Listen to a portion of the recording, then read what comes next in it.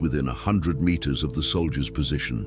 Close enough that the soldiers could have hit them with thrown rocks if thrown rocks worked in vacuum. Which they didn't. The soldiers stayed hidden, stayed calm, stayed smart.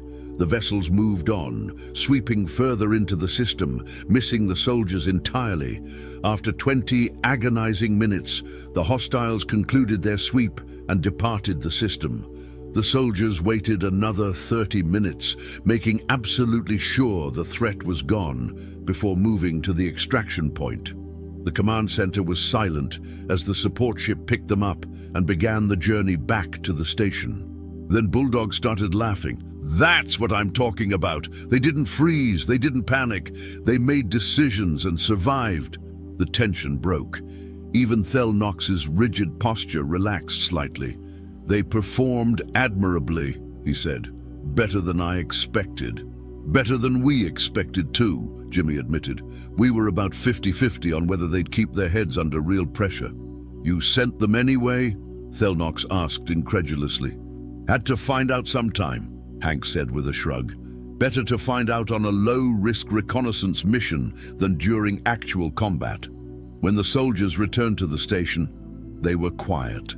The adrenaline had worn off, replaced by exhaustion and the shaky relief that came after surviving something genuinely dangerous. The humans met them in the docking bay. "How do you feel?" Eddie asked. The Plenthian soldier who'd asked about hostiles spoke first. "Terrified, exhausted, proud, confused, all of it at once." "Good," Ray said. "That's normal. That's what coming back from a real mission feels like. The fear doesn't go away just because you survived. Sometimes it hits harder after." "We almost ran," another soldier admitted. "When we saw those vessels, every instinct said to just get out of there." "But you didn't," Bulldog pointed out. "You assessed the situation, made a tactical decision, and executed it." "That's exactly right. It didn't feel right," the soldier said. "It felt like hiding while we should have been doing something." "Sometimes hiding is doing something," Hank said. "Sometimes the smart move feels like cowardice, but you're alive. You gathered intelligence and you completed the mission. That's what matters." Jimmy looked at all 6 soldiers. "You just learned something you can't learn in simulation. You learned that you can handle the real thing, that the training works, that you can make decisions under pressure and survive. That's worth more than 1,000 training exercises." The soldiers dispersed eventually, heading to debriefing and then rest. But they carried with them something new. Confidence, maybe.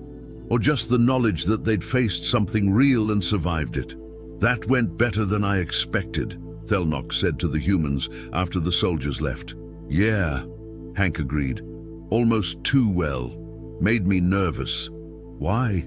"Because nothing ever goes that smoothly in the real world. We got lucky this time.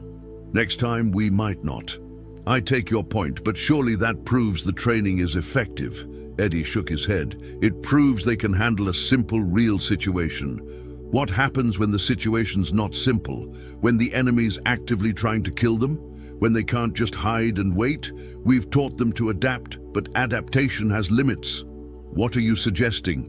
Thelnox asked. "I'm suggesting," Jimmy said carefully, "that we've done what we can. We've changed how they think, given them tools to survive. But there's only so much you can teach. The rest they have to learn themselves. In situations we can't simulate or control. We can make them better, but we can't make them perfect." Thelnox nodded slowly. "The program ends in 1 week. What should we focus on in that final week?" The humans looked at each other. "The truth," Ray said finally. The final week of training was different from everything that came before. No exercises, no simulations, no tactical drills, just conversation. The humans gathered all the soldiers they'd trained, several hundred by now, in the station's largest assembly area. They sat in a rough circle, the kind of informal arrangement that made military protocol officers twitch. "We're leaving in a week," Hank began without preamble. "Going back to Earth. Before we go, we need to tell you some things.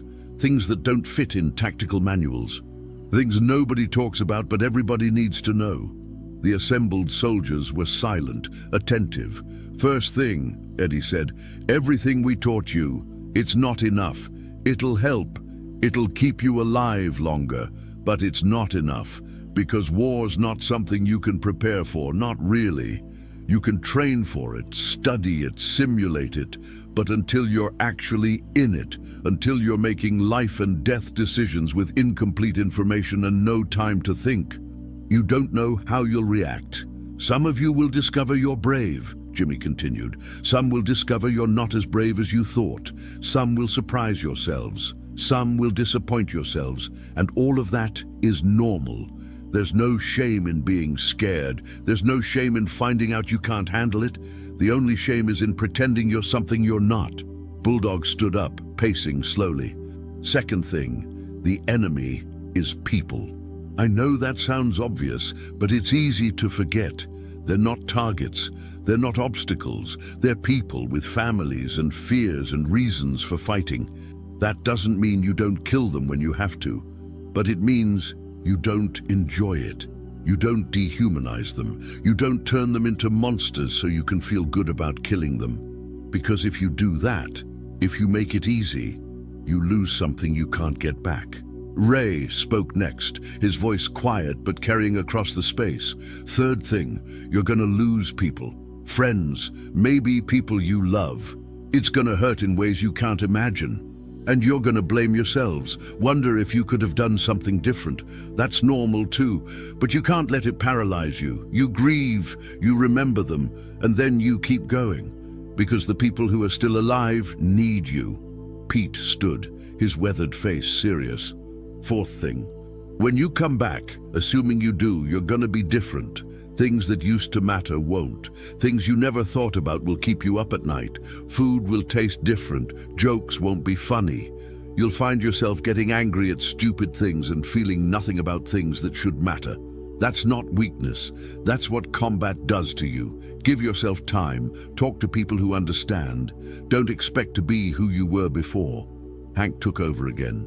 "Fifth thing, and this is important, your command structure doesn't always know what they're doing. Sometimes they'll give you orders that are stupid. Sometimes they'll make decisions that get people killed for no good reason.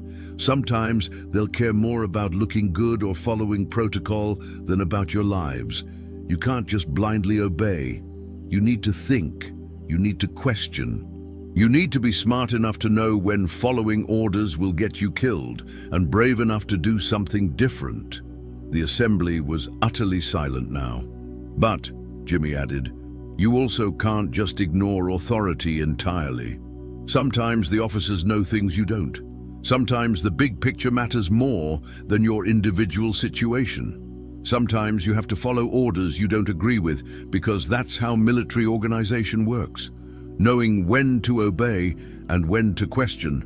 That's the hardest part. We can't teach you that. You have to figure it out yourselves." Eddie looked around at all the assembled soldiers. "We've been hard on you these past 2 months. We've questioned everything, challenged everything, made you uncomfortable. That was deliberate, because comfortable soldiers are dead soldiers. We needed to shake you out of the assumption that training and reality are the same thing. We needed to teach you to think, not just obey. And I hope we've done that." "We're not perfect," Bulldog said with a laugh. "Hell, we're pretty far from perfect. We've made mistakes. We've survived things that luck had more to do with than skill. We've got no right to be teaching anybody anything. But we've been there, we've survived, and we wanted to share that, help you survive too." Ray stood again. "Last thing, and this is the most important thing. You're gonna ask yourselves, at some point, whether it was worth it. Whether what you did mattered. Whether the sacrifice, yours and others, meant anything. And the answer's complicated. Sometimes it does matter. Sometimes it doesn't. Sometimes you won't know for years, maybe decades. But you can't let that uncertainty destroy you. You did what you thought was right at the time, with the information you had. That's all anyone can do." Hank finished. "We're just old soldiers.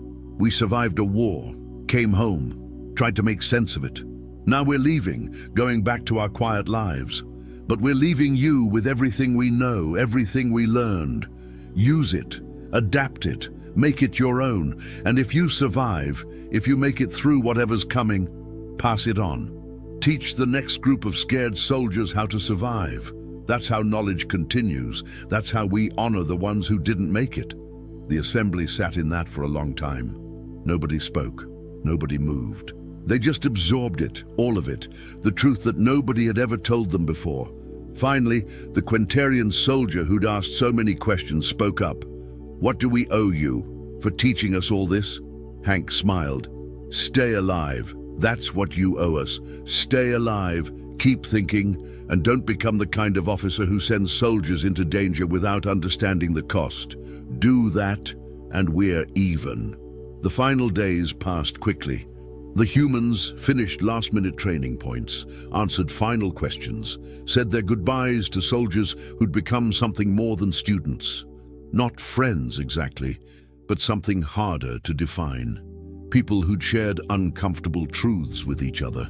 On the last evening, Thelnox found the humans in their usual spot, the makeshift break room they'd created.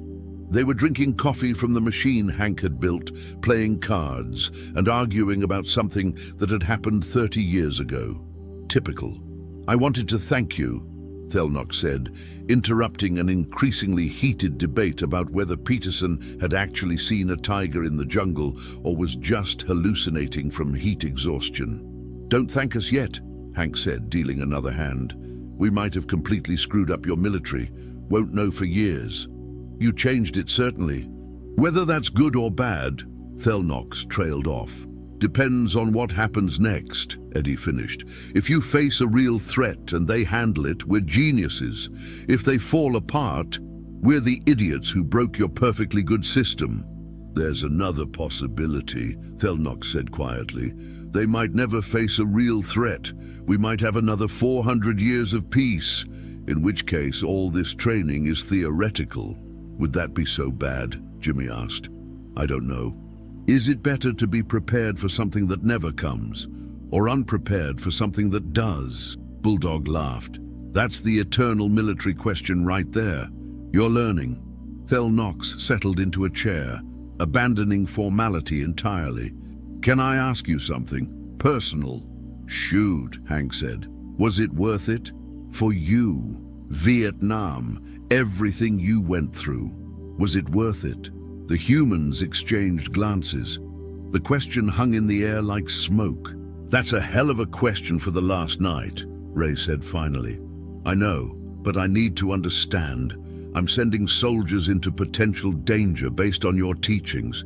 I need to know if you believe in what you're teaching." Eddie put down his cards. "Honest answer, I don't know.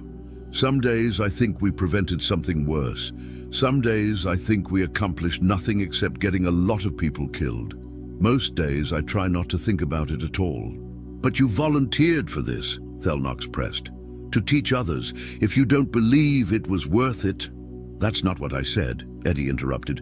"I said I don't know if the war was worth it. But teaching? Helping people survive? That's different. That has value, whether the war does or not."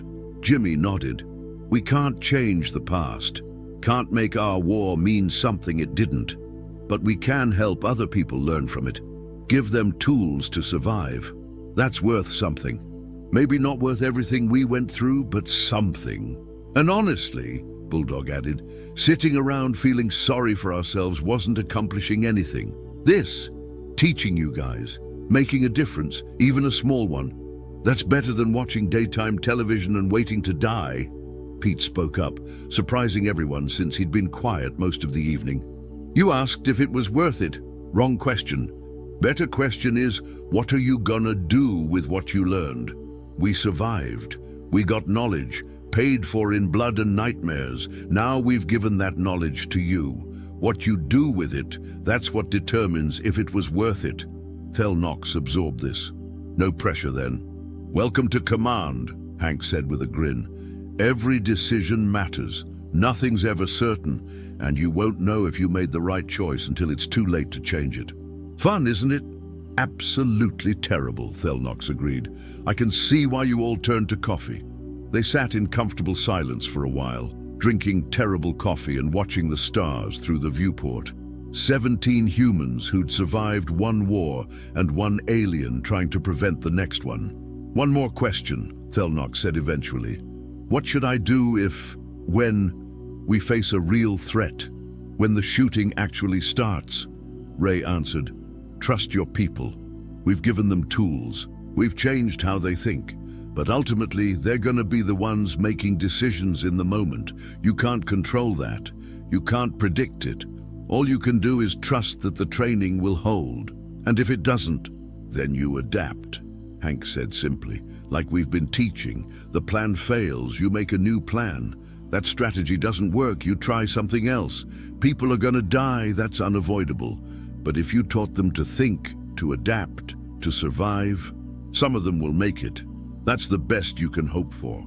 Thelnock stood. "I should let you finish your evening. You have an early departure tomorrow." "Commander," Jimmy said as Thelnock's turned to leave. "One last piece of advice. Free of charge. Yes? Don't let them forget this. Don't let the next generation of officers smooth over the rough edges. Put the protocols back in place. Return to comfortable tradition. Change is uncomfortable. People will want to undo it. You need to fight that. Keep the chaos. Keep the questioning. Keep the independence. It's messy and difficult and nobody's gonna like it, but it works." "I'll try," Thelnock said. "That's all any of us can do," Eddie replied. The next morning, transport vessel K-77 prepared for departure. The same ship that had brought the humans to the station 2 months ago, looking considerably more worn now because the humans had borrowed various parts for their coffee maker and other projects. A crowd assembled at the docking bay. Not officially, nobody had organized it, but word had spread and soldiers came. Hundreds of them. The ones who'd been trained directly, and others who'd heard stories, and still others who just wanted to see the humans one last time. They didn't stand at attention, they didn't form ranks, they just gathered watching as 17 old men prepared to leave. Hank looked at the crowd and laughed. "Well, that's not regulation." "Ah, nothing about this has been regulation," Klexnor said, approaching the group. The major, who'd been so resistant at first, now looked almost sad. "That's what made it effective." "You're gonna do fine, Major," Bulldog said, clapping him on the shoulder hard enough to make the crystalline being stagger slightly. "You learned. You adapted. You stopped being a rigid ass." "Well, mostly stopped. You're still kind of an ass." Klexnor's facial tendrils twitched in what might have been amusement. "I learned from the best." The humans made their way through the crowd, exchanging words with various soldiers. Handshakes, which was a human gesture that had caught on despite being awkward for species with different appendage configurations. Promises to stay in contact, though everyone knew that was unlikely across interstellar distances. The Quentarian soldier who'd asked so many questions pushed through the crowd. "Consultant Kowalski, one more question." Hank turned, grinning. "Hit me, kid. What's the most important thing you taught us, if you had to pick just one lesson?" Hank considered this, looking at Eddie, Jimmy, Bulldog, Ray, Pete, and the others. They nodded. "The most important thing?" Hank said loudly enough for the crowd to hear. "Fear is a liar. It tells you you can't. It tells you you're not ready. It tells you to freeze, to wait, to let someone else decide. And sometimes fear is right. But most of the time you can handle it. You are ready enough, and waiting for perfect conditions just means you'll die unprepared. So you feel the fear, acknowledge it, and then you tell it to shut up and move anyway." The crowd was silent. "That's it?" the Quentarian asked. "After 8 weeks, that's the lesson?" "That's the lesson," Eddie confirmed. "Everything else was just different ways of teaching that same thing. Move despite the fear. Decide despite the uncertainty. Act despite the risk. That's survival," Jimmy added. "And remember, none of us was special. We weren't heroes. We weren't exceptional soldiers. We were just people who kept moving when everything said to stop. If we could do it, you can too." "Now get out of here," Bulldog said, waving at the crowd. "Go practice. Go question your officers. Go make your commanders uncomfortable. Go be the chaos we taught you to be." The crowd dispersed slowly, reluctantly. The humans boarded the transport vessel, waving from the airlock one last time before it sealed shut. Thelnox watched the ship detach from the station, its engines flaring as it began the long journey back to Earth. He felt something unfamiliar, something his species had evolved past, but apparently could still experience under the right circumstances. Loss. "They were remarkable," Klexnor said, standing beside him. "They were a nightmare," Thelnox corrected. "Disrespectful, undisciplined, contemptuous of authority, and utterly impossible to control." "Yes," Klexnor agreed. "Remarkable." The weeks that followed were interesting. The soldiers trained differently now. Officers found themselves being questioned, not rudely, but persistently. Training exercises became unpredictable as soldiers started deviating from plans, improvising, testing boundaries. The rigid order that had defined Council military operations for centuries began showing cracks. Some commanders hated it. They filed complaints. They demanded a return to proper protocol. They insisted that discipline was breaking down. Other commanders, the ones who'd actually paid attention, encouraged it. They let their soldiers think. They created chaotic training scenarios. They rewarded initiative over obedience. The Council's military began splitting into two factions, those who wanted to preserve tradition and those who embraced the new approach. Thelnox found himself caught in the middle, defending decisions that made him deeply uncomfortable, supporting methods that violated everything he'd been taught. It was exhausting. It was also working. 3 months after the humans departed, the Council detected a legitimate threat, not pirates or raiders this time, an actual hostile force, well-armed, well-organized, probing the Council's border defenses. The kind of threat that the Council's 400-year peace had made theoretical. It wasn't theoretical anymore. The Council mobilized response forces, among them several ships crewed by soldiers who'd trained under the humans. Thelnox, now promoted to fleet commander because someone needed to take responsibility for this mess, watched nervously as the forces deployed. The engagement happened quickly. The hostile force attacked a border station, testing the Council's response time and capabilities. It should have been a disaster. The Council's soldiers had never faced real combat, never experienced actual weapons fire, never had to make life or death decisions under pressure. But the soldiers who trained with the humans did something unexpected. They adapted. When the plan fell apart immediately, as plans always do, they didn't freeze. When equipment failed, which it did, they improvised. When officers gave contradictory orders, which happened, they made their own decisions. When the situation became chaotic and terrifying, which was inevitable, they kept moving. It wasn't perfect. People made mistakes. Some soldiers panicked. There were casualties, which was unavoidable, but the overall response was functional, messy, unorthodox, nothing like the simulations, but functional.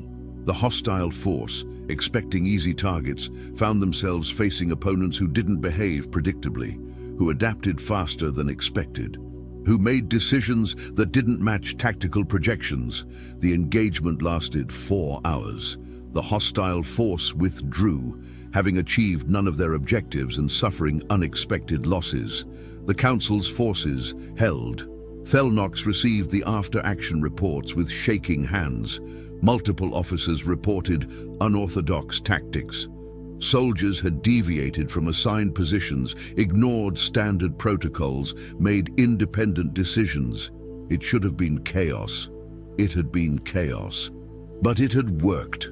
One report in particular caught his attention. A young Quentarian soldier, part of the defense force, had apparently organized an improvised ambush using salvaged equipment and creative positioning when her assigned weapon station was destroyed. She'd acted without orders, without authorization, completely contrary to her training. She'd also saved 17 lives. Her name was Quentalis. Thelnox recognized her. She'd been one of the soldiers in the 1st Training Battalion, the one who'd asked Hank for one more question. He pulled up the interview footage from the battle debrief. "Soldier Quentalis, your actions were highly irregular. Can you explain your reasoning?" The soldier looked exhausted, scared, but also defiant. "Sir, the enemy was advancing on our position. The standard response would have been to retreat and request support. But support wasn't coming fast enough, and retreat would have exposed the command center. So I looked at what I had instead of what I should have. I had 3 working rifles, some spare power cells, and 2 soldiers who could shoot.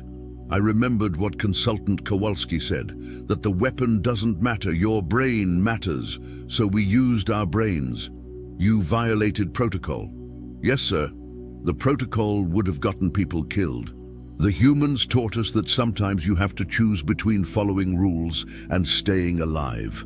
I chose staying alive. And if your improvised ambush had failed, then I'd be dead, sir. But at least I'd have tried something instead of just following orders into a meat grinder." The interviewing officer looked uncomfortable.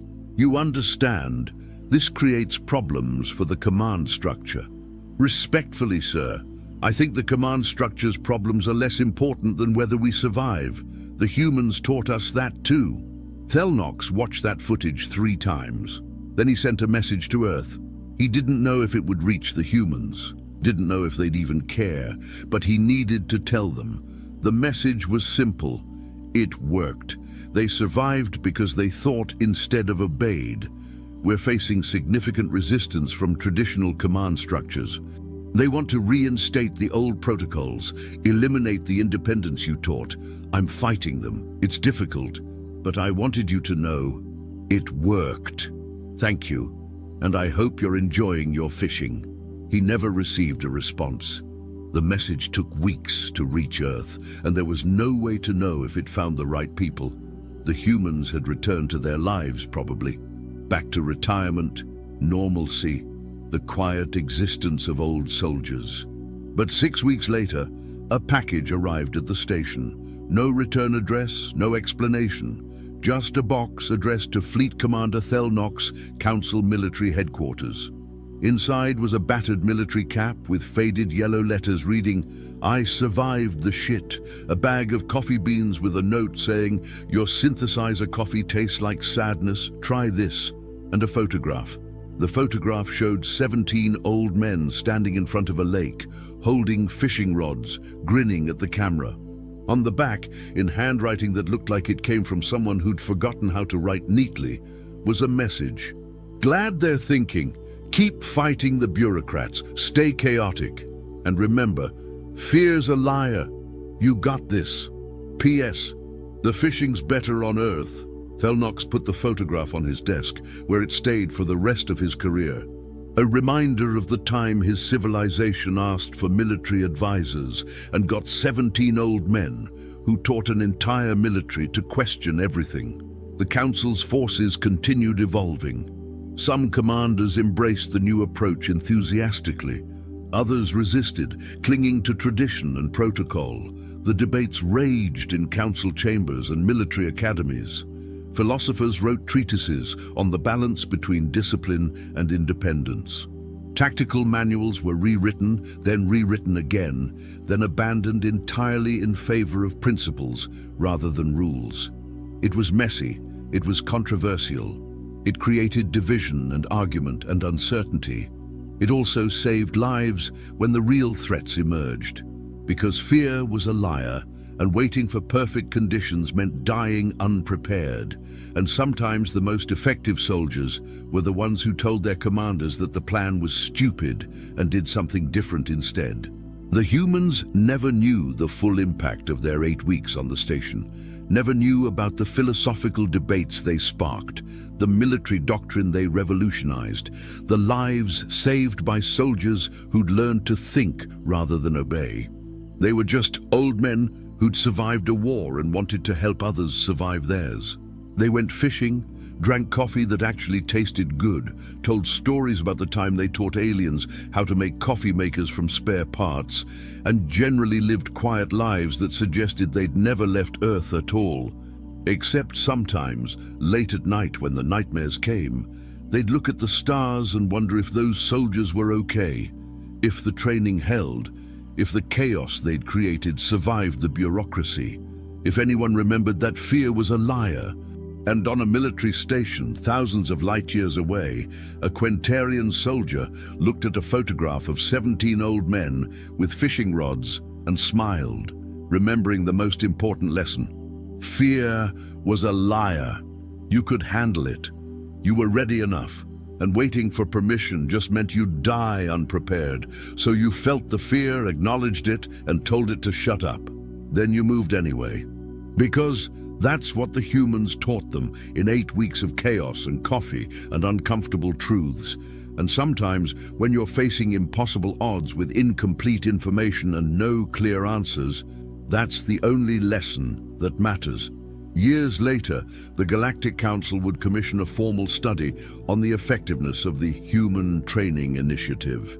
The study would fill 12 volumes, involve testimony from hundreds of soldiers and commanders, and conclude with the bureaucratically safe assessment that results were mixed and further research is recommended.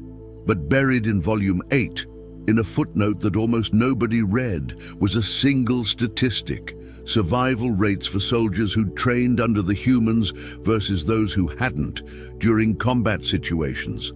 The difference was 43%. 43% more soldiers came home because 17 old men had taught them that following the manual was a great way to die, that improvisation beat perfection, that fear was a liar, and that sometimes you had to tell your commanding officer that their plan was stupid and you were doing something else instead. The Council never sent another request for military advisors to Earth. They didn't need to. The lesson had been learned, passed down, adapted, changed, and integrated into a new generation of soldiers who knew that survival mattered more than protocol. Somewhere on Earth, in a small town nobody's heard of, an old man sat by a lake with a fishing rod and terrible coffee, watching the sunset and remembering a time when aliens asked for help and got exactly what they needed, even if it wasn't what they wanted. He didn't know about the 43%, didn't know about the lives saved, or the military doctrine revolutionized, or the ongoing debates about independence versus discipline. He just knew that somewhere out there, soldiers were thinking for themselves.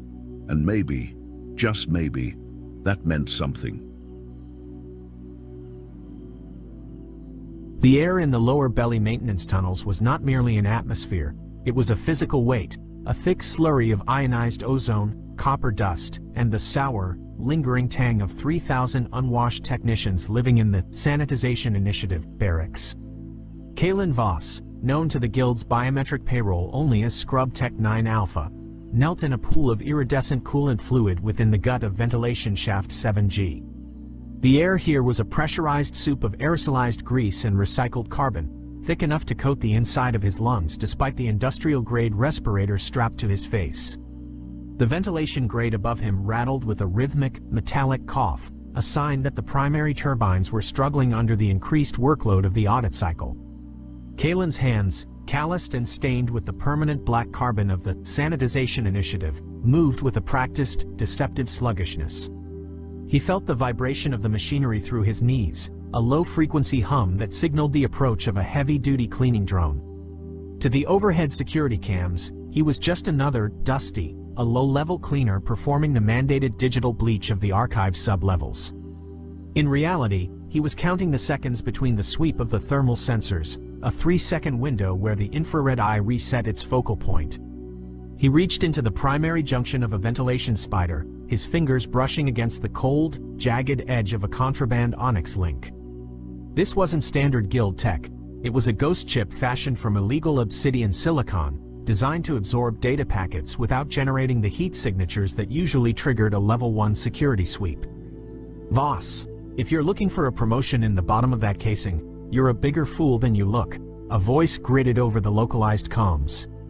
Kalen didn't jump. He slowly extracted a blackened, melted sensor array from the spider's chassis, holding it up like a trophy.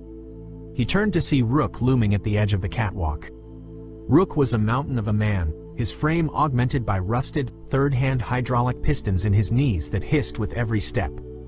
His left eye was a whirring Aperture 7 optic, constantly clicking as it recalculated the scrap value of the surrounding pipes. Rook's coveralls were even more stained than Kalen's, smelling of cheap stim tobacco and the burnt sugar scent of hydraulic fluid. "The sensors fried, Rook," Kalen said, his voice modulated into a flat, uneducated rasp. "The guild's pushing the audit cycle at 115%.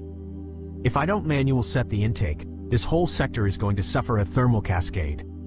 You want to be the one to tell the lead archivist why the tax-exempt crystals melted into slag? That's a lot of paperwork for a guy with one eye." Rook spat a glob of dark stim juice into the open ventilation grate. "I don't tell the archivists anything, kid. Those needle gods don't talk to men who smell like lye. They just look through us like we're glass. You get that spider back on the rail. We've got 4 more blocks of neural sparks to scrub before the shift change, and if the quota drops, the guild cuts the oxygen rations for the whole barracks. My cybernetic eye doesn't need air, but my lungs still do." "I'm on it," Kalen muttered. He slid the spider back into the dark maw of the shaft, feeling the magnetic legs lock onto the interior rail. But as he did, his thumb pressed a hidden toggle on the bot's underbelly, a switch disguised as a mounting rivet. A phase bypass microarray hummed to life, hidden deep within the bot's legitimate circuitry. This was his scouter. While the spider supposedly cleaned the dust from the vents, it was actually mapping the magnetic logic gates of the high archive 2 miles above them. Kalen watched the bot vanish into the darkness, knowing it was the only thing that could bridge the gap between his lowly scrub terminal and the high-security Judgment archives. 3 floors above Kalen, in the pressurized, clinical silence of the clean room, Scylla sat encased in a haptic rig that allowed her to feel the data flow of the needle. Scylla was the lead data miner, a woman who had spent 15 years believing that the sanitization initiative was the only thing keeping the galaxy from descending into bureaucratic chaos. To her, every neural spark erased was a bit of entropy removed from the system, a way to keep the complicated gears of civilization spinning without the friction of past mistakes. She watched the node map of the sub-levels, her fingers twitching in the haptic gloves like she was playing an invisible piano. A tiny amber light flickered in Sector 7G. 9 Alpha is dragging again, she murmured, her voice soft in the vacuum quiet of the room. She pulled up Kalen's biometric feed. Heart rate is steady, but his terminal handshake is lagging by 400 milliseconds. It's consistent. Too consistent for a hardware glitch. He's a grunt, Scylla, her assistant, Elion, said without looking up from his own monitors. Elion was a nervous man, his fingers constantly tapping a rapid, erratic beat on his desk. They all lag, probably huffing coolant vapor to forget they live in a hole. Or maybe he's just slow. Not everyone was born with a data port in their skull like you. Scylla frowned. Something about the lag wasn't random. It wasn't the slow, clumsy movement of a tired laborer. It was rhythmic. It felt like a heartbeat underlying the data stream. She initiated a deep trace subroutine, bypassing the standard supervisor filters with a series of complex keystrokes. She wasn't looking for a traitor. She was looking for efficiency, for the perfect alignment of man and machine. But as the trace descended into the sub-levels, it hit a shadow salt encryption gate. Elion, why would a maintenance terminal in the laundry subdeck have a 256-bit shadow guild salt on its diagnostic port? Scylla asked, her eyes narrowing behind her data lenses. Elion froze, his tapping fingers falling silent. He looked at her screen, then quickly looked away. It wouldn't. That's high ministry level. If you found that, Scylla, you should close the window and report a hardware glitch.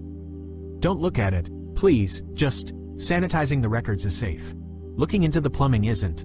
People who look into the plumbing end up as bioclutter in the reclamation bins.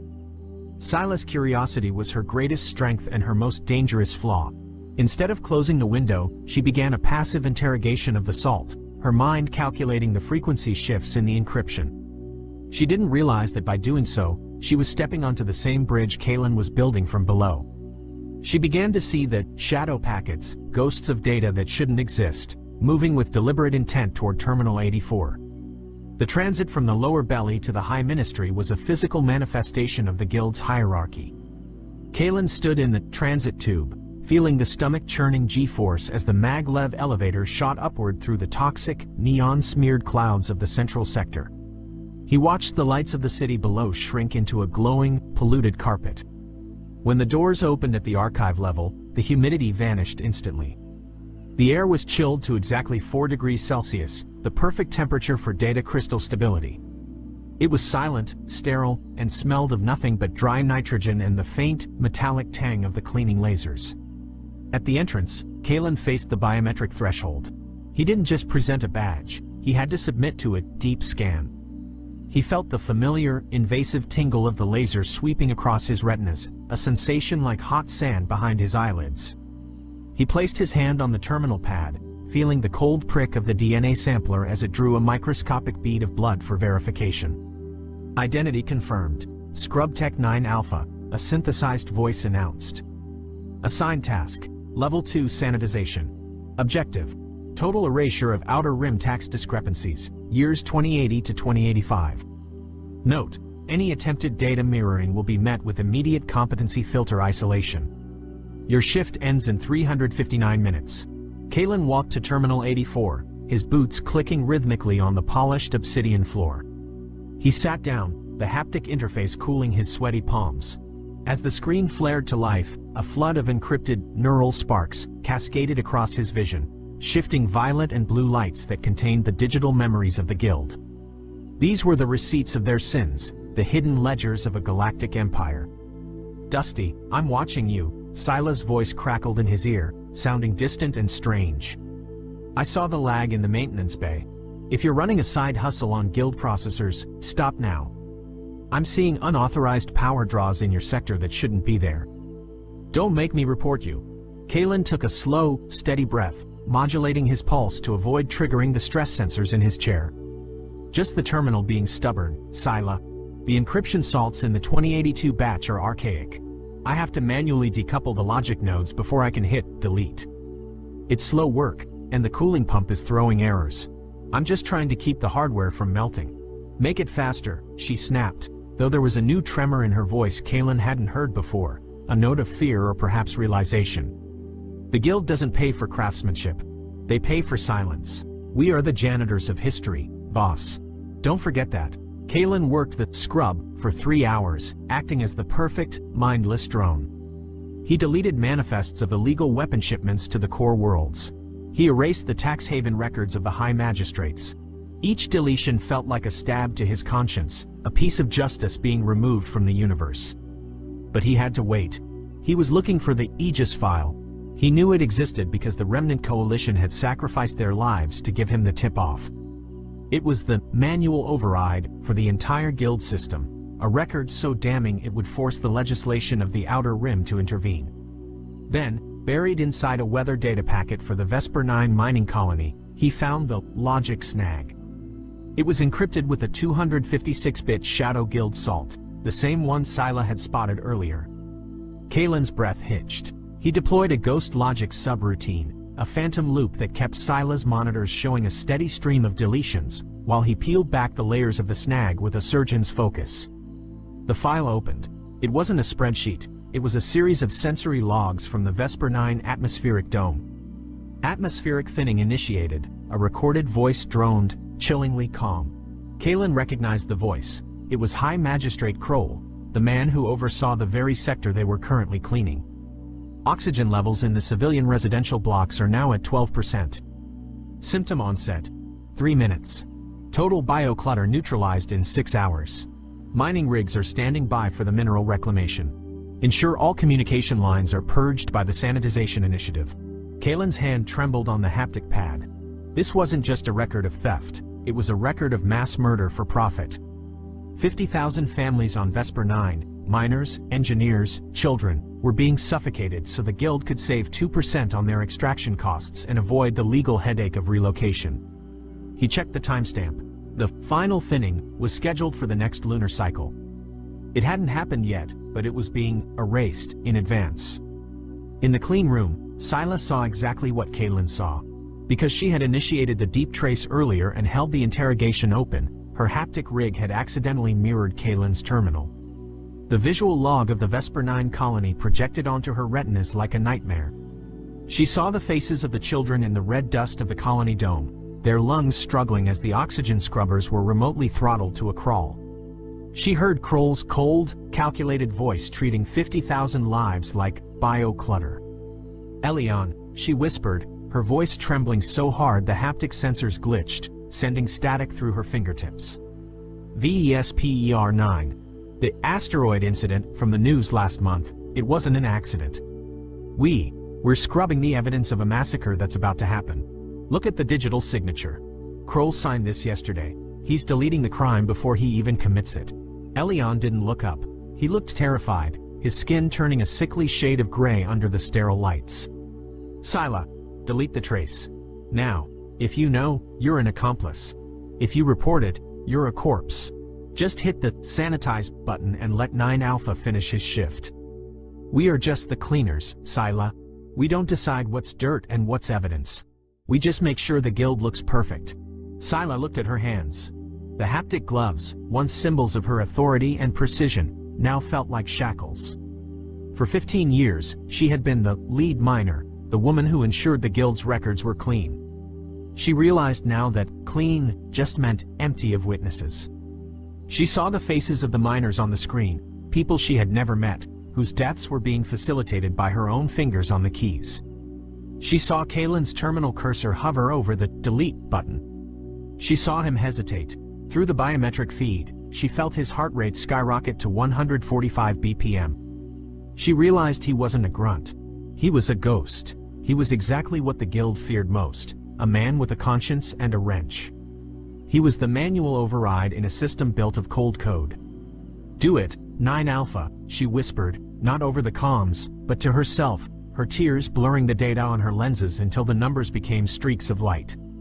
"Don't let them bury this one. Mirror it. Please, for the love of whatever stars are left, mirror it." Kalen bit down hard on his back molar. The ceramics shattered with a sickening, internal crunch. He spat the onyx link into his palm, a tiny, razor-sharp shard of obsidian, and jammed it into the terminal's emergency maintenance port with a force that nearly cracked the console. Alarm! Unauthorized data mirror detected. Sector 84 compromised. Enforcement teams deployed. The terminal shrieked, the sterile blue lights of the archive turning a predatory, pulsing crimson. The high-pitched siren wailed, a sound designed to induce panic and disorientation. Kalen didn't wait. He activated the Midnight Sun protocol. Through his wrist comm, he signaled the spider bot latched to the data trunk 2 miles away in the ventilation vents. The bot shorted its internal fusion cell, creating a massive electromagnetic pulse that tore through the archive's local firewalls from the inside out. The mirroring began. The Aegis file wasn't just being copied, it was being broadcasted on the Guild's own emergency disaster frequencies, the only channels the High Ministry couldn't legally block without shutting down the entire sector's life support and air circulation. Security to Terminal 84. Lethal force authorized. Scrubtech 9 Alpha is a ghost. Director Thorn, the man who oversaw the clean room, roared as he burst into Sila's workspace. "Sila, lock down Node 84. Use the competency filter, override now. Kill his terminal, fry his neural shunts if he has them." Sila looked at Thorn, then at the terminal. Her fingers moved with a speed she'd never used before, her hands shaking but her purpose clear. She wasn't locking Kalen out. She began a lateral encryption shift, creating a digital tunnel that protected Kalen's mirror stream from the Guild's automated countermeasures. She was effectively acting as his digital shield, parrying the system's attempts to sever the link. "I can't lock it, Director." Sila lied, her voice filled with feigned, panicked desperation, her eyes wide with manufactured fear. "The 9 Alpha terminal has slaved the core. It's running a shadow salt feedback loop. If I cut the power, the whole archive goes into a thermal cascade. We'll lose the entire year's records. Then pull the physical core." Thorn yelled, his face purple with rage as he ran toward the server banks with a magnetic disruptor. Sila blocked his path, her eyes wild, her heart pounding. "If you disrupt the core during a pulse mirror, the magnetic backlash will fry the neural shunts of every shell in the building. You'll kill thousands of workers. The Guild will have to pay out more in death benefits than the mineral reclaim is worth. Move, Sila, That's a corporate expense, not a concern. Thorne shoved her aside, but the delay was enough. The mirror was already at 85%. The archive's heavy alloy doors hissed open with a blast of pressurized air. Commander Vane of the Eraser Squad stepped through the vapor, his amber thermal optics glowing like coals in the red emergency lighting. He held a high-frequency pulse rifle, the barrel humming as it charged to lethal levels. Behind him, 4 shells in tactical gear moved with mechanical precision, their rifles raised. "Voss," Vane said, his voice a distorted rasp through his helmet's vocalizer. "You're a long way from the mud, Ghost. You think mirroring that file changes anything? The Guild is the record. We write the truth. And right now, the truth is that you're about to suffer a fatal atmospheric malfunction. Nobody is going to read your little story. History is written by the survivors, and you're not on the list."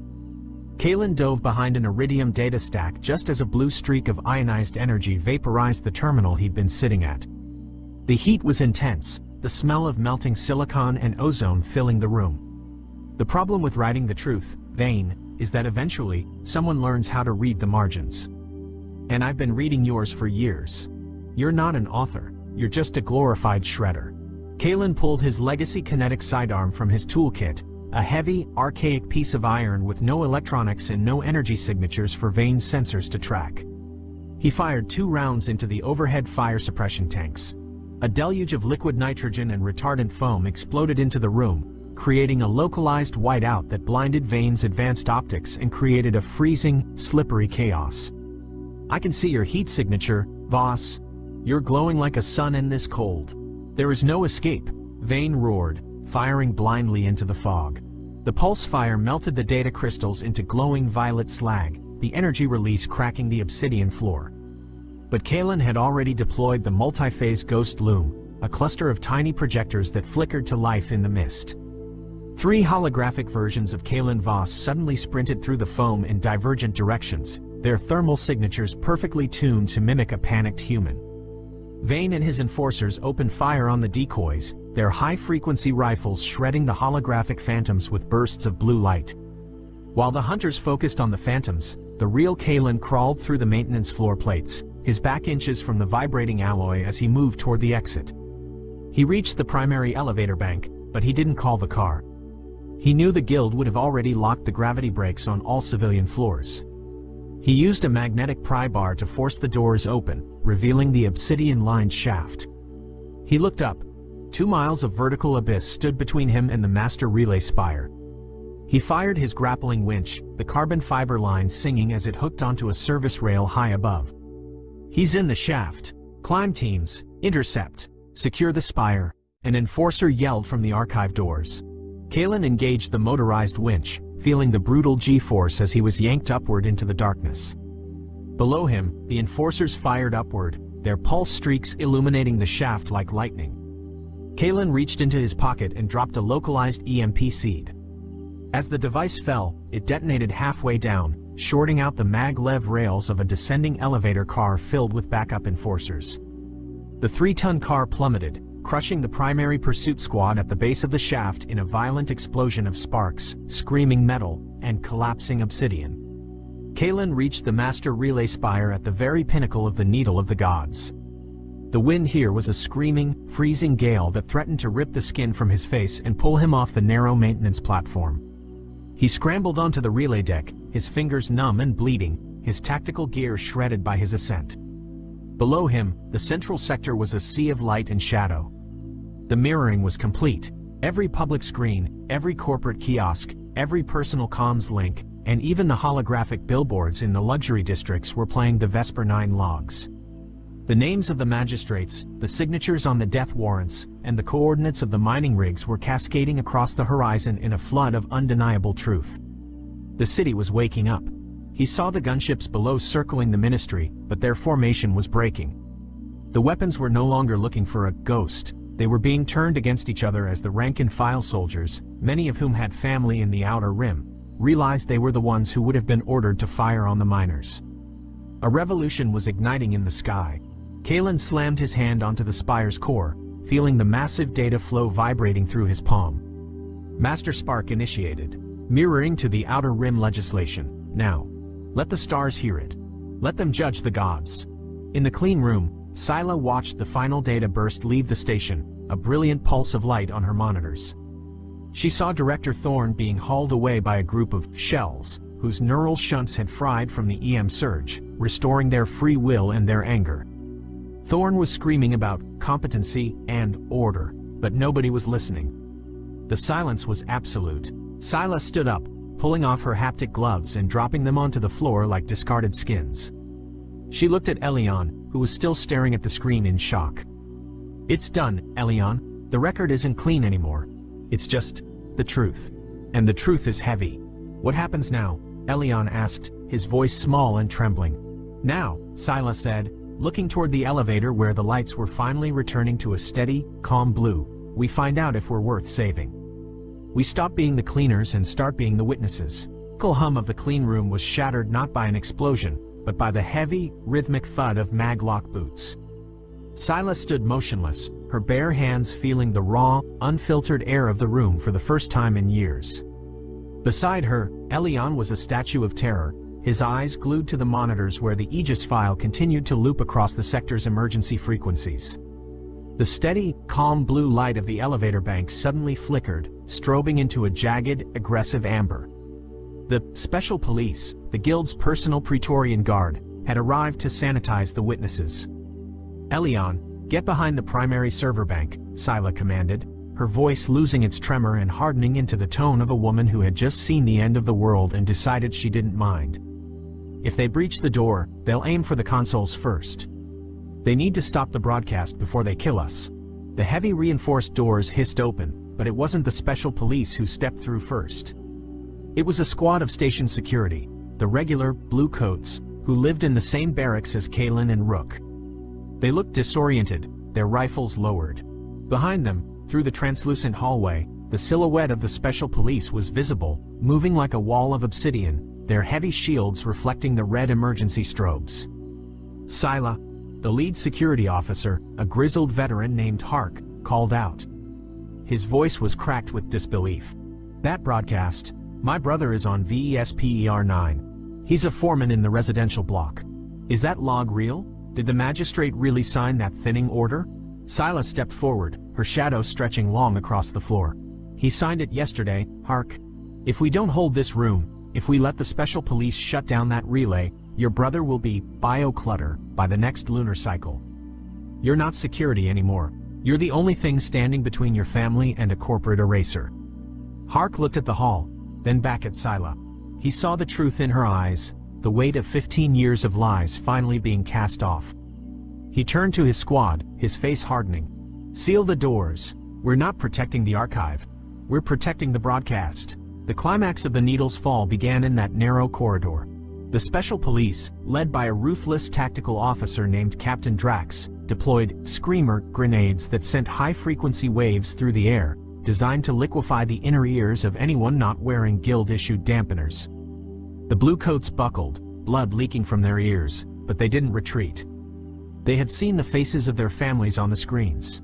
In the midst of the chaos, Kalen Voss appeared from the ceiling vents, dropping like a shadow into the clean room. He was covered in soot and obsidian dust, his legacy sidearm still hot in his hand.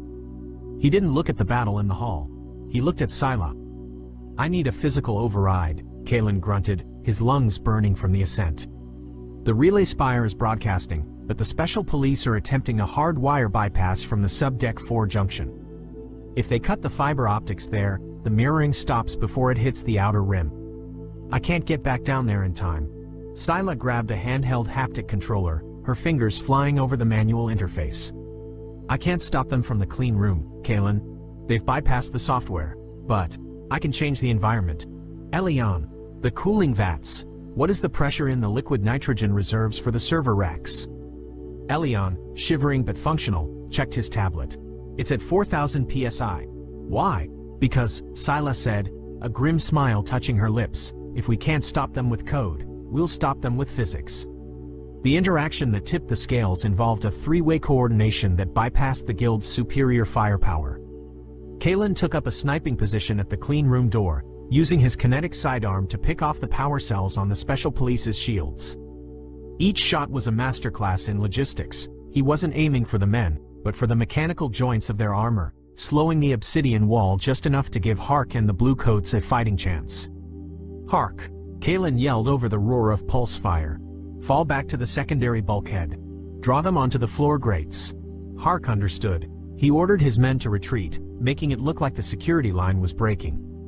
Captain Drax and his special police surged forward, their heavy boots clanking on the metal grates that sat directly above the archive's massive liquid nitrogen cooling vats. They were 50 feet from the clean room, their weapons leveled for a final execution. "Now, Scylla," Kalen roared. Scylla didn't use a weapon. She used the archive's maintenance protocol. With a single, forceful keystroke, she triggered an emergency thermal purge. The valves beneath the floor grates didn't just open, they exploded. A wall of super-chilled liquid nitrogen erupted from beneath the special police. It wasn't a slow leak, it was a high-pressure geyser. The liquid hit the heated obsidian armor of the special police and the air-conditioned atmosphere of the hallway, creating an instantaneous thermal shock. In less than a second, the obsidian plating of the guild's elite guards didn't just freeze, it shattered like glass. Their heavy shields, made of reinforced composite, cracked into thousands of jagged shards. The special police were frozen in place, their advanced armor becoming their own tombs as the joints locked and the metal contracted with a violent screech. Captain Drax tried to raise his rifle, but the barrel simply snapped off in his frozen hand. The clever resolve wasn't just the nitrogen, it was the mirroring of the command net. While the special police were immobilized, Scylla routed the audio of their defeat, the sound of Drax's panic and the shattering of their invincible gear, directly into the helmets of every other guild unit on the station. She showed them that the gods were made of brittle clay. "The broadcast is secure," Scylla whispered, her breath hitching as she watched the data stream hit 100% saturation. "The outer rim has the logs. The Judgment archives have the signatures." The battle in the hall ceased as the remaining guild enforcers realized the war was already over. They weren't fighting for a record anymore, they were fighting for a ghost. One by one, they lowered their weapons, looking at the screens that still flickered with the truth of VESPER-9. Kalen stepped into the hall, passing the frozen statues of the special police. He reached Hark, who was leaning against a wall, his ears still ringing but a look of profound relief on his face. Kalen handed the grizzled officer his legacy sidearm. "The station is yours, Hark," Kalen said. "The people are going to have a lot of questions. You should be the one to answer them." Kalen returned to the clean room. Scylla was still standing by her console, her hands resting on the cold metal. The room was silent now, the clinical hum replaced by the distant sound of the city below, a sound of thousands of voices rising in a single, unified roar of reclamation. "You saved them," Kalen said, standing beside her. "The physical override was clever, but the digital shield you built for me, that's what finished it." Scylla looked at her bare hands, now stained with the grime of the battle. "I spent 15 years erasing the truth, Kalen.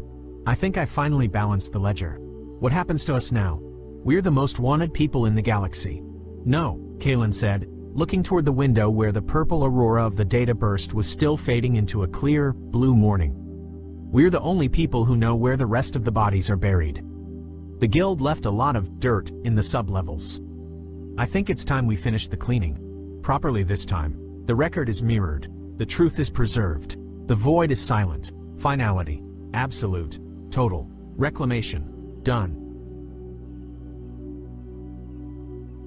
The Great Council Chamber floated in the darkness of space, a massive station that had witnessed 1,000 years of galactic politics. Inside its gleaming halls, representatives from 47 different species gathered for what many considered a mere formality.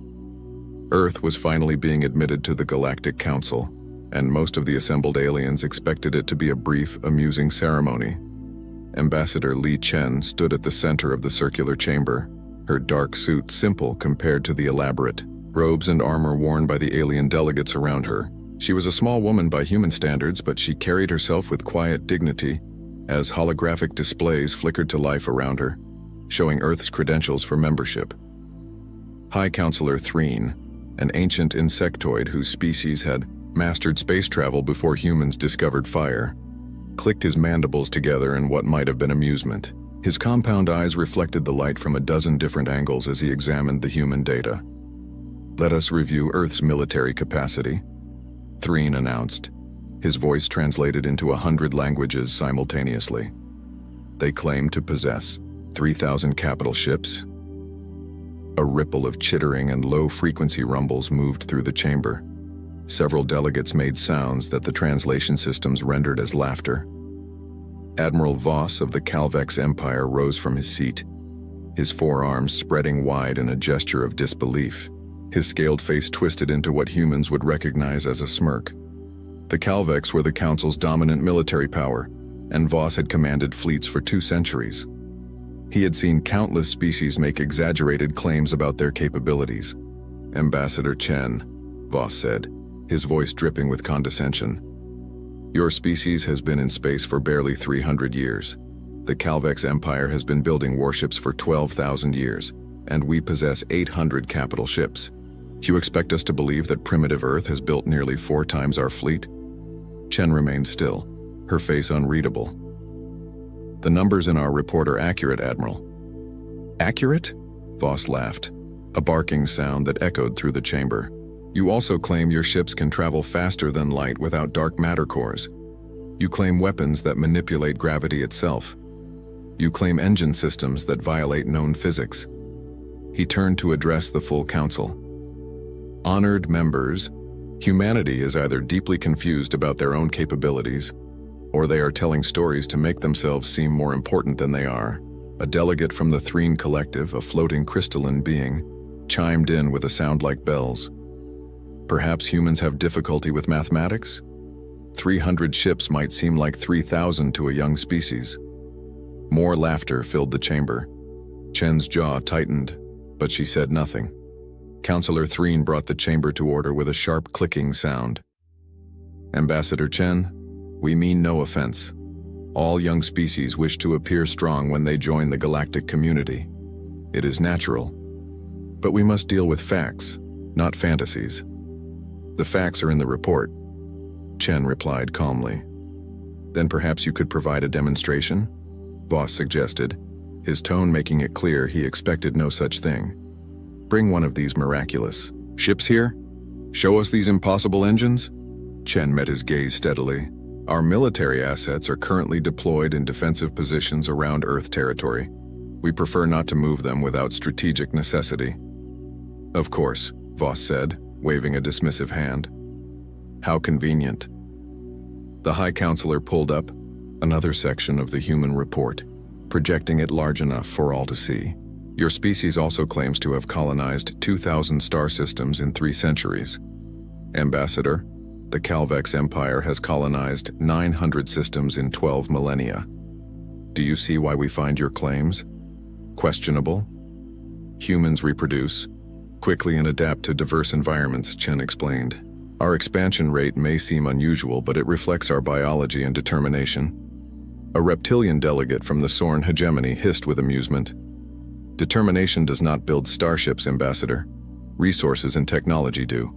And your homeworld is barely developed compared to our standards." Chen's eyes narrowed slightly. "Earth invests heavily in deep space infrastructure. Most of our industrial capacity is not on the homeworld." "Invested where?" Voss challenged. "We have surveyed the systems you claim to occupy. We see colonies, yes, but nothing that would support military production on the scale you describe. No orbital shipyards, no resource extraction networks, no... Perhaps human facilities are simply difficult for your sensors to detect," Chen interrupted quietly.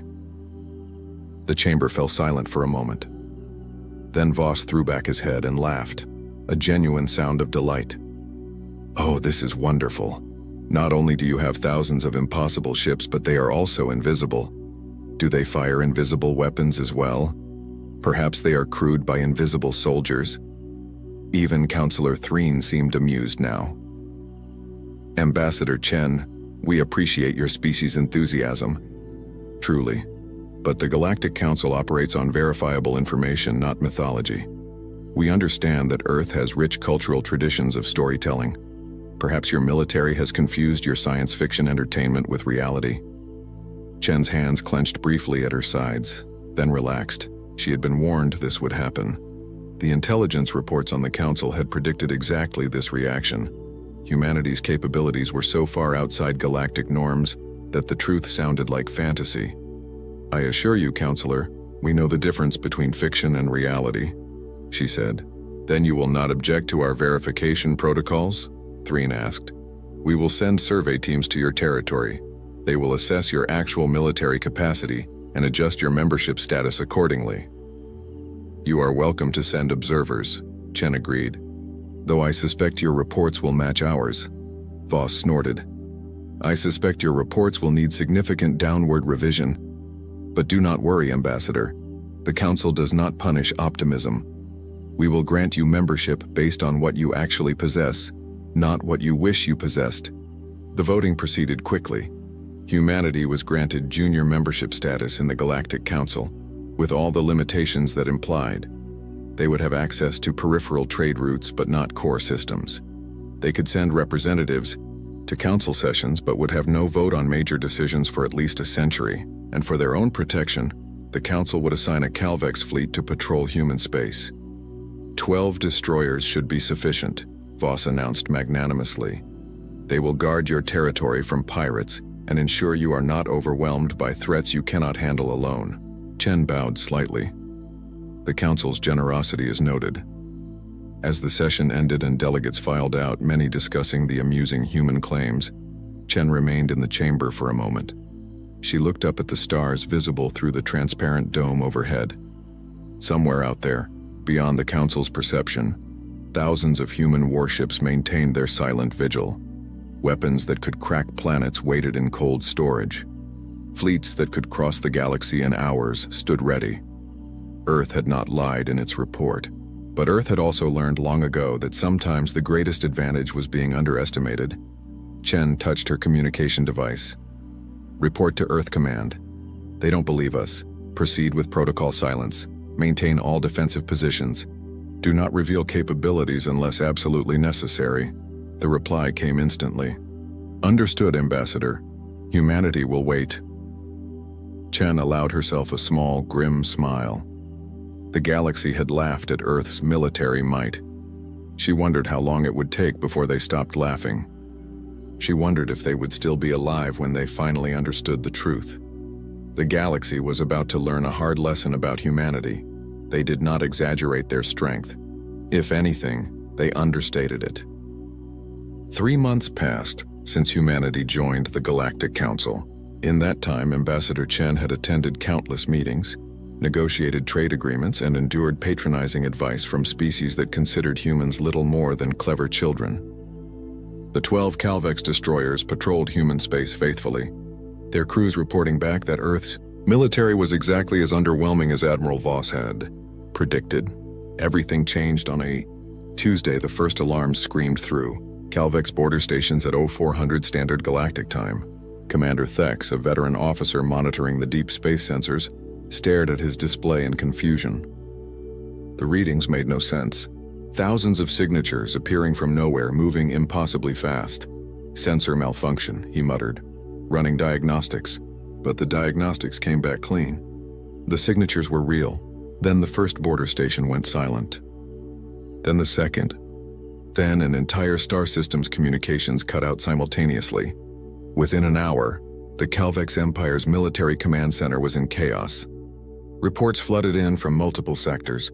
Unknown hostile forces were pouring through the galactic barrier, a region of unstable space that marked the edge of explored territory. Nothing was supposed to be able to cross that barrier in large numbers. Admiral Voss stood in the command center, his forearms working different control panels as he tried to make sense of the invasion. His scales had gone pale, a sign of stress in his species. "What are we facing?" he demanded. "Analysis identifies them as devourers, sir," his intelligence officer reported, her voice shaking. "Machine intelligences? We have records of minor encounters over the centuries, but nothing like this. The computer estimates 50,000 hostile ships, possibly more." 50,000. The number hung in the air like a death sentence. The entire Calvex military had 800 capital ships. Even if they called in every council species, they might assemble 3,000 ships total. And from the initial reports, Devourer technology was proving brutally effective against council defenses. The Devourers were not like organic species. They did not negotiate. They did not retreat. They simply consumed everything in their path, breaking down matter to build more of themselves. They were a plague of steel and artificial intelligence, and they were adapting to council weapons in real time. Pull back all forces to defensive positions, Voss ordered. Evacuate the border systems. Get those civilians out now. But even as he gave the orders, he knew they were too slow. Council ships needed hours to cross from one star system to another. The Devourers were faster, much faster. In 4 days, 17 Calvex star systems fell silent. Billions of citizens were killed or captured, their bodies and ships processed into raw materials for more Devourer vessels. The killing machines advanced like a wave of destruction, unstoppable and relentless. The Galactic Council convened an emergency session. The chamber that had been filled with laughter 3 months ago now echoed with panic and fear. High Counselor Threen's voice was strained as he addressed the assembly. The Devourer invasion force is unlike anything in recorded history. They are advancing toward core worlds. At current speed, they will reach densely populated systems within 2 weeks. We must mount a defense. We are mounting a defense, Voss snarled, his composure cracking. We are losing. These machines adapt to every weapon we use. Our ships cannot match their speed. We need time, and we need ships we do not have. A Threen collective representative spoke up. What about the other member species? Can we assemble a combined fleet? We are trying, Threen replied. But mobilization takes time. We have never faced a threat that required rapid deployment across multiple sectors. Our military doctrines are built for stability, not emergency response. That was when Ambassador Chen's voice cut through the chaos. The Council should authorize Earth to assist in the defense. The chamber fell silent. Several delegates turned to stare at the human representative. Voss's laugh was bitter. With respect, Ambassador, we appreciate the gesture, but a few dozen human ships will not change the outcome of this battle. Nevertheless, Chen said calmly, humanity requests operational command authority to coordinate defense of the threatened sectors. Operational command? A Sorn delegate hissed in disbelief.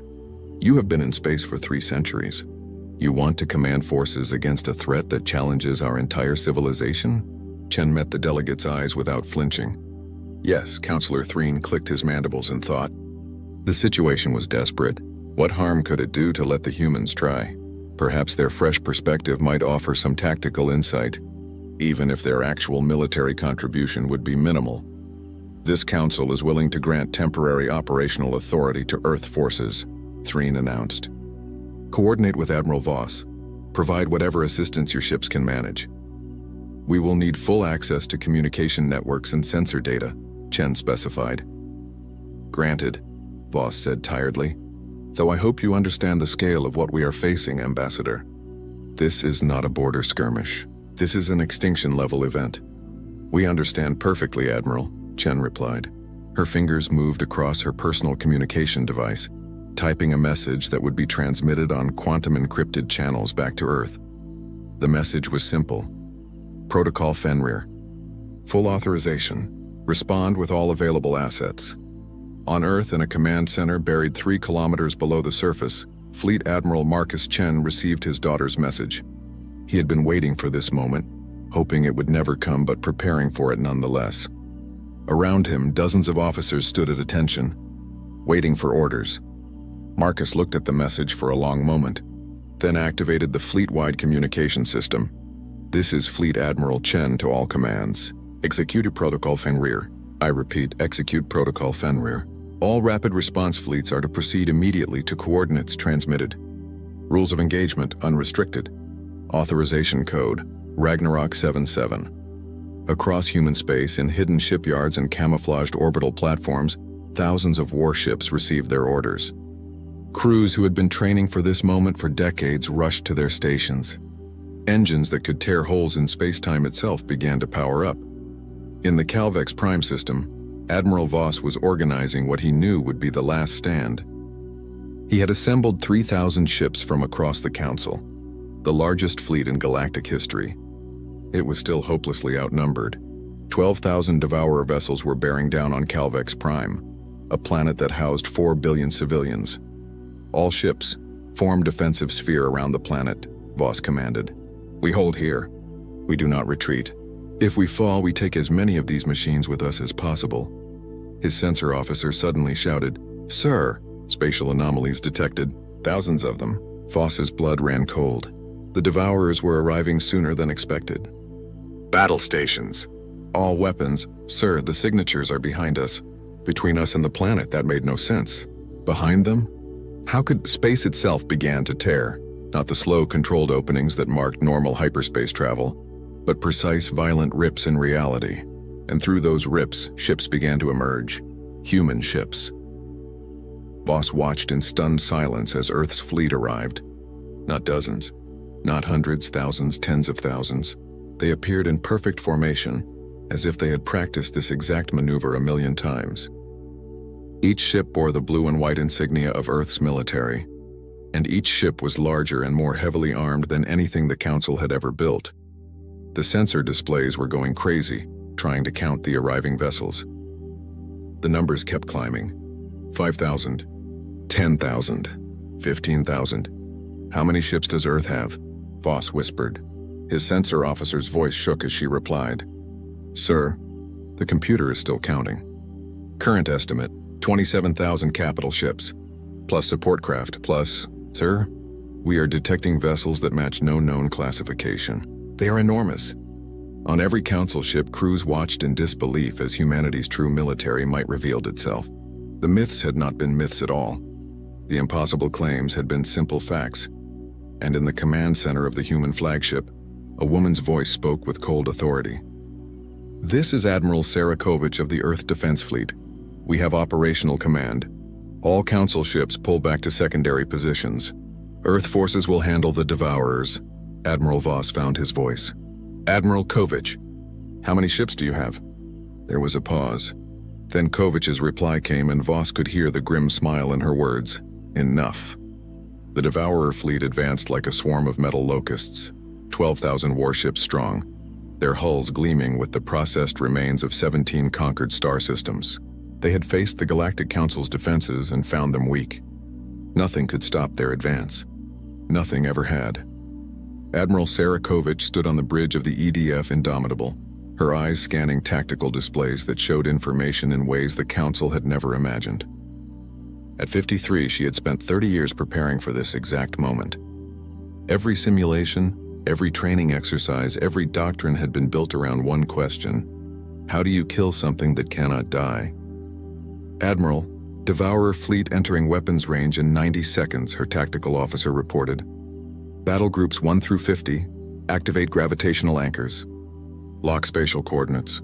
Engineering bring singularity drives to full power. Around her, the crew worked with practiced efficiency. There was no panic, no hesitation. They had done this before, just not on this scale. On the Calvex flagship, Admiral Voss watched the human fleet maneuver with growing confusion. The ships were not spreading out to maximize defensive coverage. Instead, they were clustering in groups of 300, forming tight geometric patterns that made no tactical sense. What are they doing? Voss muttered. They are making themselves easier targets.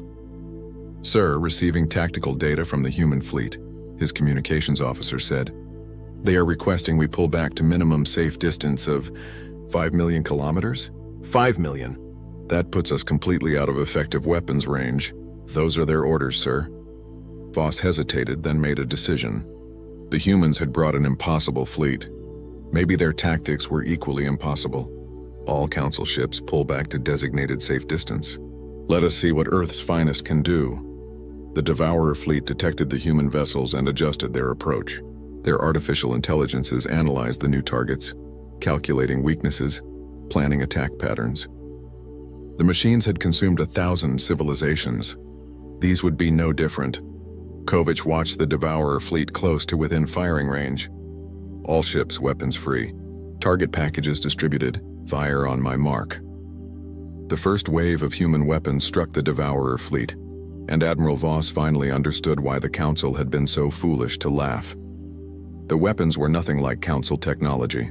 There were no missiles, no plasma bolts, no particle beams. Instead, points in space near Devourer ships simply ceased to exist. Miniature black holes flashed into existence for microseconds, their gravity fields tearing the machine vessels apart at the molecular level. Other weapons created waves of distorted space-time that caused Devourer ships to age 10,000 years in a single second, their hulls corroding to dust. Gravitational cannons firing, Kovich reported calmly. Causality mines deployed. Quantum disruptors online. A Devourer battleship 3 kilometers long fired back at a human destroyer. The energy beam that could have vaporized a council ship struck the human vessel's shields and simply disappeared, absorbed by technology that folded space itself around the ship. Direct hit on Destroyer Dallas, the tactical officer reported. Shields at 98%. No damage. Voss could not believe what he was seeing. 98%. That weapon would have destroyed one of our battleships. The human fleet began to move, and now Voss saw their true capability. The ships did not accelerate slowly like council vessels. They simply appeared in new locations, jumping through space in movements so precise they seemed choreographed.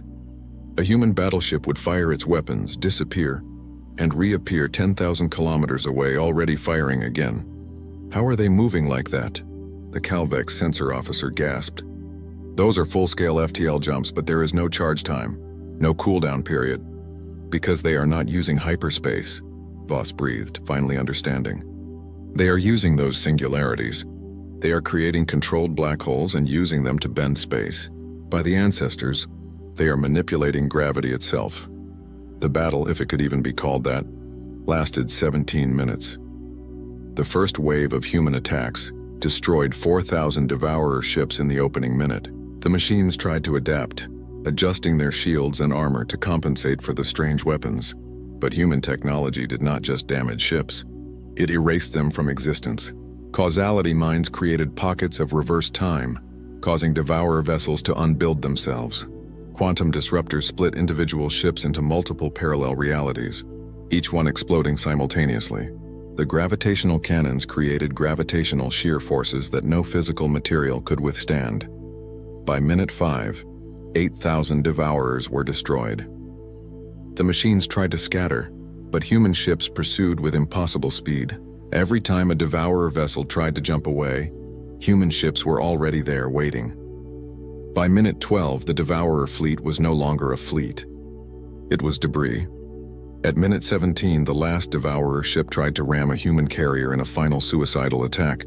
A human frigate appeared directly in its path and fired a single weapon. The Devourer ship simply ceased to exist, its atoms scattered across 1,000,000 kilometers of space. Silence filled the Calvex command center. 3,000 council ships floated in space, their crews staring at their sensor displays in shock. 12,000 Devourer warships, the invasion force that had seemed unstoppable, were gone. Completely gone.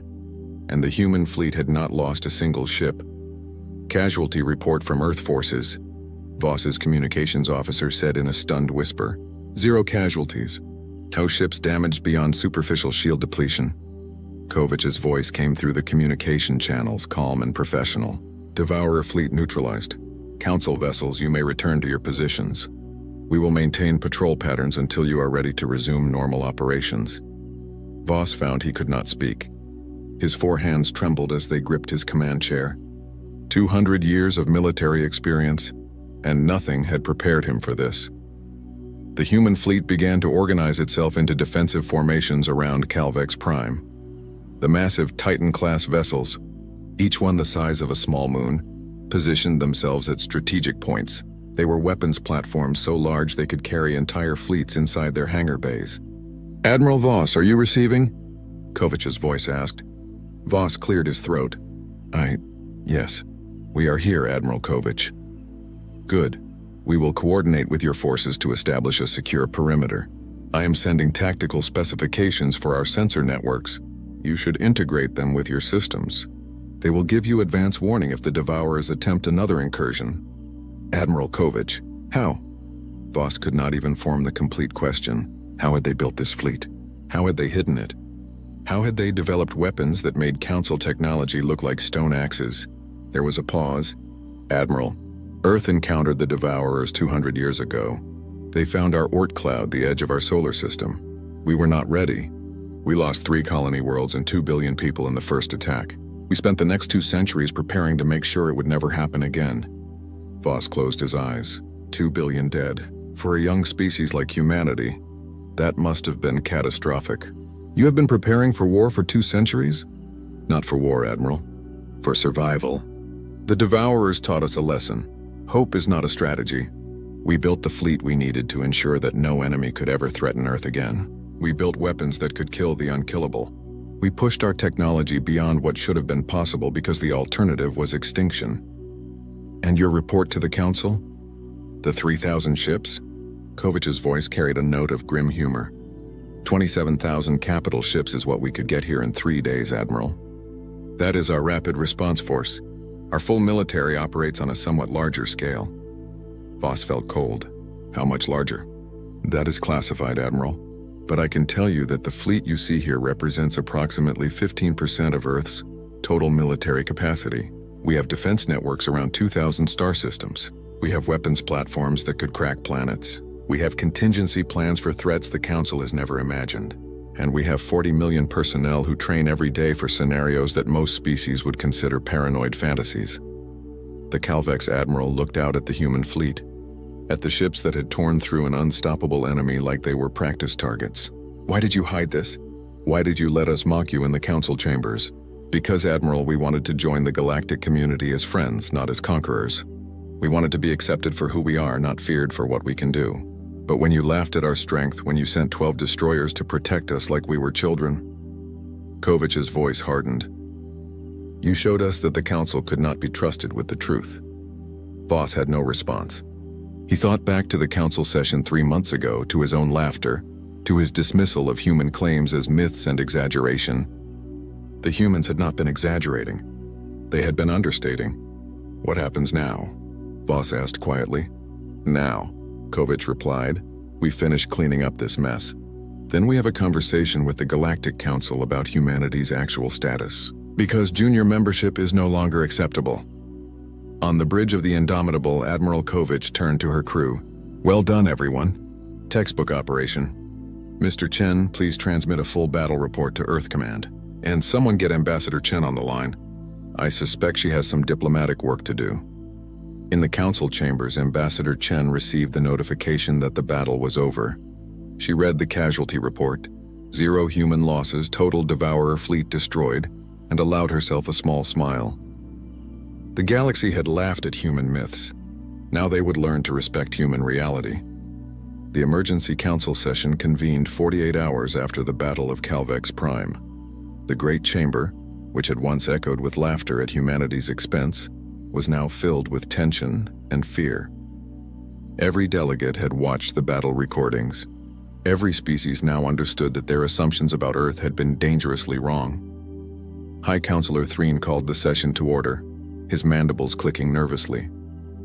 This council recognizes Ambassador Chen of Earth and Admiral Sarah Kovich, who joins us remotely from the human flagship. Chen stood in the center of the chamber once more, but this time, no one was smiling. Admiral Kovich's image appeared on holographic displays, her face calm and professional. Ambassador Chen, Threen began, the Council requests a full explanation of Earth's military capabilities. We were clearly provided with inaccurate information during your admission proceedings. With respect, Counselor, Chen replied, every piece of data in our original report was accurate. Earth does possess over 27,000 capital ships. Our FTL systems do function without dark matter cores. Our weapons do manipulate gravitational fields. The Council chose not to believe us. A murmur ran through the chamber. Several delegates shifted uncomfortably. Admiral Voss stood, his forearms held in a gesture of respect that had been noticeably absent 3 months earlier. Ambassador, I must ask the question that every species here is thinking. If your rapid response force numbers 27,000 ships, what is the size of your total military? Kovich's image spoke.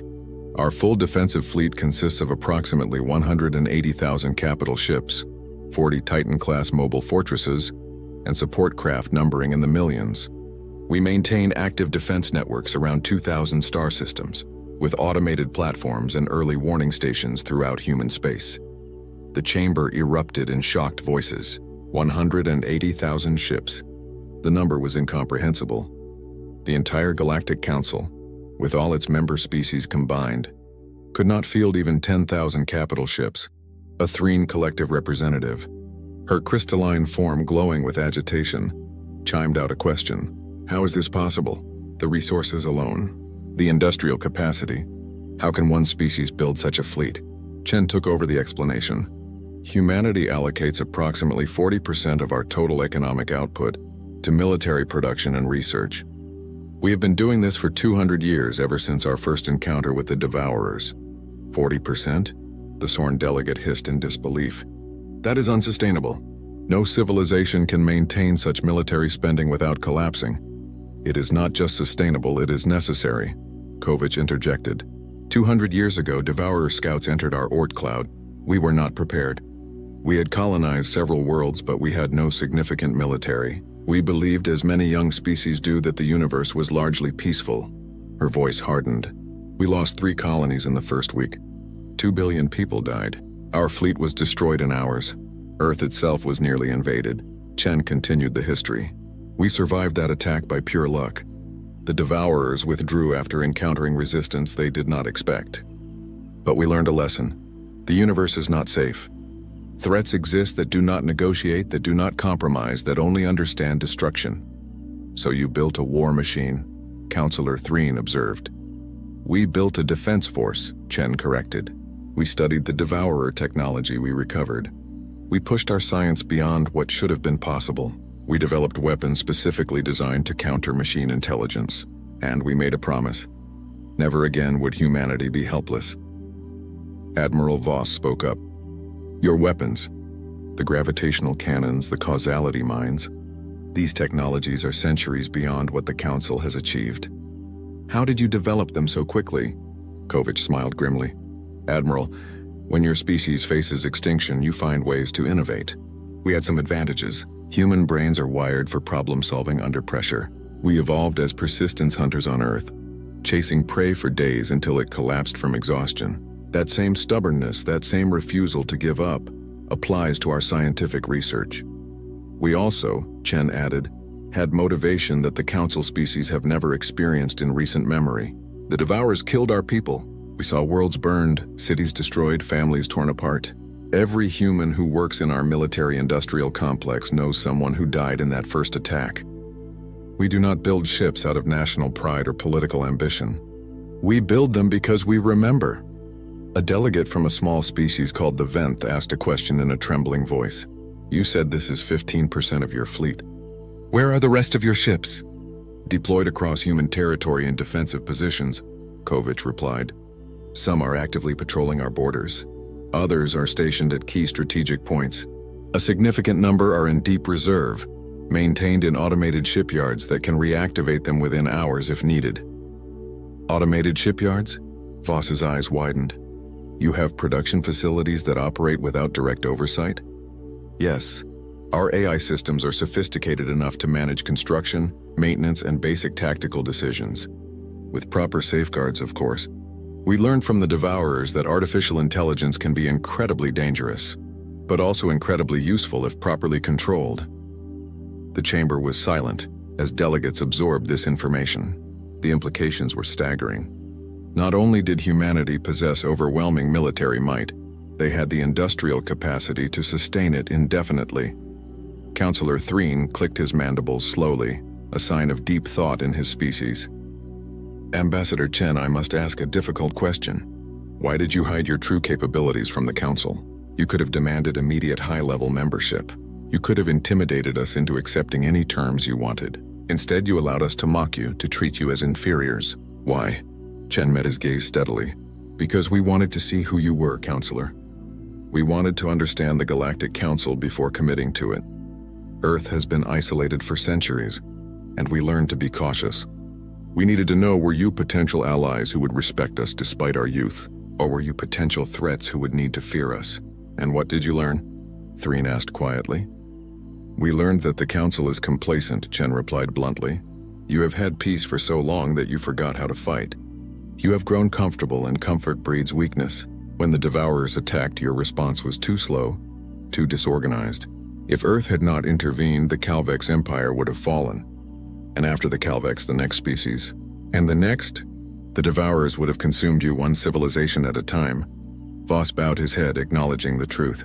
You are correct, Ambassador. We were not prepared. However, Chen continued, we also learned that you are capable of working together when threatened. We saw species that had been rivals for centuries cooperate in the face of extinction. That is worth preserving. That is worth protecting. So what does Earth want? A Threen representative asked. You have shown your strength. You could demand anything from this council. Kovich's image leaned forward slightly. We want what we have always wanted, to be treated as equals. Not as junior members. Not as primitives who need guidance. As full partners in the galactic community. You want a seat on the High Council? Threen asked. We want recognition that humanity has earned the right to participate in major decisions, Chen stated. We want access to core systems and trade routes. We want the Council to stop sending protection fleets to babysit us. And most importantly, we want honesty. No more patronizing attitudes. No more assumptions that young species are weak or foolish. Voss stood again. I move that Earth be granted full Council membership with High Council privileges. Effective immediately. They have more than earned it. Seconded, said the Threen representative. The vote was unanimous.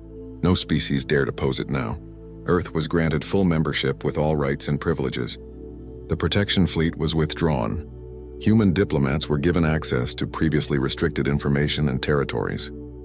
But as the session concluded, Councillor Threen requested a private conversation with Chen and Kovich. The three of them met in a secure chamber, away from the other delegates. I must know, Threen said, his voice tired. Your fleet of 180,000 ships, is that truly your full military capacity? Or is that number also understated? Chen and Kovich exchanged glances. Kovich spoke carefully. Counselor, that is our active defense fleet. Ships that are crewed, operational, and ready for deployment. It does not include reserve vessels in storage. It does not include our automated defense platforms. It does not include ships currently under construction. And it does not include certain classified weapon systems that we prefer not to discuss. Threen was silent for a long moment. I see. And if I asked for the real number? The total military capacity Earth could bring to bear if truly threatened. Chen's voice was soft but firm. Then I would tell you, Counselor, that the number would be higher. Significantly higher. But I would also tell you that you do not need to fear us. Earth builds ships to defend, not to conquer. We learned what happens when you are unprepared for threats. We will never be unprepared again. But you will also never be weak again, Threen observed. No, Kovich agreed. We will never be weak again. The galaxy taught us that weakness invites destruction, so we became strong enough that no enemy would ever dare attack Earth, strong enough that we could protect not just ourselves, but our allies.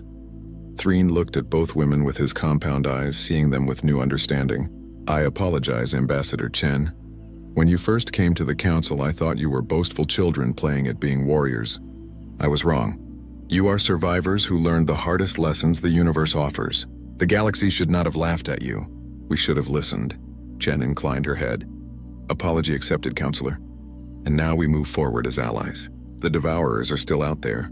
This was one fleet, but there will be others. The galaxy needs to prepare, and Earth will help. That is why we revealed ourselves. Not to intimidate, but to protect. As they left the chamber, Threen watched the two humans go. He thought about the reports, about the staggering military might Earth commanded, about the weapons that bent physics itself to humanity's will. The galaxy had laughed at human myths.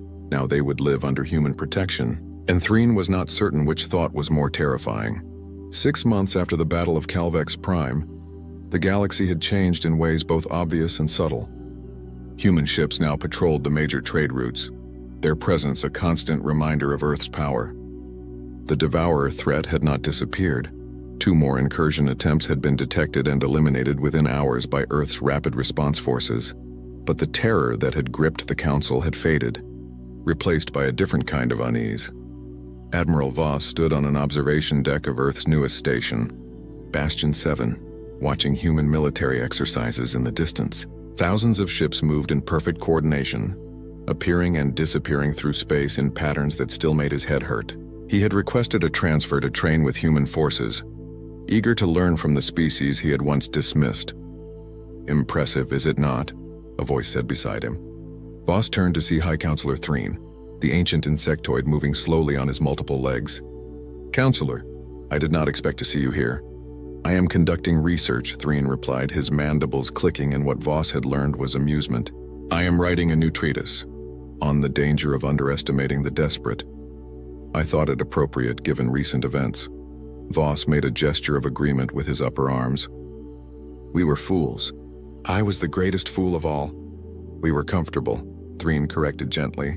Comfort breeds assumptions. We assumed that because we had peace for millennia, peace was the natural state of the universe. We assumed that young species like humanity were weak because they had not had time to develop. We assumed that our technology was the pinnacle of what was possible. He paused. We assumed, and we were wrong about everything. They watched the exercises continue. A squadron of human destroyers executed a maneuver that should have been impossible, jumping into a formation so tight that their shields overlapped, creating a combined defensive field that could withstand planet-cracking weapons. I have been studying human history, Threen continued. Did you know they have never experienced true galactic peace? On their homeworld, they fought wars constantly for thousands of years, nation against nation, tribe against tribe, sometimes for resources, sometimes for ideology, sometimes for reasons they themselves could barely explain. I had heard, Voss said. It seems barbaric, perhaps, but it also made them survivors. Every human alive today descends from ancestors who fought, who struggled, who refused to give up even when defeat seemed certain.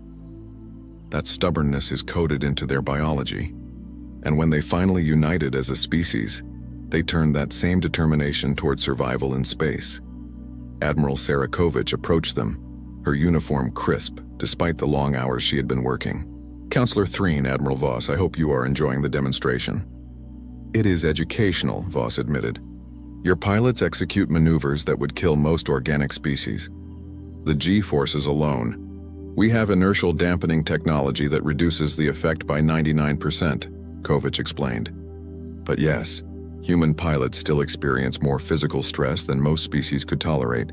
We train for it. Human bodies are remarkably adaptable when pushed. Everything about your species is remarkably adaptable, Threen observed.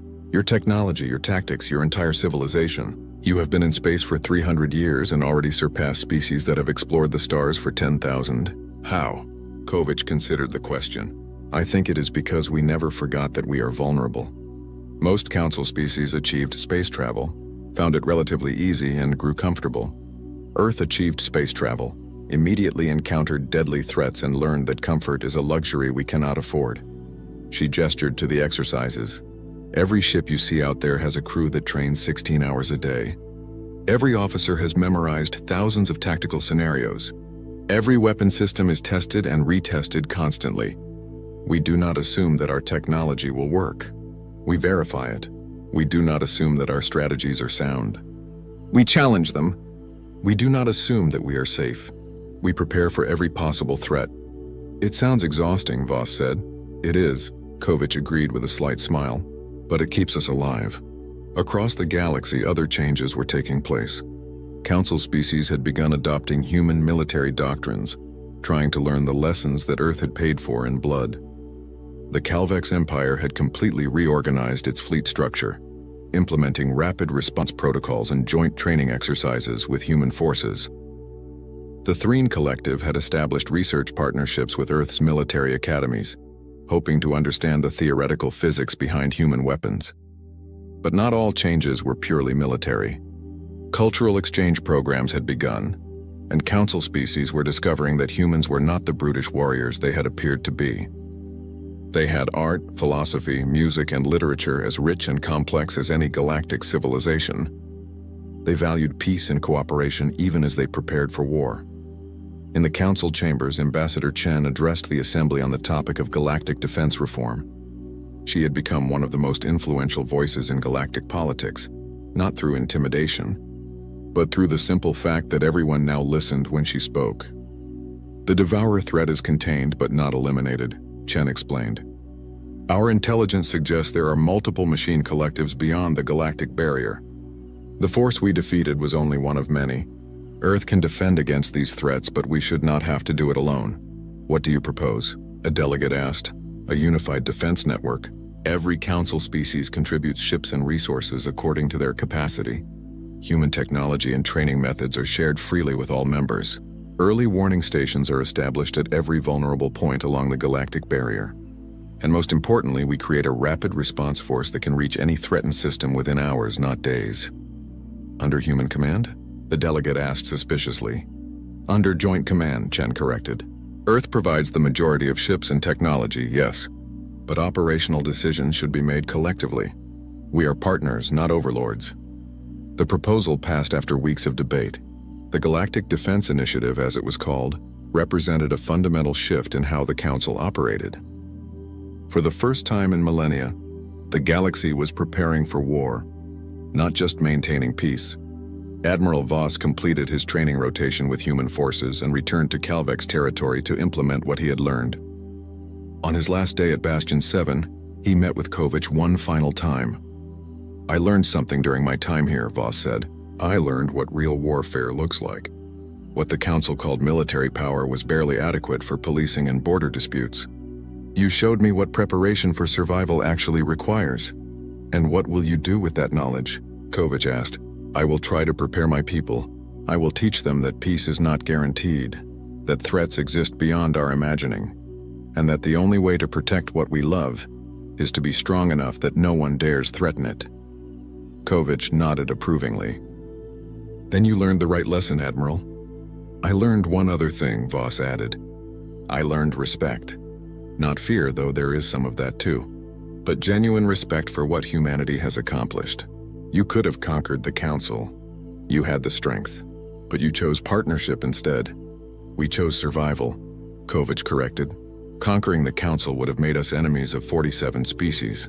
Protecting the Council makes us allies of 47 species. It is simple mathematics. Perhaps, Voss said, but I think it is more than that. I think humans genuinely wanted friends, not subjects. That is rare in the galaxy. After Voss departed, Kovich stood alone in her office looking at a photo of Earth from space. The blue and white marble that had given birth to humanity, that had survived the Devourer attack 2 centuries ago, that had built the most powerful military force in galactic history out of desperation and determination. Her communication device chimed. Admiral, we have detected another spatial anomaly at grid reference 773, possibly Devourer scouts. Dispatch Battle Group 12, Kovich ordered. Standard containment and elimination protocols. Yes, Admiral. Battle Group jumping in 3 minutes. Kovich watched the tactical display as human ships prepared to intercept the new threat. Somewhere beyond the galactic barrier, the Devourers waited. Other threats waited too. Things the Council had never imagined, dangers that would come eventually. But Earth was ready. Earth was always ready now. Ambassador Chen stood before the Council 6 months after Earth had saved the galaxy, and she felt the weight of history on her shoulders. Her father commanded fleets. Her mother had died in the Devourer attack 200 years ago, while her great-great-grandmother. But in Earth's collective memory, they were all mothers, all fathers, all family. The galaxy laughed at us once, Chen said to the assembled delegates. You thought our claims were myths, our strength was fantasy, our warnings were the boasts of an arrogant young species. You were wrong, but we do not hold that against you. Every species makes mistakes. The question is, do you learn from them? She looked around the chamber, meeting the eyes of delegates from dozens of worlds. Earth learned from our mistakes. We learned that hope is not a strategy. We learned that preparation is not paranoia. We learned that the universe is dangerous, and the only way to survive is to be dangerous in return. But we also learned that strength without purpose is meaningless. We do not build ships to conquer. We build them to protect. Not just Earth, all of us. The chamber was silent. Then slowly, High Counselor Threen began to tap his legs against the floor, creating a rhythmic clicking sound. One by one, other delegates joined in, each species adding their own gesture of respect and acknowledgement. The galaxy no longer laughed at human myths. They had learned painfully that human legends were understatements. The ships were real. The weapons were real.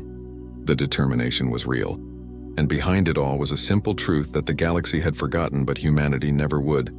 Survival is not given. It is earned. Chen left the chambers and looked up at the stars, at the darkness between them where threats lurked and dangers waited. But she also saw human ships on patrol, saw the lights of council stations protected by Earth's defense networks, saw a galaxy that had learned to stand together, They had laughed at humanity. Now they stood with humanity. And together, they would face whatever came next. Because that was the other lesson Earth had taught them.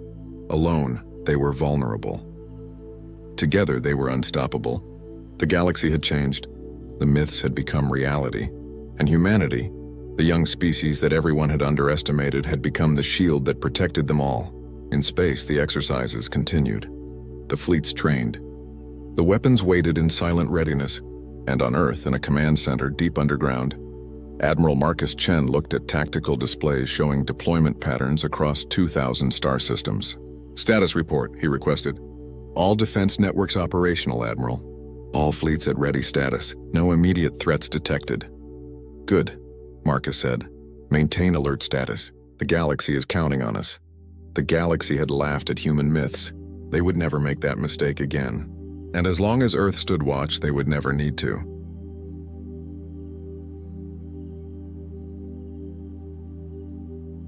Sam came in all excited and set his discovery on the table. "Dad, come and check this out." Sam was careful. He had found other things before and brought them home, but this was special, and he didn't know why. He just knew it, and to be careful about bumping it around too much. His father looked up from the water ledger and pushed his spectacles higher on his nose. "If it's another shell from the East Gardens, your mother's not letting you keep it in the house this time." "It's not a shell." Sam unwrapped the object from a square of old field cloth and set it in the center of the table between the lamp and the bread knife. It was a ring, no bigger around than the mouth of a jam jar, thin as a willow switch, silvery and smooth, with little ridges running all the way around its inside. It looked too exact to be natural, too clean to have come from the marsh flats or the hunting grounds. It gleamed in the lamplight with a strange, hard shine that reminded Sam of winter stars. His father's chair scraped against the floor. "Where did you get that?" "In the dry run near the western wall," Sam said, "where the stream used to split around the stones. I was looking for crawlbacks. The stream hasn't reached the western run in 6 days." "I know, that's why I could get farther down." It was half buried in the silt. His father did not touch it right away. He had the rough, dark hands of a ditchkeeper, hands shaped by shovels and sluice gates and frozen pumps, and those hands hovered over the object as if it might be hot. "That's a retention collar," his father whispered. "It's from the systems." "The systems?" Sam's eyes widened. "Like the deep water pumps?" "No. Bigger. Much bigger."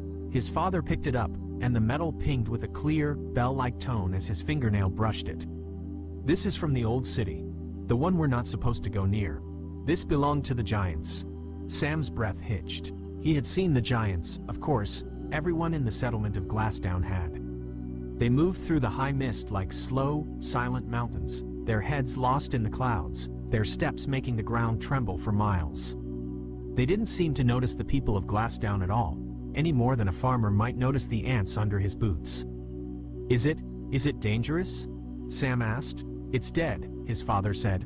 "Anything this small that came off a giant has been dead for a long time. They don't build like we do. They don't repair. They just exist. But if this came down the western run, it means something's breaking up in the high country." The conversation stopped as the door creaked open. Sam's mother entered, her apron dusted with flour, her face tired but alert. She saw the object immediately. "Eli, what is that?" "System scrap, Martha, from the giants. Sam found it in the dry run." Martha walked to the table and stared at the silvery ring. "The water's been failing for weeks, and now this shows up? It's an omen. We shouldn't have built in the bowl. We should have stayed in the lowlands." "The bowl is the only place the reservoir reaches," Eli said firmly. "If the giants are breaking, the reservoir might be the next thing to go. We need to know what's happening up there." That night, Sam couldn't sleep. He lay in his small bed, listening to the wind howl against the stone walls of their house. He thought about the ring, the silvery collar, and the giants. To the giants, that ring was probably a tiny screw or a washer, something so insignificant it wouldn't even be missed. But to Sam, it was the most beautiful thing he'd ever seen. He thought about the scale of things. A giant's hand was larger than the town square. Their voices, when they did speak, which was rare, sounded like the grinding of tectonic plates, a low-frequency rumble that made people's teeth ache and the water in their jars ripple. 2 days later, the water in the reservoir dropped another foot. The ditch keepers were frantic. Without the water, the gardens would dry up, and Glassdown would starve. "I'm going up," Eli announced at the town meeting. A murmur of fear went through the crowd. "You can't go to the museum annex," the elder said, leaning on his staff. "No one goes to the city of the giants. It's a graveyard of things too large to understand." "I'm not going to the city," Eli said. "I'm going to the reservoir spine. If the giants' systems are failing, maybe I can find the blockage. Maybe I can find a way to keep our water flowing." "I'm coming with you," Sam said, standing up beside his father. Eli looked at his son. He saw the ring hanging from a cord around Sam's neck, a reminder of the world beyond the bowl. He saw the determination in the boy's eyes. "All right," Eli said. "You're fast, and you can see in the dark better than I can. But we stay quiet. We don't touch anything we don't have to." The climb was long and brutal. They left the bowl behind, ascending the steep, rocky slopes that led to the high country. As they climbed, the landscape changed. The trees became smaller, twisted by the high winds, until finally, they disappeared altogether. Then, they saw the wall. It was a sheet of metal that stretched up into the clouds, hundreds of feet high, curved like the hull of a ship but vast enough to be a mountain range. This was the reservoir spine, the outer casing of the giant's water system. "Look," Sam whispered, pointing. A giant was there. It wasn't moving. It was sitting against the metal wall, its legs stretched out across the valley. Its head was bowed, chin resting on its chest. It looked like a man, but its skin was the color of weathered stone, and its clothes, if that's what they were, looked like sheets of overlapping titanium. "Is it sleeping?" Sam asked. "No," Eli said, his voice trembling. "It's dead. Look at the eyes." The giant's eyes were open, but they were dull and clouded, like frosted glass. Vegetation had already begun to grow in the crevices of its armor. A small waterfall spilled from a crack in the giant's shoulder, a leak in whatever internal system still functioned. They moved past the fallen giant, feeling like insects crawling across a statue. The scale was overwhelming. Every step they took covered only a fraction of the giant's boot. They found the blockage near the giant's hand. A massive piece of machinery, a gear the size of a house, had sheared off a nearby tower and fallen directly into the main sluice gate of the reservoir spine. "That's it," Eli said, pointing to the gear. "It's wedged. If we can move it even a few inches, the pressure will do the rest." "How?" Sam asked. "We're too small." Eli pulled a crowbar and a heavy hammer from his pack. "We don't move the gear. We break the pin holding the latch." For hours, they worked. The sound of their hammers against the giant metal pin was like a tiny ticking clock in a silent cathedral. They were so small, their efforts seemed futile. But then, something happened. A sound echoed from above. A low, rhythmic thrumming. Sam looked up. Another giant was approaching. This one was walking. Its steps were so heavy that Sam and his father were nearly knocked off their feet with every stride. It loomed over them, a shadow that blotted out the sun. "Get down," Eli hissed, pulling Sam into the shadow of the giant gear. The walking giant stopped. It looked down at the dead giant leaning against the wall. It stayed there for a long time, silent. Sam watched through a gap in the machinery. The giant's face was unreadable, not because it lacked expression, but because the features were so large it was impossible to see the whole emotion at once. It was like looking at a mountain range and trying to tell if it was happy. The giant reached out a hand. Its fingers were as long as Glassdown's Main Street. It gently touched the dead giant's shoulder, a gesture of mourning that lasted for minutes. Then, the giant noticed the gear. It looked down at the blockage. It looked at the pin Eli had been hammering. Sam held his breath. Would it crush them? Would it even see them? The giant's hand descended. A single finger, tipped with a nail as broad as a house, reached toward the gear. It didn't strike it. It simply flicked it. With a roar of grinding metal, the gear flew out of the sluice gate, tumbling down the mountain like a discarded toy. The water followed immediately. A torrent of white foam and blue power surged through the gate, filling the runoff channels that led down to the reservoir bowl. The giant didn't look at Sam or Eli. It didn't acknowledge their presence in any way. It simply turned and continued its slow, mountain-striding walk toward the horizon. "It helped us," Sam whispered, his heart pounding. "No," Eli said, looking at the rushing water. "It didn't help us. It just cleaned up its world. It didn't even know we were here." They climbed down the mountain in silence. By the time they reached Glassdown, the reservoir was already beginning to rise. The town was celebrating, but Sam felt a strange, hollow sadness. He looked at the silvery ring around his neck. The realization hit him with the weight of a giant's footstep. The scale was too great. The giants were not gods, and they were not enemies. They were just large. So large that the exchange of knowledge was impossible. They lived in the same world, but they lived in different realities. That night, Sam stood on the edge of the reservoir and looked toward the high country. He could see the silhouettes of the giants moving against the stars. "We're the ants," he said to the wind. And for the first time, he wasn't afraid. He was just small, and in a world this large, being small was the only way to survive. Sam went back inside and sat at the table. He took the ring off his neck and set it down. "Dad?" "Yeah, son?" The giant. It looked sad. Eli looked at the ring, then out the window at the flickering lights of the town.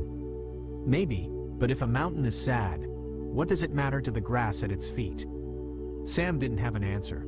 He just knew that the horizon was older than he'd ever imagined, and that somewhere out there, a giant was walking, and it didn't care about the water in the bowl at all. The movers, that was what the elders called them, continued their migration across the ridge. "They are leaving," Sam whispered. "They were never here to begin with," his father replied. The next morning, the water in the bowl was crystal clear, but the silence from the high country was louder than the rushing stream. The giants were gone, and Glassdown was alone in a world that had suddenly become far too large. Sam picked up the ring one last time. He walked to the edge of the dry run and threw it as far as he could. It didn't make a sound when it landed. "Goodbye," he said. The horizon said nothing back. It was just an old, empty horizon, and Sam was just a boy, and that was finally enough. Sam watched the sun dip below the jagged edge of the world, thinking about the city he had never seen and the giants who had lived there. He wondered if, somewhere in that vast, empty city, a giant child was looking for crawlbacks in a dry run, and if they ever found things that were too small to be real. He doubted it, but as he walked back to the house, he felt the ground beneath his feet, solid, real, and small enough to hold. That was the secret. The giants had the sky, but Sam had the ground. And the ground was where the water was. The realization that scale means everything, and there is a point that the difference cannot be resolved. Even the exchange of knowledge is futile. Sam entered the kitchen where his mother was setting the plates. "Did you find it, Sam?" "Find what, Mom?" "Whatever it was you were looking for out there." Sam sat down and reached for a piece of bread. "No," he said, "I think it was already found." Outside, the first star of the evening appeared, hanging over the reservoir spine like a silver retention collar, lost in the deep, unbridgeable dark. Sam ate his bread and listened to the sound of the water. It was a small sound, but it was his. The end. Wait, there's more. Sam looked up at the ceiling. "Dad?" "Yeah? What happens when the water runs out again?" His father stopped eating. He looked at the water ledger on the corner of the table. "We'll do what we've always done, Sam. We'll look for the leaks. Even if they're too big to fix. Especially then. Because in a world of giants, the only thing that mattered was the things small enough to care about." The movers did not return. But the water kept flowing. And for Sam, that was the greatest realization of all. Scale didn't matter if you were the one holding the cup. The cup was full, and the horizon was just a line. A line he would cross one day, step by small, determined step. Because even the giants had to start somewhere. Even if that somewhere was too far back to remember. Sam closed his eyes and saw the giant's hand again. It wasn't a mountain, it was just a hand. And a hand could be reached. One day, maybe, but for now, there was the bread, and the lamp, and the sound of the water in the bowl. And that was more than enough. Sam smiled. The world was big, but he was here, and being here was everything. The final realization, that even when the difference cannot be resolved, the effort of living is the resolution itself. The end of the old horizon. The beginning of a new one. End of story. Wait, one more thing. As the years passed, Sam grew. He didn't become a giant, but he became a man of Glassdown. He eventually became the head ditch keeper. And every time he went up to the reservoir spine to check the sluice gates, he would look at the spot where the dead giant had leaned. The metal was still there, but the giant was gone, turned to dust and wind. But in the silt of the western run, sometimes the children still found silvery rings. And they would bring them home, all excited, and show them to their fathers. And Sam would look at the rings and smile. "That's a retention collar," he would say. "Is it from the giants, Sam?" "No," he would reply, handing the ring back to the child. It's from the world, because the giants were gone, but the world remained. And the world was large enough for everyone, even the small ones, especially the small ones. The end of the story of the giants. The beginning of the story of Sam. The end. Really this time. Wait, the last page. Sam stood on the ridge, looking out over the reservoir spine. The sun was high, the water was deep, and the horizon was waiting. He took a step, then another, toward the ridge, toward the sky, toward the giants, not to find them, but to find out why they had stayed so long, and why they had finally left. The answer was in the wind. The answer was in the water. The answer was in the step. One small step, after another. The horizon was never ended. This world did not end everything cleanly. Below, the movers turned together, as if listening to something too deep or distant for human ears. Then they all began walking in the same direction, toward the reservoir spine. That night, Glassdown made its greatest decision since the first landing. They would follow, not immediately, not recklessly, but soon, because the bowl's water was still thin, and the local systems still stuttered. Because the giant city was not empty. Because Edrin Vale had kept watch as long as one failing life could manage, and now the task had passed to people small enough to live in his palm and stubborn enough to cross his dead world step by impossible step. Before dawn, Sam went alone to the chair where Edrin still rested. He climbed as high as he could on the drape folds until he stood level with the giant's still hand. The skin was gray, the fingers motionless at last. Sam set the little silvery retention collar there beside the dry cup. "You did enough," he said quietly. The room, vast and broken, said nothing back. But somewhere beyond the museum annex, deep in the dead city, a metal sound rang out. Not dragging this time, a bell, and in the bowl behind him, Glassdown woke to another day in a world that had suddenly become far too large to fear and too important to abandon. The short but clear realization that scale means everything, and there is a point that the difference cannot be resolved. Even the exchange of knowledge is futile.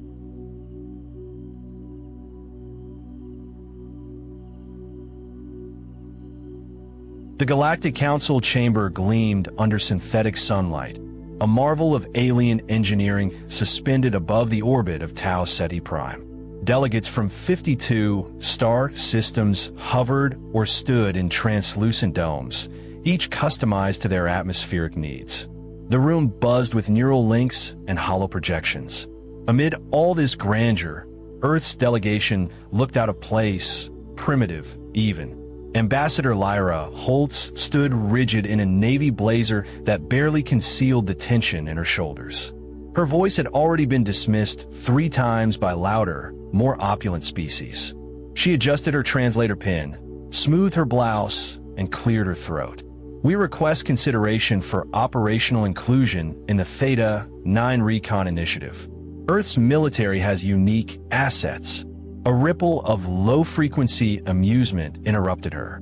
The Brithari chieftain, a 3-meter-tall crustacean covered in iridescent plates, clicked his mandibles. His translator pulsed. "Your unique asset," he chortled, "brings bullets to a plasma storm." Heads turned to the side of the platform where Sergeant Cole Vance stood silent, expression unreadable beneath dark ballistic sunglasses. His uniform was basic by galactic standards: combat fatigues, worn tactical vest, and a tightly packed rucksack that hadn't been updated in decades. No hovering exosuit, no pulse weapon, just a matte black, hand-forged rifle slung over his shoulder like a relic. The Draxan diplomat, made entirely of light and floating membranes, shimmered with disdain. Is this human a warrior? He appears fragile. Lyra resisted the urge to roll her eyes. Instead, she spoke clearly. He is the most lethal combatant Earth has ever produced. A sniper, trained in distance warfare, terrain manipulation, patience. Ah, the Brithari boomed again. Yes, the human concept of hiding and shooting. How quaint.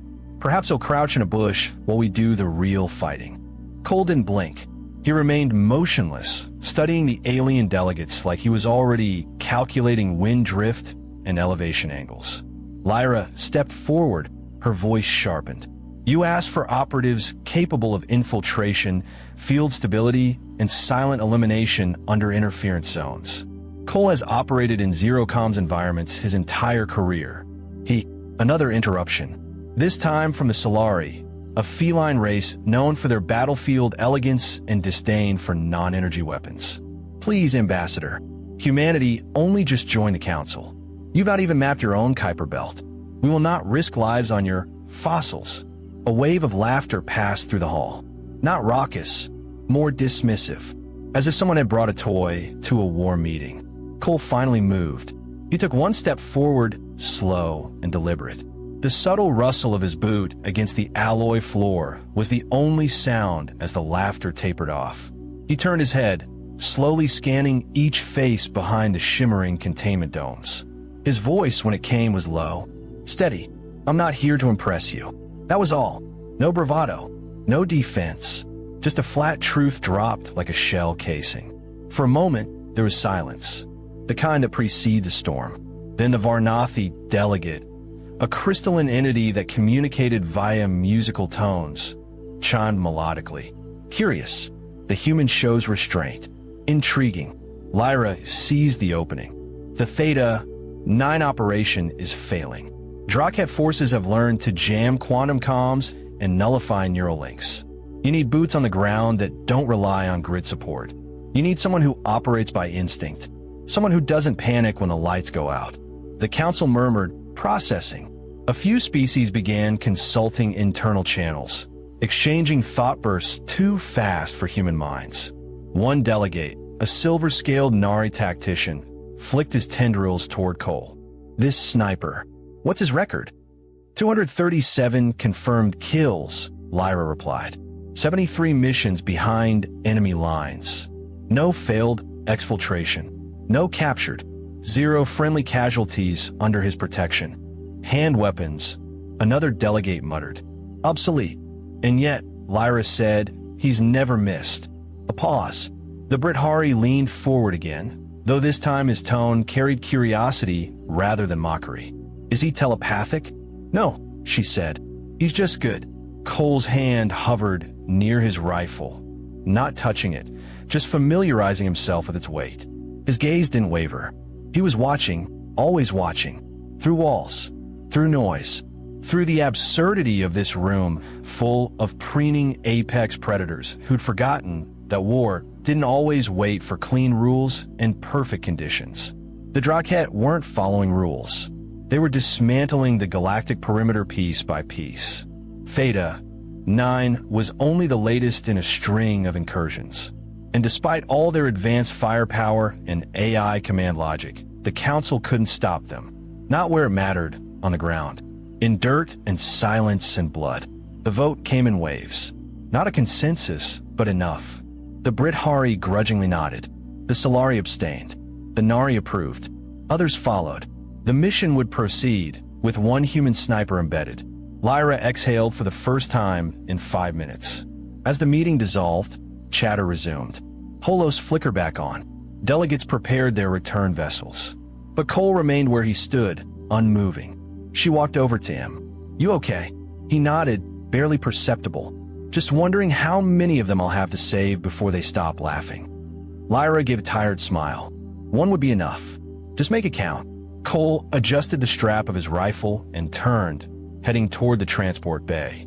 No ceremony. No goodbye. Just a man moving toward war the same way he might cross a street. Behind him, several delegates watched with something between amusement and curiosity. None of them had seen him work. None of them knew what happened when he was given range, cover, and silence. In a corner of the chamber, one young recruit leaned toward a mentor. What's he planning to do with that rifle? The elder, a veteran of 3 fleet campaigns, replied quietly, something they won't understand until it's over. Cole stepped onto the elevator pad, gaze focused on the incoming mission brief streaming onto the wall. Maps, coordinates, topography. He committed it all to memory with surgical precision. A soft beep chimed in his ear as the transport was cleared for departure. Lyra's voice buzzed in via secure line. Final call. Confirm status. Cole didn't answer immediately. He reached down, clicked off the safety on his rifle, and slowly lowered himself to a crouch. Muscle memory from years in every terrain Earth had to offer. Desert, tundra, jungle, mountain, He spoke 4 words, soft as breath. Permission to engage. The dropship shuddered as it pierced the upper atmosphere of Theta 9, turbulence clawing at the reinforced hull. Cole Vance sat in silence, his rifle locked across his chest. Around him, an elite coalition team from 6 different species checked gear, synced neural interfaces, or murmured in their own dialects. None spoke to him. To them, he was an artifact, an anomaly with no cybernetic augmentation, no artificial intelligence assistant, no grab boots or cloaking mesh. Just a human in old-world armor, relying on muscle memory, breath control, and intuition sharpened by war. Commander Atreya of the Nari, a reptilian strategist with bioluminescent scales and 8-fingered hands, moved through the squad, issuing instructions in clipped bursts. Her voice came through Cole's earbud in a filtered version translated for human understanding. Our target is an uplink tower behind the second ridge. The Drakhet are using it to jam orbital reinforcements. We eliminate it, and fleet support returns. Expect heavy resistance. She stopped beside Cole, studying him as if still unsure what role he served. You operate without HUD, she said.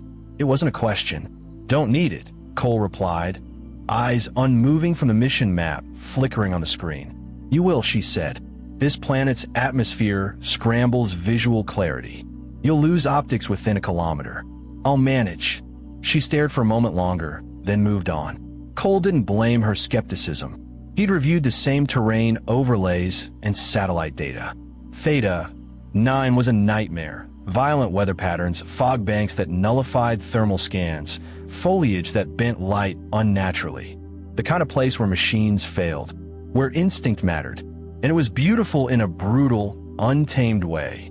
The dropship hit the landing zone hard, ramp lowering into dense mist. Cole was the last to disembark, every step calculated as he adjusted to the ground's strange elasticity. Alien spores drifted in the air like pollen. The team fanned out, sleek and glowing in their tech-laden armor. Cole crouched beside a moss-covered rock, unlatched his rifle case, and began assembling the long weapon with mechanical precision. Each part clicked into place without a sound. No scope with digital overlay, just a hardened lens calibrated by hand. No targeting AI, just him. A soft rustle behind him made him glance back. It was Tavrik, the Brithari assault specialist, his armor gleaming with bio-shell plating. You planning to fight with that antique? Tavrik rumbled. Cole didn't respond. He simply tightened the bolt and pulled the ghillie mesh over his shoulders, fading into the terrain with disturbing ease.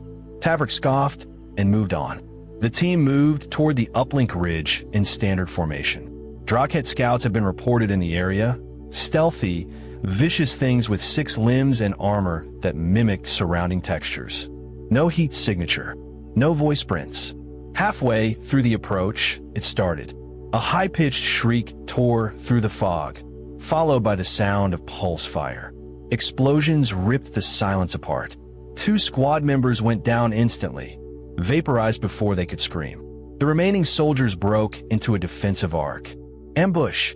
Commander Atreya's voice came sharp through comms. Cole moved without waiting. He broke from the formation, diving into underbrush too thick for the others to navigate. While they fought with enhanced optics and sonic blades, he crawled through roots and mud, disappearing into the world. He found high ground, a broken ridge overlooking the narrow pass where the team had stalled. Below, the fog churned with shadows. The Drakhet were already advancing, silent and coordinated. Cole adjusted the rifle's position on its bipod, calibrated wind by licking a gloved finger and holding it aloft. He exhaled slowly. His body relaxed into stillness. The first shot cracked through the fog, sharp and precise. A Drakhet dropped without sound, its armor fractured between segments. The second shot came a second later, then a third. In under 10 seconds, Cole had neutralized 3 threats from over 800 meters, adjusting for wind, refracted light, and atmospheric distortion using only his eyes and experience. The comms flared. Unknown sniper support confirmed. Identify. Atreya's voice. Engaging from North Ridge, Cole replied, voice level. I've got eyes on your right flank. Push forward. Atreya didn't reply, but her squad adjusted, moving in time with Cole's cover fire. He wasn't part of their neural network. He wasn't receiving real-time updates, but he didn't need to. Every breath, every twitch of his fingers flowed in rhythm with the chaos. He anticipated where the Drakhet would move next, firing half a heartbeat before they revealed themselves. 3 minutes later, the battlefield fell silent. Area secure, Atreya confirmed. Her voice was different now, calm, measured, respectful. When the squad regrouped, Cole joined them last, brushing off damp earth and re-slinging his rifle. No applause, just acknowledgement. Tavrik grunted as Cole passed. "You shoot well for a relic." Cole said nothing. They moved toward the uplink tower, picking their way through collapsed rock formations and corrupted tech fields. The structure loomed ahead, spider-like, its limbs sinking into the terrain. Pulsing with Drakhet energy, the tower emitted rhythmic bursts that made the air taste like metal. "Approach vector compromised," Atreya said. "Sensors report automated defenses. 4 turrets. Will be cut down before we reach base." Cole looked through his lens, studying the movement patterns. He saw where the terrain dipped, how the wind funneled through the gully, how the heat shimmered in waves at turret junctions. He lay flat, extended the bipod again, and exhaled. Marking targets, he said, "Give me 10 seconds." One by one, the turrets went dark. Cole didn't miss. The squad moved in fast, planting EMP charges around the base while Atreya uploaded a virus into the control relay. It took 47 seconds. No Drakhet reinforcements arrived. When the uplink finally went dark, a signal pulse from orbit, fleet support was back online. Above them, the first of the human destroyers dropped from hyperspace. Earth's contingent had arrived. Cole didn't look up. The squad stood around the tower, catching their breath. Bloodied but alive, Tavrik leaned against a rock, eyes on Cole. "You humans fight like ghosts." Cole shrugged. "That's the idea." Atreya approached him, this time without hesitation. "We misjudged you. No offense taken. Your methods are unorthodox, but effective. You predicted their movements like you were reading their minds." Cole looked past her, into the mist, now clearing from the ridge. "You don't need neural sync when you know how fear makes people move." She studied him again, then offered something rare and nod. Not the casual dip of a superior acknowledging a subordinate, but something closer to kinship. "We move to the next phase tomorrow. You'll operate point recon. I'll be ready." As the squad began dispersing for rest and resupply, Tavrik looked back once more. "You still never told us what you said before you deployed." Cole slid the bolt on his rifle open, inspecting the chamber. "Didn't say much. Commander said she heard you whisper something before you jumped." Cole paused, then looked up, gaze steady and quiet. "Permission to engage." Tavrik grinned, a deep, armored sound that rumbled like thunder. For the first time, it wasn't mocking. Behind them, the mist receded, revealing the path ahead, wider now, but still dangerous. The Drakhet were far from finished, but something had shifted. The team walked lighter, watched the shadows differently. They'd seen death move quietly, and it wore a human face. Dawn broke over Theta, 9 in shades of sickly gold and acidic green. A sunrise filtered through volatile gases and particulate storms. The squad emerged from their makeshift bivouac silently, already armored and alert. The victory at the uplink tower had bought them a tenuous window, but it wouldn't last. Cole Vance knelt beside a collapsed tree, polishing the lens of his scope with the hem of his sleeve. His fingers moved with mechanical grace, but his mind stayed fluid, already mapping routes, wind currents, and shot lines in his head. Commander Atreya gathered the team in a semicircle. The Nari scale flares pulsed a dull blue, indicating calculated tension rather than panic. Her voice was crisp and clinical. "Fleet support confirms the Drakhet have pulled back from the uplink ridge, but intel suggests they're regrouping around a subterranean nest 2 clicks southeast. Our objective is to locate the nest's primary access point and mark it for orbital strike. Precision is required." Civilian research colonies exist within 6 clicks. Why not bombard the whole region? Tavrik asked, shifting his weight, claws scraping against stone. Because, Itreya replied, the Drakhet are holding captured personnel. Scientists, diplomats, one of ours. That silenced the squad. No one needed names. Everyone understood the weight of one of ours. Cole didn't speak. He stood, rifle slung across his chest, eyes on the horizon. Rescue wasn't a clean mission. It meant split-second decisions, unpredictable variables, and compromised firing lanes. He preferred control, but war rarely offered it. They moved in a staggered pattern across the terrain, ridge, gully, dry riverbed. The alien jungle grew denser as they approached the coordinates. Strange plants clicked softly when touched. Insects glowed, then vanished. Above them, the air throbbed with the sound of something distant, organic and metallic, hunting in the upper canopy. Cole drifted away from the group without a word. It wasn't disobedience, it was instinct. He saw a raised outcropping ahead, perfect overwatch. While the squad took cover behind a fallen skimmer, he climbed. No powered boots, no cloaking field, just patience and silence. From the ledge, he saw it. The nest entrance was a jagged fissure in the earth, obscured by a camo-shielding mesh that flickered like heat haze. Around it, Drakhet patrols moved in tight, disciplined formations. 30, maybe more. Too many for a clean approach. Worse, there were signs of fortification. Energy pylons, reactive mines, and something new, tall, tripod-like structures pulsing with amber light. He radioed in. Eyes on nest. Heavy guard. Visual confirms possible prisoners. Recommend delay on strike order. Understood, Itreya replied. Do you have shot on any of the emitters? Negative. Line of sight is cluttered. Recommend coordinated advance. I'll provide cover. There was a pause. Approved, she said. You fire first. We move on your signal. Cole adjusted his prone position, grounding himself in the dirt, stabilizing the rifle. He aligned the lens. 1 breath. 2. Then he squeezed. The first emitter exploded in a blossom of fire and shrapnel. Before the enemy even turned, the second fell. Then the third. In under 10 seconds, the perimeter was disrupted. Confusion rippled through the Drakhet ranks. The squad charged. Cole tracked their movements, firing between gaps, eliminating threats before they flanked his team. He saw Tavrik crush one enemy beneath his bulk. He saw Itreya slice through another with an arc blade that hissed in the mist. But even with their efficiency, the numbers pressed hard.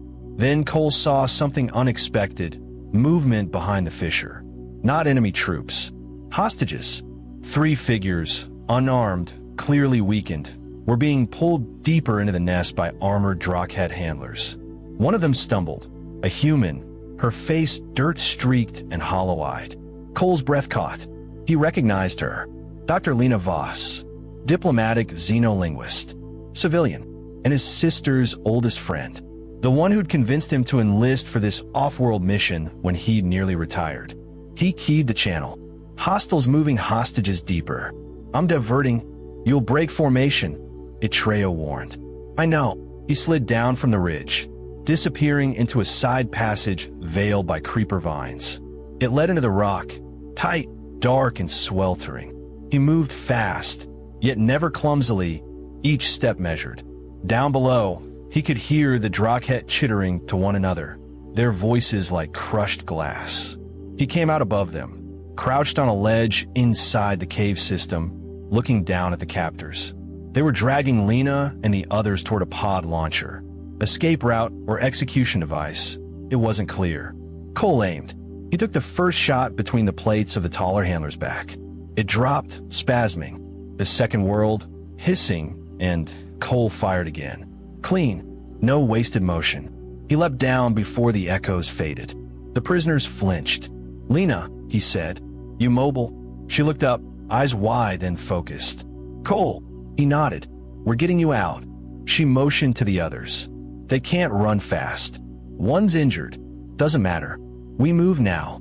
He led them back through the narrow tunnel, clearing the way with short bursts from his sidearm. He didn't speak again. He didn't need to.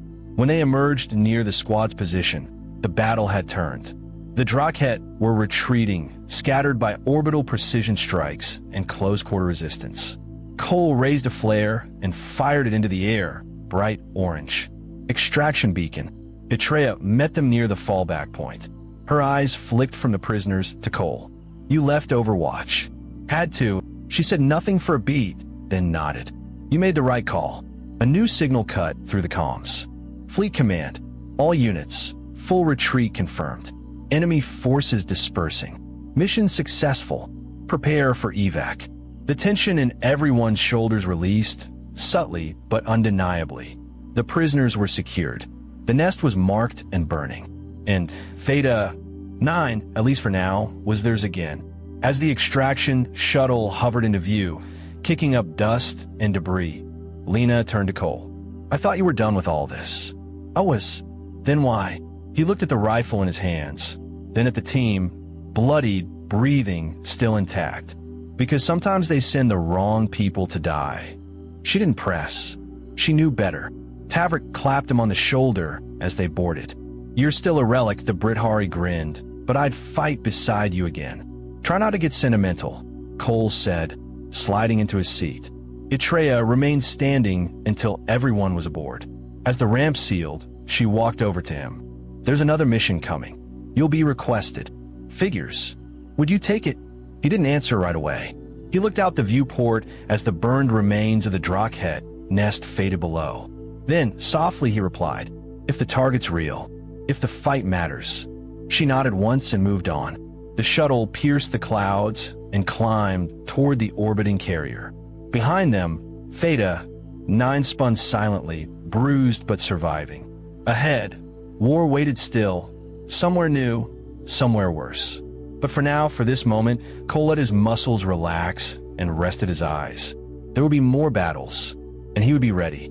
The stars stretched like frozen fire across the viewport, silent and cold. Aboard the carrier Vigilant Dawn, the atmosphere was heavy with a kind of exhausted anticipation. The battle on Theta 9 had been won, strategically at least, but no one walked away from that place unchanged. Cole Vance stood near the observation deck, arms crossed over his chest, watching as the planet shrank behind them. He had not spoken much since extraction. No debrief, no celebration. The mission was over, but the war remained. Behind him, soft steps approached. It was Commander Atreya. She stopped a few paces away, her luminescent scales dimmed to a somber gray-blue, signaling quiet introspection among her kind.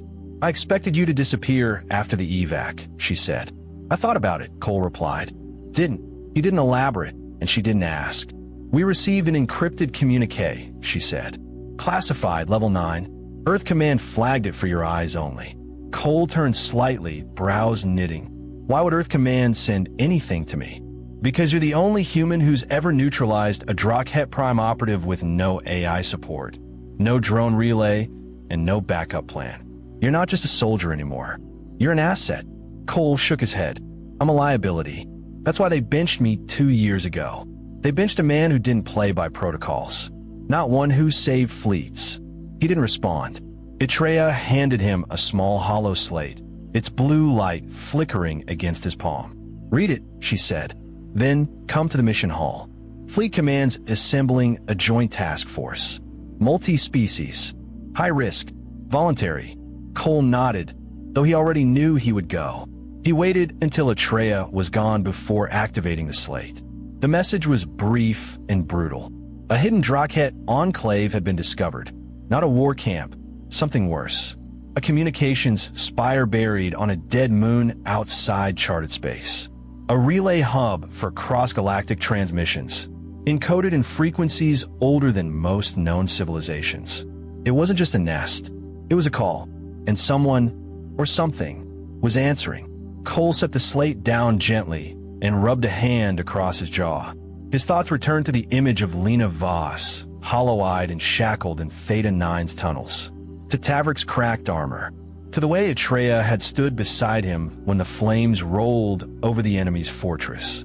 There were still prisoners out there, still signals being sent, and if what the slate said was true, The Drakhet weren't the apex of this war.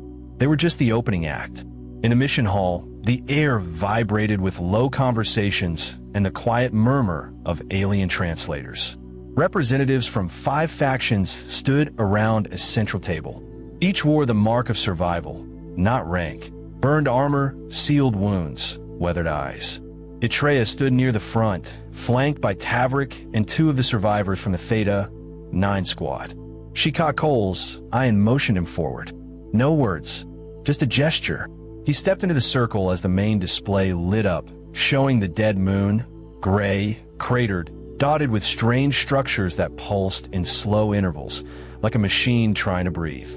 The briefing officer, a thin, cybernetically augmented human named Karan, spoke with detached efficiency. The Drakhet have used this location for over a decade. We previously believed it was a defunct mining colony. We were wrong. Data flickered, power signatures, heat maps, images of Drakhet workers assembling antenna-like constructs with chitinous limbs and bleeding metal. We intercepted a transmission last week. Repeating sequence. Binary. But deeper analysis shows it's layered. There are quantum echoes buried in the signal. And they're not Drakhet origin. Silence fell. Cole asked the question everyone was thinking. Then who are they calling? Karan's synthetic eye glowed faint red. That's what we intend to find out, before they get a response. The plan was brutal in its simplicity. A small infiltration team, in and out, plant surveillance nodes, disrupt the signal, and retreat before triggering full retaliation. No orbital strike, no fleet. Stealth was paramount. Cole didn't hesitate. I'm in. Etreya nodded, unsurprised. Tavrik cracked his neck with a grin. Good. Would have been boring without you. The next 3 days were spent in silence and preparation. Cole rebuilt his rifle from scratch, swapping components by feel rather than spec. He adjusted his ghillie mesh to match the basalt terrain of the moon. And for the first time since Theta 9, he activated a recording module, a private log he hadn't used in years. Cole Vance, designation null. Volunteering for classified op, Echo Spire. No illusions. No backup. If this gets out, it won't be a war. It'll be extinction. If you're hearing this, I didn't make it. If I come back, it won't be as the same man. He closed the log. No dramatics. Just honesty. The mission drop was silent. No comms chatter. Just the crunch of boots on dead rock as the infiltration team fanned out. Cole took point, moving like smoke across the lunar surface. No air. No wind. Just the heartbeat of the spire pulsing like a drumbeat in the void. As they approached, the scale of the structure came into view. Hundreds of meters tall, ribbed with bone-like supports, and humming with unnatural energy. Not built, grown. Cole scoped the perimeter, tagging patrols and identifying blind spots. The Drakhet here were different, taller, paler, and strangely reverent. They knelt in groups, facing the spire, motionless for hours. Not worshipping, listening. The team moved inside. No alarms triggered. No defense systems activated. The spire welcomed them like it expected them. Inside, Cole found a chamber unlike anything he had seen. A massive vertical shaft spiraling upward, filled with hovering glyphs and whispering frequencies that made his bones ache. He placed a node near the center. Then he heard it, not in his ears, in his mind. A voice. Not words, more like an emotion shaped in a sound. Cold, curious, ancient. We see you. He staggered back. The glyphs pulsed red. The Drakhet began to stir. Their trance broken. We're compromised, Etreya said sharply over the internal channel. Fall back. But Cole didn't move. He was staring at a shape rising from the center of the spire. Amorphous, translucent, vibrating in and out of physical space. Not Drakhet, something older. The voice came again, louder. You're not ready, but you will be. The chamber buckled. Tavrik grabbed Cole by the shoulder and yanked him out. They ran through the twisting corridors, now lit by flickering amber lights. Sirens wailed. Walls shifted, but they made it out. As the shuttle detached from the moon's gravity, Cole watched the spire recede into the darkness. The signal had been disrupted. The mission was a success, but the call had gone out, and it had been heard. Back on the Vigilant Dawn, the team sat in debrief. Silent. Processing. No one dared speak of the thing in the spire. Cole stood last. He looked at them all. At Atreya's unreadable expression, at Tavrick's solemn face, at Lena Voss watching from a secure gallery behind glass. And he spoke. "We're not in a war anymore," he said quietly. "We're in a countdown." They didn't argue, because deep down, they all knew the truth. Something was coming, and Cole Vance had just told it where to find them. The metal walls of the Zephyrian battlecruiser hummed with the steady pulse of the ship's engines. In the crew quarters, alien soldiers from different worlds sat around tables made of crystalline material. The air tasted of ozone and recycled atmosphere. Blue lights cast strange shadows on their faces as they talked and laughed. Crix, a saurian with green scales and yellow eyes, held up a small device that showed images from Earth. His clawed finger pointed at pictures of ancient human temples and statues. "Look at this foolishness," he said, his voice making a hissing sound. "These humans believed their ancestors were giants who could move mountains." The other soldiers leaned closer to see. Zek, a Vex with 6 arms and compound eyes that reflected the light like black mirrors, clicked his mandibles in what passed for laughter among his kind. "They tell stories about men who could fly without machines," he said, "and women who could turn people to stone with just a look. Nala, a lumen whose body was made of living crystal that changed colors with her emotions, glowed a soft amber that meant amusement. The humans call them myths," she said, her voice ringing like distant chimes. "But they treat these stories like they are real history. They build monuments to imaginary heroes." Crick scrolled through more images on his device, pictures of massive stone circles, pyramids that reached toward the sky, and carved faces on mountainsides filled the screen. "They say their gods walked among them," he said, "that these gods had the power to create and destroy worlds. But look at them now. They can barely leave their own planet." A group of Thrakari soldiers who looked like walking trees with bark-like skin and branch-like limbs rustled their leaves in agreement. One of them, named Groot, spoke in a voice like wind through a forest. "Our scouts report that humans still read these old stories to their young ones. They pretend that ordinary men once fought monsters the size of ships. The funniest part," said Zek, "is that they believe some humans had the power to see the future. They call them prophets. Yet they never saw us coming, did they?" His laughter sounded like breaking glass. The soldiers around the table joined in the laughter. It was a sound that would have terrified any human who heard it. The mixing of hisses, clicks, chimes, and rustling created a noise like a storm made of anger. Crix put away his device and picked up a cup of glowing liquid. "Tomorrow we reach their world," he said. "The humans will learn the difference between myths and reality. We are their reality now." Nala's crystal body shifted to a deep red color that meant confidence. "Our weapons can turn their cities to dust in minutes," she said. "Our shields can stop anything they throw at us. What will their mythical heroes do against that?" "Nothing," said Groot, his leaves shaking with amusement. "Because heroes only exist in stories. In the real world, the strong take what they want from the weak." Zek stood up and spread 4 of his 6 arms wide. The humans spent so much time dreaming about impossible things that they forgot to prepare for possible ones. Like us, the conversation turned to their battle plans. Each species had brought their best technology to this invasion. The Saurians had plasma weapons that could melt through any armor. The Vex had ships that could move faster than human eyes could track. The Lumens had energy shields that nothing could break. The Thrakari had weapons that could make plants grow so fast they would strangle entire cities. "The human military is primitive," said Crix. "They still use chemical explosives and metal bullets. Our scouts say their fastest ships take months to travel between their worlds. We can do it in days." "They have no unity," added Nala. "The humans are divided into hundreds of groups that fight each other constantly. They cannot work together even to save themselves." Zek pulled up tactical displays that showed Earth's major cities and military bases. "Look at their defenses," he said. "They point most of their weapons at each other instead of at the sky. They are so busy preparing to fight themselves that they forgot others might want to fight them." The alien soldiers studied the displays with professional interest. To them, Earth looked like a fruit waiting to be picked, rich in resources, weak in defenses, and full of beings who spent more time creating fantasies than preparing for war. "I wonder," said Groot. what stories they will tell about us after we defeat them. Will they say we were mythical creatures too? Will they pretend we had magic powers? Let them tell whatever stories they want, said Crix. Stories do not stop plasma fire. Stories do not turn away invasion fleets. Stories are what the weak tell themselves to feel better about being weak. An announcement echoed through the ship's communication system. All units prepare for final approach to target system. Arrival in 18 standard hours. The soldiers began to disperse to their assigned stations.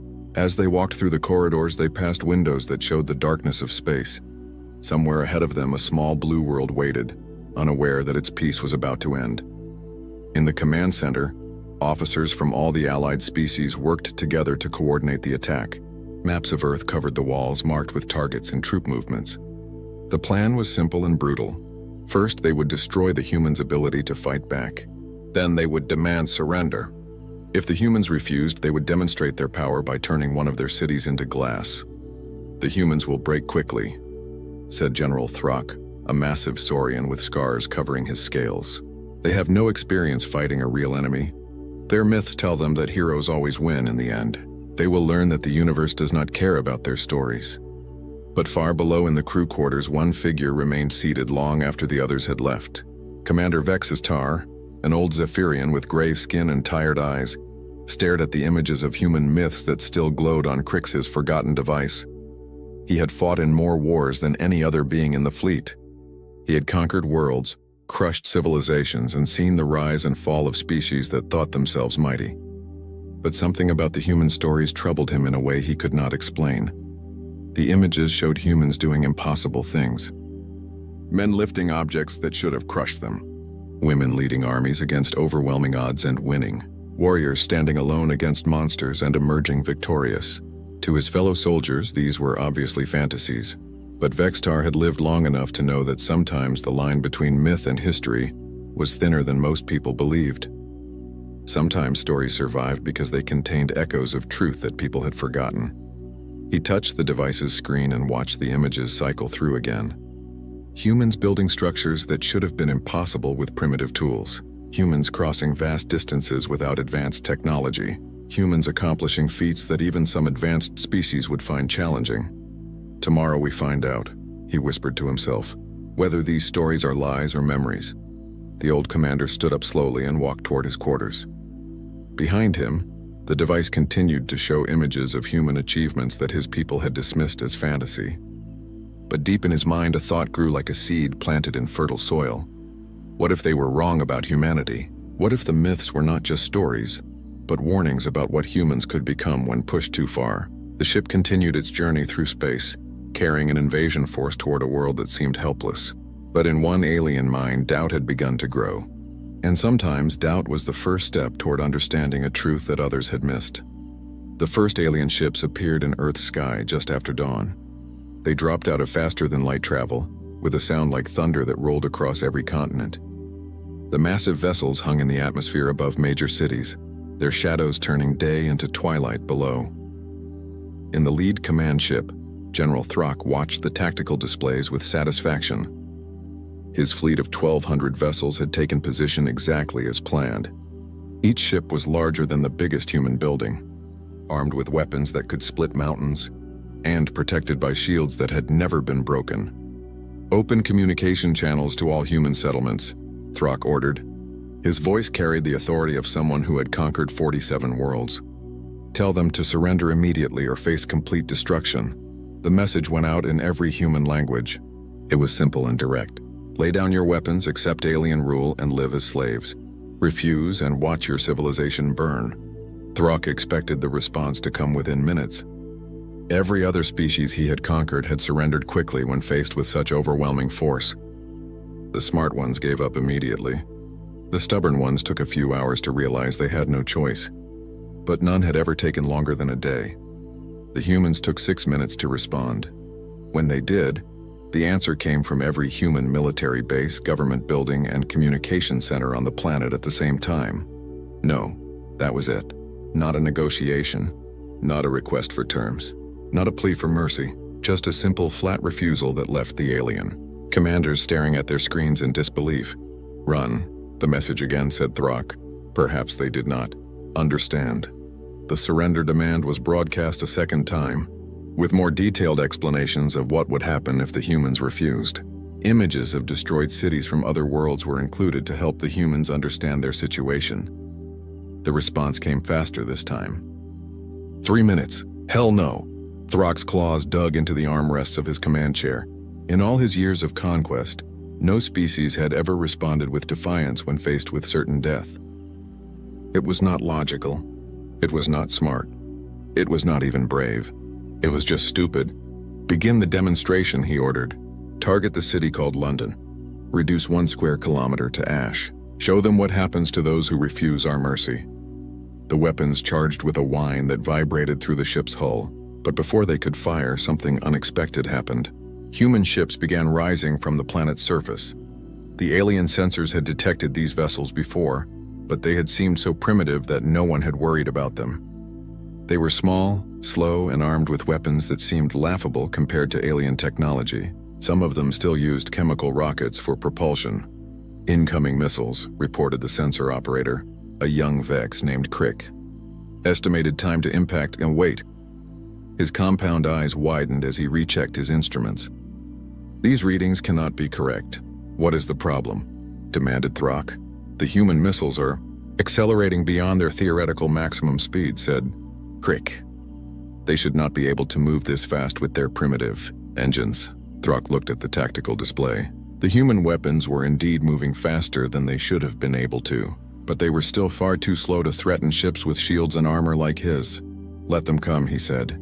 Our shields will absorb their pitiful attacks, and then we will show them the difference between their primitive weapons and real power. The first human missiles struck the alien shields and exploded in brilliant flashes of light. The shields held easily, just as expected. But then something strange happened. More missiles arrived, and these seemed to have been modified somehow. They exploded not against the shields, but inside them. How are they getting through our defenses? Demanded Throck. Unknown, said Crick, his voice rising with panic. The shields show no breaches, but the explosions are occurring within the protected area. Across the fleet, similar reports came in. Human weapons that should have been harmless were somehow finding ways through defenses that had never been penetrated. Alien ships began taking damage from attacks that should have been impossible. But the real shock came when the human pilots started demonstrating maneuvers that defied the laws of physics as the aliens understood them. Human fighters pulled turns that should have liquefied their pilots. They flew at speeds that should have torn their primitive ships apart. They performed combat maneuvers that veteran alien pilots swore were impossible. How are they surviving those accelerations? Asked Nala, her crystal body flickering between colors as her emotions shifted rapidly between confusion and fear. Human physiology cannot withstand forces like that, said Zek, watching his own squadron of Vex fighters struggle to keep up with human ships that should have been far inferior. Their bones should shatter. Their organs should rupture. They should be unconscious or dead. But the humans kept fighting, and they were not just surviving impossible conditions. They were thriving in them. Human pilots were laughing and shouting over their communication channels as they performed stunts that made alien veterans feel sick just watching. On the ground, the situation was even more confusing. Human military units that should have been crushed by the first alien landing were instead adapting and fighting back with tactics that seemed to come from nowhere. Alien forces that landed, expecting easy victory, found themselves facing enemies who seemed to know exactly how to counter every alien advantage. Human soldiers were using captured alien weapons within hours of first seeing them. Human engineers were reverse engineering alien technology in the field and building crude but effective copies. This is impossible, said Groot, his bark-like skin turning darker with stress. How can they understand our technology so quickly? It should take their primitive minds years to comprehend even the basic principles. But the humans were not just understanding alien technology, they were improving it. Within days of the invasion's start, human forces were using hybrid weapons that combined alien power sources with human engineering in ways that the aliens had never thought possible. The turning point came during the Battle of New York. Human forces had been pushed back to the city's center, surrounded by alien troops that outnumbered them 10-1. According to every tactical model the aliens had, the humans should have surrendered or been wiped out within hours. Instead, The human commander stood up in front of his surviving troops and gave a speech that was picked up by alien listening devices.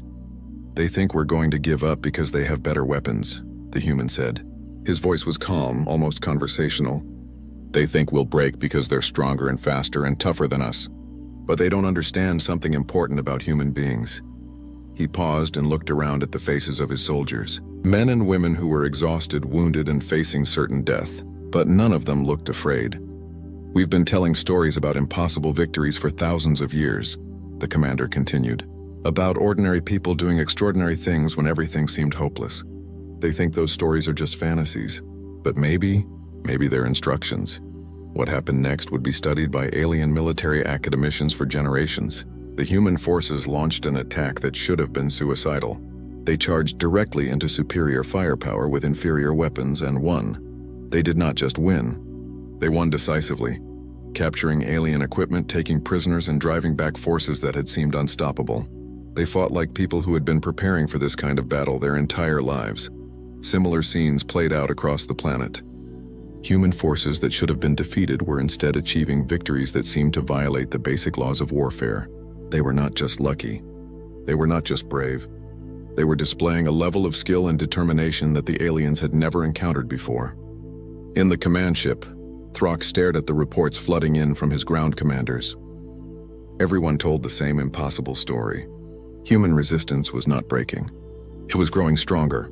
"Order all forces to withdraw to defensive positions," he said finally. "We need time to reassess the situation."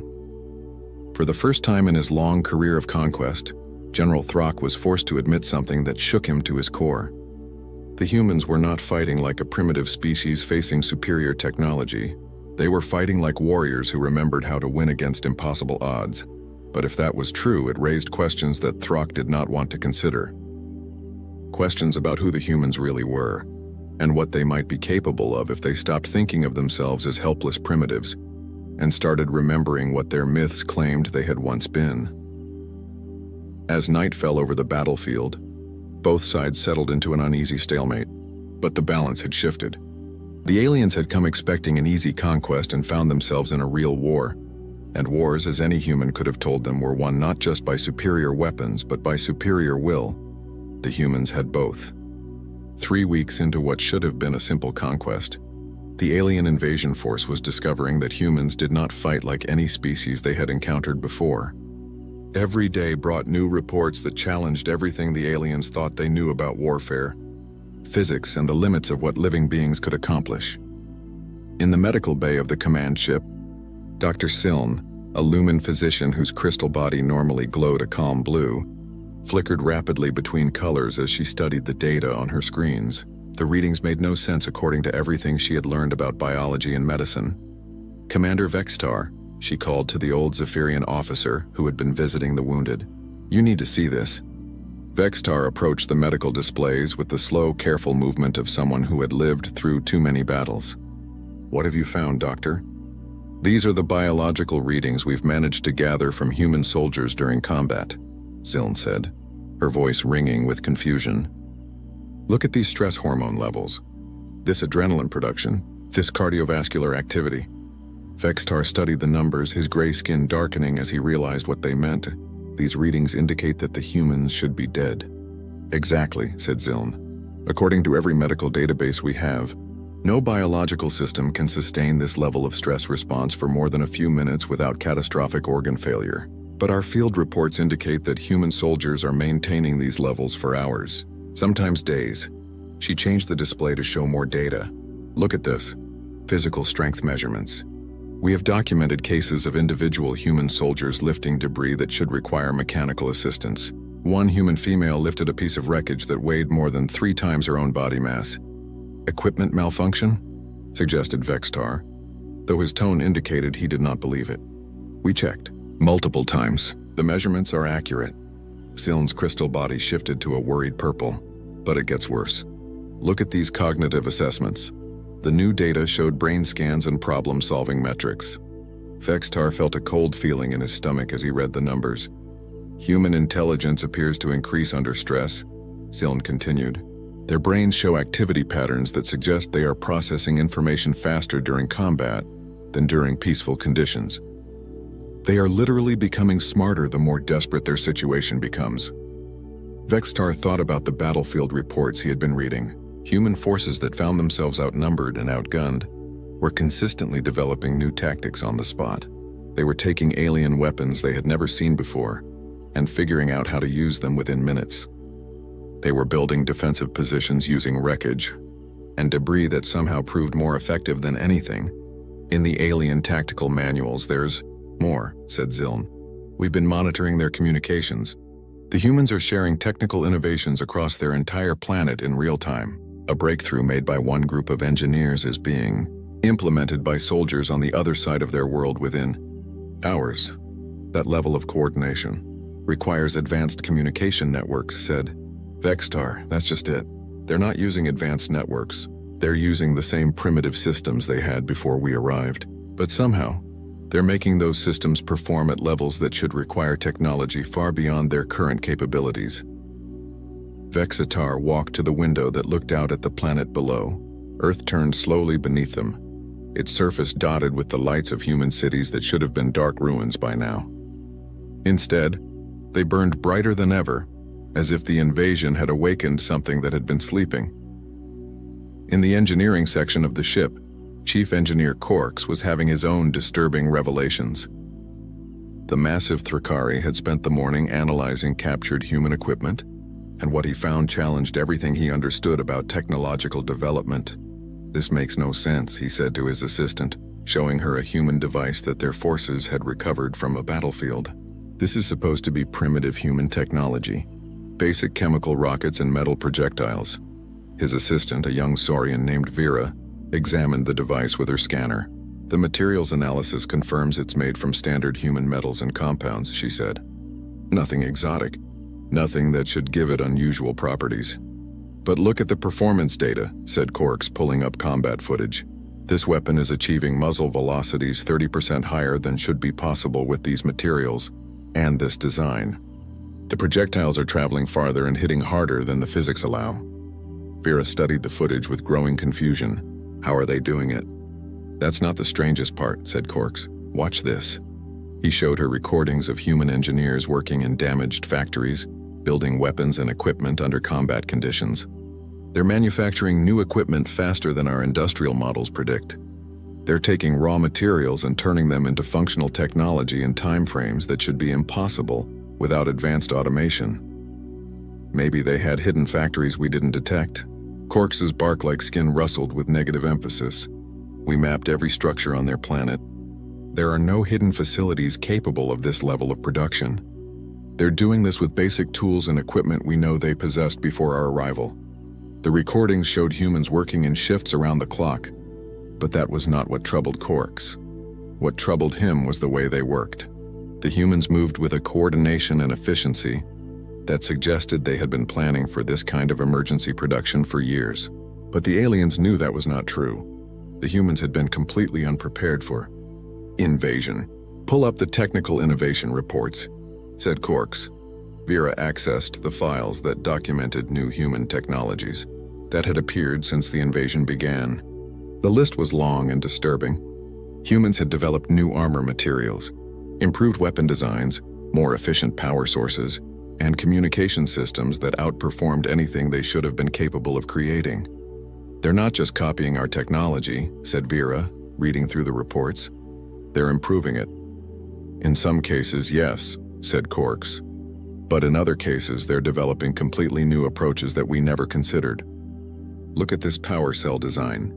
It's based on principles we know, but they've arranged the components in a way that increases efficiency by 40%. How did they think of that? That's what worries me, said Korks, because the answer seems to be that they're not thinking of it. They're remembering it. Meanwhile, in the Tactical Analysis Center, Colonel Strix was reviewing combat footage with a growing sense of unease. The Saurian officer had been studying human military tactics, and what she found challenged every assumption about how primitive species were supposed to fight. Assistant, call up the footage from the Rome engagement, she ordered. The holographic display showed the recent battle where human forces had been surrounded by superior alien troops. According to every tactical model, the humans should have been wiped out in less than an hour. Instead, They had held their position for 3 days and eventually forced the alien forces to withdraw. "Analyze the human tactical decisions," said Strix. The computer highlighted the key moments in the battle, showing how human commanders had responded to each alien move. What it revealed made Strix's scales darken with concern. "The humans are using tactical doctrines that don't exist in any of their military manuals," she said to her assistant. "These formations, these strategies, these timing decisions, they're more sophisticated than anything we've seen from species with centuries more military experience." "Could they have received training from another advanced species?" asked her assistant. "Negative. We've been monitoring this system for cycles. No advanced species have had contact with Earth. The humans developed these tactics on their own." Strix paused the footage on a scene that showed a human commander directing his troops. "But that's impossible.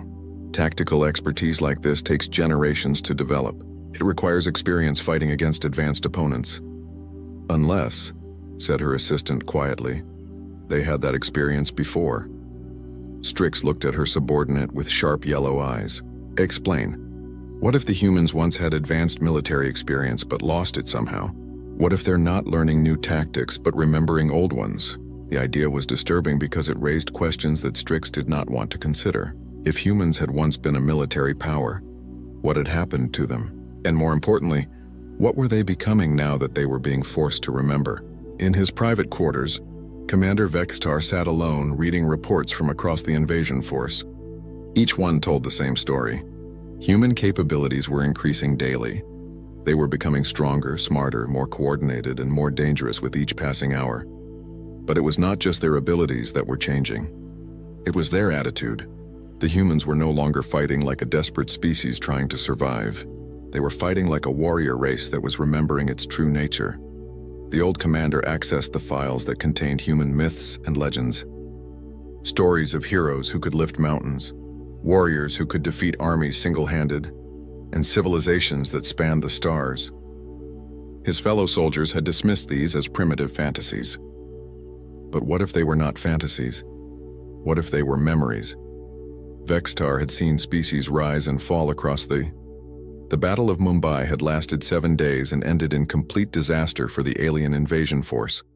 3 full battalions of the A coalition's best troops had been defeated by a human defense force that should have been wiped out in the first hour of fighting. The survivors who made it back to the ships brought with them stories that none of the other soldiers wanted to believe. In the crew quarters of the command ship, the same aliens who had once mocked human myths now sat in stunned silence. Their confidence had been shattered along with their forces on the ground below. The easy conquest they had expected had turned into a nightmare of impossible human victories and inexplicable defeats. Crix, the Saurian soldier who had led the earlier mockery of human stories, stared at his clawed hands as if he had never seen them before. His green scales had turned pale with shock and exhaustion. "They were lifting our battle tanks," he said in a voice barely above a whisper. "Human soldiers were picking up our armored vehicles and throwing them like toys." "That's impossible," said Zek, but the Vex soldier's mandibles clicked nervously as he spoke. "Our tanks weigh 50 tons. No biological organism can generate that kind of force." "I saw it," said Crix. "We all saw it. This human female, she couldn't have weighed more than 60 kilograms. She grabbed the front of Lieutenant Gorks's tank and flipped it upside down. Gorks is still trapped inside. Nala, the lumen whose crystal body had once glowed with confidence, now flickered weakly between gray and black. It has to be some kind of technology we don't understand. Hidden exoskeletons or gravity manipulation devices. We scanned them," said Groot, his bark-like skin rough with stress. "No technology, no hidden equipment. Just biological beings doing things that biology says they cannot do." The conversation was interrupted by bitter laughter from the back of the room. The soldiers turned to see 3 Thrakari warriors who had just returned from the surface. Their leader, a massive being named Korak, looked like he had been through a forest fire. His bark was charred and his branch-like limbs were twisted at odd angles. "You still think this is about technology?" Korak asked, his voice like wind through dead leaves. "You still think there's a logical explanation for what we're facing down there?" "There has to be," said Zek. "The universe operates according to physical laws. Even humans cannot violate those laws. Korak laughed again, and the sound made the other soldiers uncomfortable. Physical laws, he repeated. Let me tell you about physical laws. I watched a human soldier take a direct hit from a plasma cannon that should have vaporized him instantly. The blast knocked him down, burned his clothes, and left a crater where he had been standing. And then he got up and kept fighting. Impossible, said Nala. I thought so too, said Korak. So I shot him again. Same result. Then I shot him a third time with maximum power. This time the blast was so intense it melted the ground around him into glass. And still he got up. Still he kept coming toward me with nothing but a metal blade in his hand. The silence that followed was thick with fear and disbelief. These were veteran soldiers who had conquered dozens of worlds, but none of them had ever heard stories like this. What happened then? Asked Kryx quietly. He reached me, said Korak. A human being with primitive weapons reached me through direct plasma fire that should have killed him 3 times over. And when he did, the Thrakari warrior touched his twisted limbs. He did this to me with his bare hands. No tools, no weapons, just the strength in his biological body. You're saying he was stronger than you? Asked Groot. That's impossible. Thrakari are the strongest warriors in the Coalition. I'm saying he was stronger than our battle mechs, said Korak. I'm saying he bent hardened metal like it was soft clay. I'm saying he moved faster than our targeting systems could track. And I'm saying he did it all while laughing. The soldiers looked at each other with growing horror. Each of them had their own impossible stories from the battlefield, but none had wanted to share them for fear of being thought mad. Now they began to realize that everyone had seen the same things. The humans are not what we thought they were, said a quiet voice from the corner of the room. Everyone turned to see Commander Vextar standing in the doorway. The old Zephyrian's gray skin looked almost white in the artificial light, and his tired eyes held an expression that none of them had seen before. It was fear, but not the kind of fear that came from facing a superior enemy. It was the fear that came from realizing you had made a terrible mistake. Commander, said Kryx, standing up quickly. We were just discussing the tactical situation. Sit down, said Vextar. All of you. What I'm about to tell you will be hard to accept, but you need to hear it. The soldiers settled back into their seats, but the tension in the room was thick enough to cut with a blade. Vextar walked slowly to the center of the group, moving like someone carrying a heavy weight. You're still trying to find rational explanations for what you've seen, he said. You're looking for hidden technology, secret weapons, or unknown science that could explain human capabilities. But you're looking in the wrong place. Then where should we look? Asked Nala. Vextar was quiet for a long moment, as if gathering the courage to speak words that would change everything. In their myths, he said finally. The soldiers exchanged glances. Commander, said Zek carefully. I've been studying human culture for longer than any of you, said Vextar. Not just their current civilization, but their ancient history, their archaeological records, their oldest stories. He paused and looked around the room. Those myths you were mocking, they're not fantasies, they're memories. That's impossible, said Groot. Myths are just primitive attempts to explain natural phenomena. Are they? Asked Vextar. Then explain this. He activated a holographic display that showed ancient human ruins from around their planet. These structures were built with technology that current human civilization cannot replicate. They show engineering knowledge that their current science doesn't possess. They demonstrate capabilities that their current technology cannot achieve. The images showed massive stone blocks fitted together with perfect precision, astronomical alignments that required advanced mathematical knowledge, and construction techniques that would challenge even modern alien engineering. Maybe they had help from another species, suggested Kryx. We've checked, said Vextar. No other advanced species has visited this system in recorded history. The humans built these structures themselves. But here's the important part. He changed the display to show dating information. They built them thousands of years ago when they supposedly had nothing but primitive tools. You're saying they were more advanced in the past? Asked Nala. I'm saying they were more advanced than we are, said Vextar. Look at this data. New images appeared showing archaeological evidence from around Earth. Humans once had technology that could move mountains. They had energy systems that could power entire continents. They had transportation that could cross the galaxy. They had weapons that could crack planets.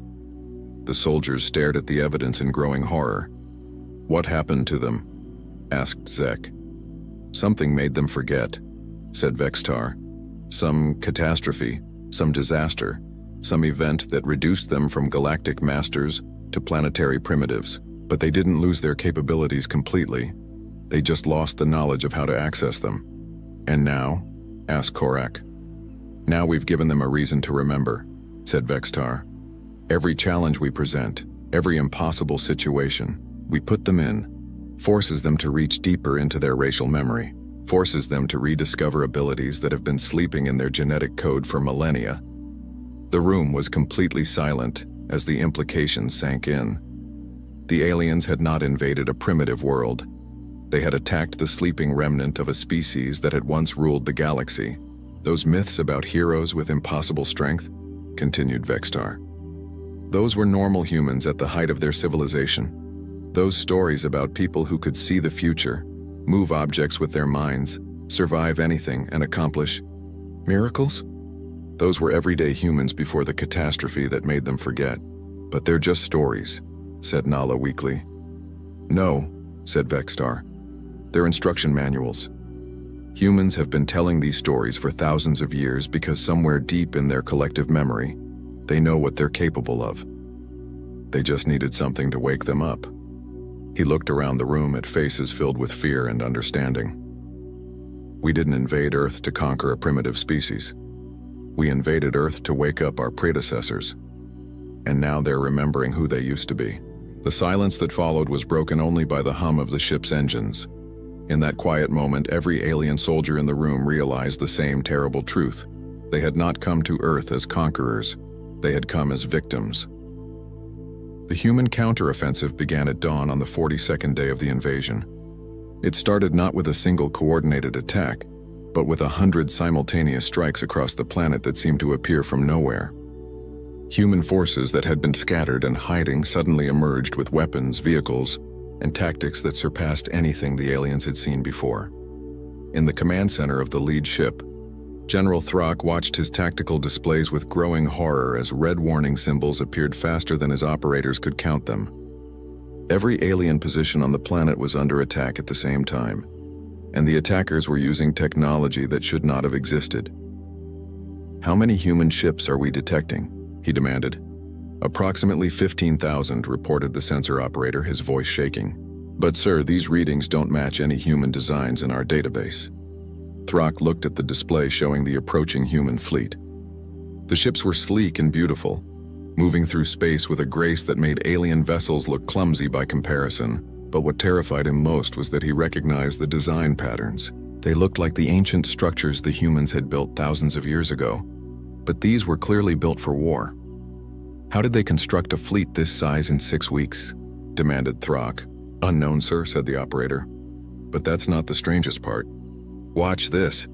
The display zoomed in on one of the human ships. "This vessel is moving at 0.8 light speed without using any visible propulsion system. That's impossible," said Thrak. "Nothing can achieve those speeds without massive engine arrays. The humans are doing it, sir." On the planet's surface, the situation was even more impossible. Human soldiers were no longer just surviving alien weapons. They were walking through energy blasts that should have destroyed them, lifting alien vehicles that weighed hundreds of tons, and moving at speeds that made them nearly invisible to alien targeting systems. Commander Vextar stood in the observation deck, watching the battle unfold below. He was not surprised by what he saw. After his revelation about human myths being memories, he had continued his research and found evidence that painted an even more complete picture of what humanity had once been. "Commander," said Dr. Ziln, approaching with her crystal body flickering rapidly between colors, "the biological readings we're getting from the human forces are beyond anything our instruments can measure." "Show me," said Vextar. The medical displays showed data that would have been considered equipment malfunctions if they had not been. Confirmed by multiple sources, human soldiers were generating energy outputs that rivaled small fusion reactors. Their neural activity was off the charts, suggesting mental processing speeds that approached computer levels. Their physical capabilities had increased to the point where individual humans were registering as greater threats than alien battle mechs. It's as if they're becoming something beyond normal biological limitations, said Zealand. Not becoming, said Vextar quietly, returning. On the planet below, a human commander named Sarah Chen stood atop a pile of destroyed alien vehicles, surveying the battlefield with eyes that seemed to glow with inner light. Around her, human soldiers moved with fluid precision, accomplishing tasks that required perfect coordination without any visible communication. Phase 1 complete, she said into her communicator, though her voice carried clearly across the entire battlefield without technological amplification. All alien ground forces neutralized. Beginning Phase 2. What happened next challenged everything the aliens thought they knew about space combat. The human fleet approaching from orbit suddenly accelerated to impossible speeds and began demonstrating maneuvers that seemed to ignore the laws of physics entirely human. Ships moved through space as if they were swimming through water instead of vacuum.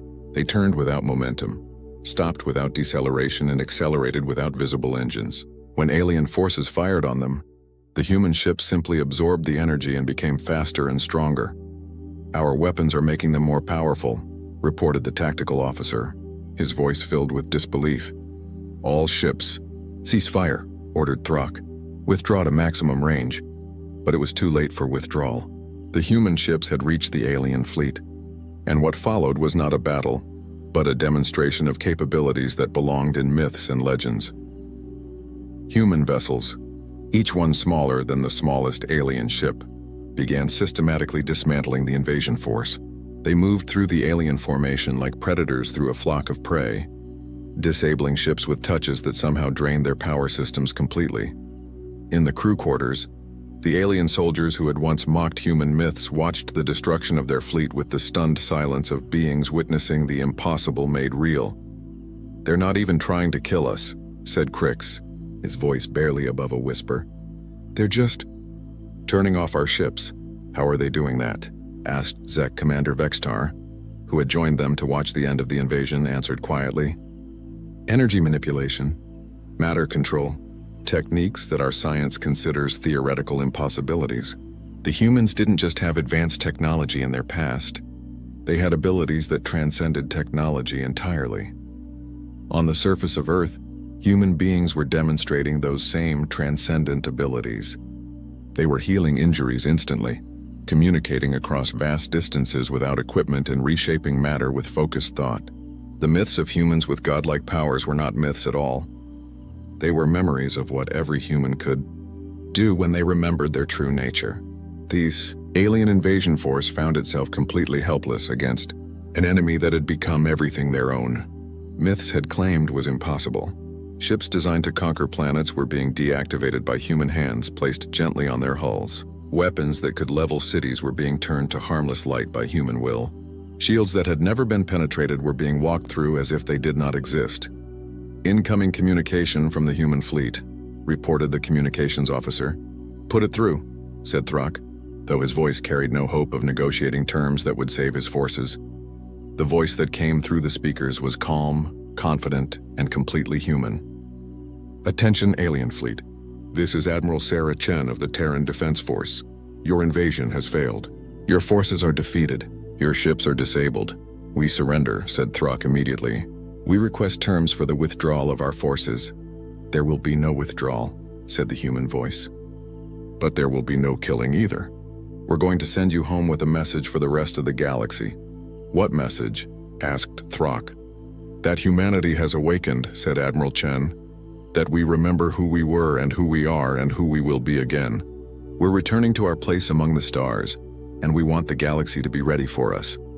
The screens around the command center suddenly displayed images from across human space. The aliens could see massive construction projects beginning on every human world. Ships being built that dwarfed anything in the current galaxy. Structures being raised that would reshape entire solar systems. "You came here thinking you were conquering a primitive species," continued Admiral Chen.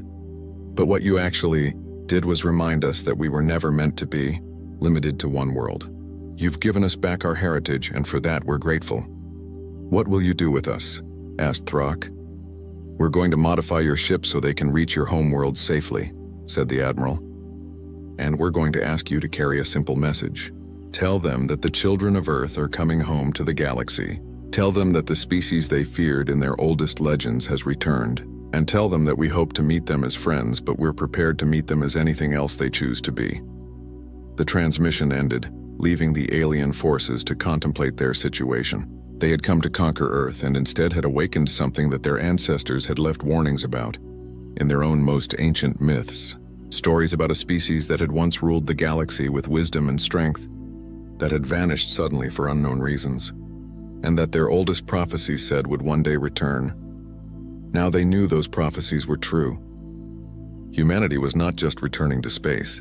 Humanity was returning to its throne among the stars, and the galaxy would never be the same. As the modified alien ships began their journey home, carrying news that would reshape the politics of 100 worlds, Admiral Chen stood on the bridge of her flagship and looked out at the stars with eyes that had remembered how to see across impossible distances.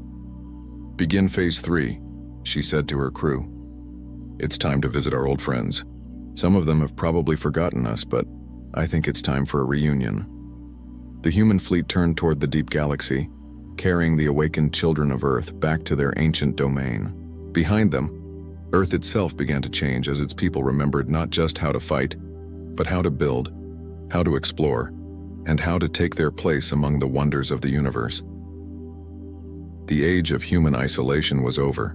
The age of human expansion had begun, and across the galaxy, ancient species began to dust off their oldest historical records, searching for information about the return of the mythical race that their ancestors had called both the greatest blessing and the greatest terror the universe had ever known. Humanity was coming home.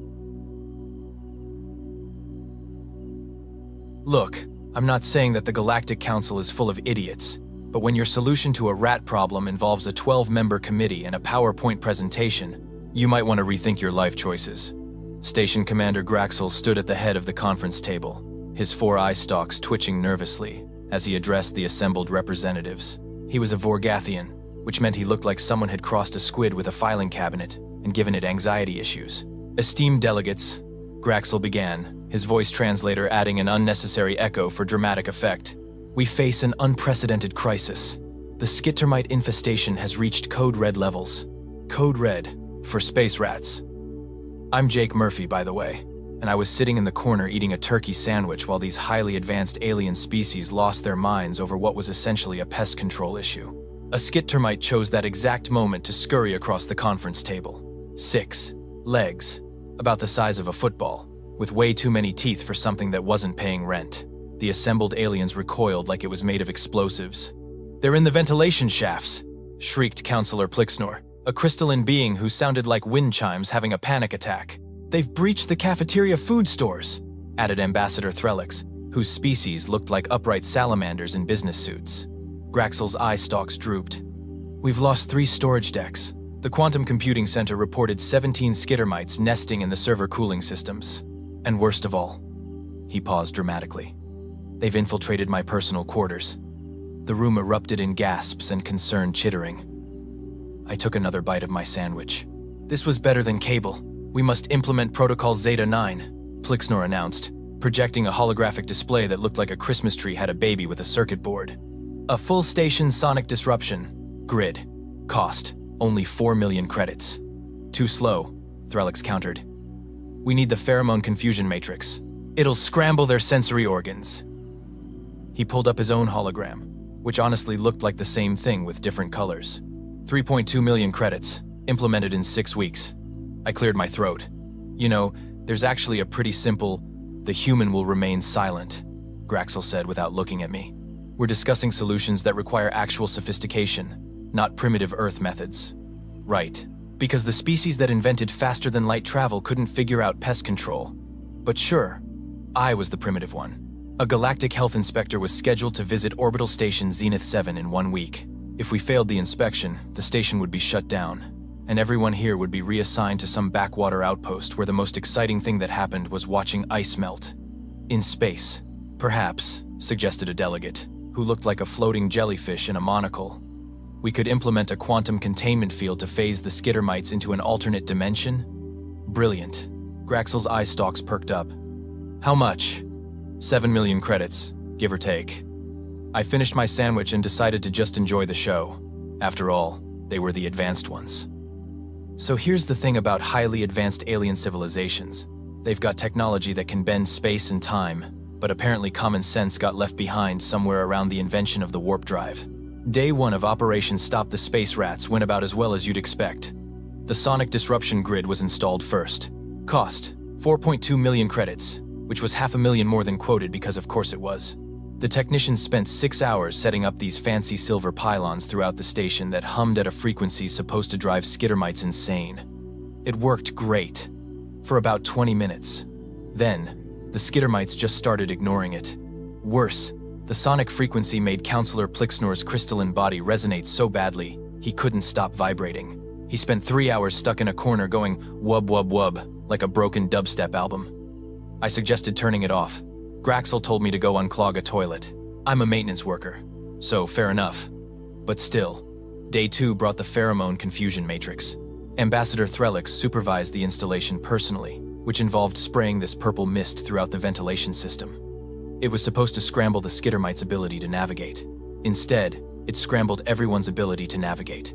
Turned out the pheromones worked on half the species on the station. I found 3 different aliens wandering in circles in the cargo bay, bumping into walls like video game NPCs with broken pathfinding. The skittermites? They threw a party in the cafeteria. I counted 47 of them doing whatever the space rat equivalent of a conga line is. This is unacceptable, Graxel wailed, frantically wiping purple mist residue off his eye stalks. Deploy the quantum containment field. Day 3 was my favorite. The quantum field was supposed to create a dimensional pocket that would trap the skittermites in an alternate reality. The lead scientist, a gray blob named Dr. Morphix, assured everyone it was perfectly safe. Spoiler alert, it wasn't. They activated the field in Sector 7. There was a flash of light, a sound like reality burping, and suddenly there were twice as many skittermites. Apparently they'd pulled them from an alternate dimension where the infestation was even worse. Turn it off! Graxel shrieked. I'm trying! Doctor, Morphix blobbed frantically at the controls. The field is self-sustaining. It took 4 hours and another 1,000,000 credits to shut it down. The alternate dimension skittermites, at least, went back home. Probably to tell their friends about the idiot aliens with the food buffet. By Day 4, the station's budget was blown, morale was in the toilet, and the skittermites had established what I can only describe as a kingdom in the ventilation shafts above the command center. You could hear them skittering around up there like they were redecorating. Graxel called an emergency meeting. His eye stalks looked like they'd aged 10 years. The Galactic Health Inspector arrives in 3 days, he said, his voice flat with defeat. We have tried every advanced solution available to modern science. Does anyone, and I mean anyone, have any other ideas? I raised my hand. Not you, Murphy. I kept my hand up. Graxel's eye stalk swiveled to glare at me. Fine. What primitive Earth nonsense are you going to suggest? Hitting them with sticks? Throwing rocks? I stood up, walked to the conference table, and planted my hands on the surface. Gentlemen, ladies, and assorted gelatinous life forms, I said. I'm going to say 2 words that are going to change your lives. Everyone stared at me. House cats. The room exploded into chaos. You'd think I'd suggested releasing a biological weapon. Actually, scratch that. The aliens would have probably been more comfortable with a biological weapon. At least those came with safety protocols and insurance waivers. Quote, quote, quote, quote, quote, quote, quote, quote. Cats? Graxel's eye stalks recoiled so hard they nearly tied themselves in knots. You want to bring predatory animals onto a space station? Correction, I said, holding up one finger. Apex predators. Earth's most efficient killing machines. Fuzzy little murder machines that hunt for sport. Counselor Plixnor's crystalline form turned a pale shade of horrified. Murphy has finally lost his primitive mind. Hear me out, I continued, because I was already committed to this bit. Cats are obligate carnivores. You know what that means? It means they don't eat plants. They only eat meat. They're biologically hardwired to hunt small, fast-moving creatures. It's not even a choice for them. It's in their DNA. Ambassador Threlix's salamander face scrunched up. We have studied Earth fauna. These cats are small, yes? Domesticated? You want us to believe that tiny pets can succeed where quantum physics has failed? I pulled out my datapad and projected some images onto the main screen. A tabby cat mid-pounce. Another one with a mouse in its jaws. A third doing that weird sideways hop thing they do before they attack. Let me paint you a picture, I said, warming to my subject. Cats can hear frequencies up to 64 kilohertz. They can see in near total darkness. They've got retractable claws, lightning-fast reflexes, and the patience to sit completely still for hours waiting for prey. Oh, and here's the kicker, they don't hunt because they're hungry. They hunt because it's fun. The room had gone very quiet. They kill for recreation, I continued. On Earth, domestic cats are responsible for billions of small animal deaths per year. Billions, with a B. And these aren't even wild cats. These are the ones that sleep on couches and demand belly rubs. Now imagine what they'll do when you put them on a station full of skittermites with nowhere to hide. Dr. Morphix blobbed nervously. But surely these creatures are dangerous to us as well? Nah. I waved a hand dismissively. Cats are like tiny furry sociopaths with excellent PR. They'll ignore you completely unless they want food or attention. The worst they'll do is knock stuff off your desk while maintaining eye contact. But skittermites? I grinned. Skittermites are exactly the right size, speed, and level of crunchiness that cats find irresistible. Graxel's eye stalks drooped with exhaustion. This is absurd. We're a galactic hub of advanced civilization, and you want us to solve our problems with pets. You got a better idea? I asked. Because from where I'm standing, you've spent 8 million credits making the problem worse. My solution cost the price of a cargo shipment, and some kibble. Silence filled the conference room. You could practically hear the math happening in everyone's heads. 8 million credits versus one human's stupid plan. The health inspector arrives in 3 days, Plixner said quietly. Graxel's shoulders, or what passed for shoulders on a squid filing cabinet hybrid, slumped in defeat. Fine. Murphy, bring your so-called apex predators. But when this fails spectacularly, and we're all reassigned to monitoring asteroid belts, I'm putting it in your permanent record. I pulled out my personal communicator. Way ahead of you, boss. I'm calling my sister. She runs a cat rescue back on Earth. A rescue? Threlix asked. Your planet has so many of these predators that they require rescuing? Oh, buddy, I said, dialing the number. You have no idea. We've got more cats than we know what to do with. Hey, Jenny? Yeah, it's Jake. I need you to ship me 6 cats. Good hunters. Yeah, I'll send coordinates. Overnight shipping. Thanks, sis. I hung up and looked at the assembled aliens with my best confidence. I definitely don't feel smile. Gentlemen, in 24 hours, your skittermite problem is going to solve itself. Just try not to freak out when you meet Earth's most perfect predators. Graxel made a sound like a sigh filtered through a whoopee cushion. This station is doomed. Yeah, I agreed cheerfully. But at least it'll be entertaining. The cargo ship arrived at 0600 station time, which meant I was standing in the docking bay with a crowd of nervous aliens while everyone else was still asleep. Smart people, those other folks. Graxel had insisted on being present. So had half the council. They were treating this like a military operation. There were security personnel, medical teams on standby. Someone had even set up a containment field generator. You know, just in case the 5-pound hairballs decided to go rogue. The cargo door hissed open. 6 pet carriers sat in the hold, and I could already hear the commentary from inside. Miss Rowe? Mia. Mral W. That last one was loud. Probably Princess Fluffbottom. She had opinions about travel. Those are the apex predators? Ambassador Threlix whispered, his salamander face scrunched in confusion. Those are the apex predators, I confirmed, grabbing the first carrier. I set them down in a line and started introductions, because if I was going down for this, I was going down with style. Ladies, gentlemen, and gelatinous colleagues, allow me to introduce your salvation. I opened the first carrier. This is Captain Whiskers. Orange tabby. 15 pounds of pure hunting instinct wrapped in a package that looks like a furry traffic cone. Captain Whiskers strutted out like he owned the place. Because of course he did. He was a cat. He owned everything. Graxel's eye stalks bent down to observe. It's orange. He's magnificent. I corrected. Next up, Princess Fluffbottom. Calico. Attitude problem. Will cut you. Princess. Fluffbottom emerged with the energy of a disgruntled duchess who'd been woken from a nap. She took one look at the assembled aliens and made a sound like a dial-up modem having an existential crisis. Is it malfunctioning? Counselor Plixnor asked. That's just how she communicates, I said. This distinguished gentleman is Sir Reginald, Tuxedo Cat. Thinks he's royalty. Honestly, he might be right. Sir Reginald stepped out, surveyed the room with green eyes that judged everyone's life choices, and immediately started grooming himself. Power move. Now this little terror is called Chaos Goblin. Black cat. All black. Like a shadow with teeth and zero impulse control. Chaos. Goblin exploded from the carrier like he'd been launched from a cannon. Did 3 laps around the docking bay. Scaled a support beam. And ended up hanging from a ceiling vent, staring down at everyone with eyes that reflected the lights like tiny demonic headlamps. Half the security team reached for their weapons. Stand down, I called. That's just what he does. He's fine. That creature is clearly possessed by malevolent spirits, Dr. Morphix blobbed. No, he's just like that. I opened the next carrier. This is Lady Murderbean, Siamese. Siamese cats are chatty, demanding, and have the energy of a caffeine-addicted tornado. She will never stop talking, and you will never understand what she wants. Ma. Lady.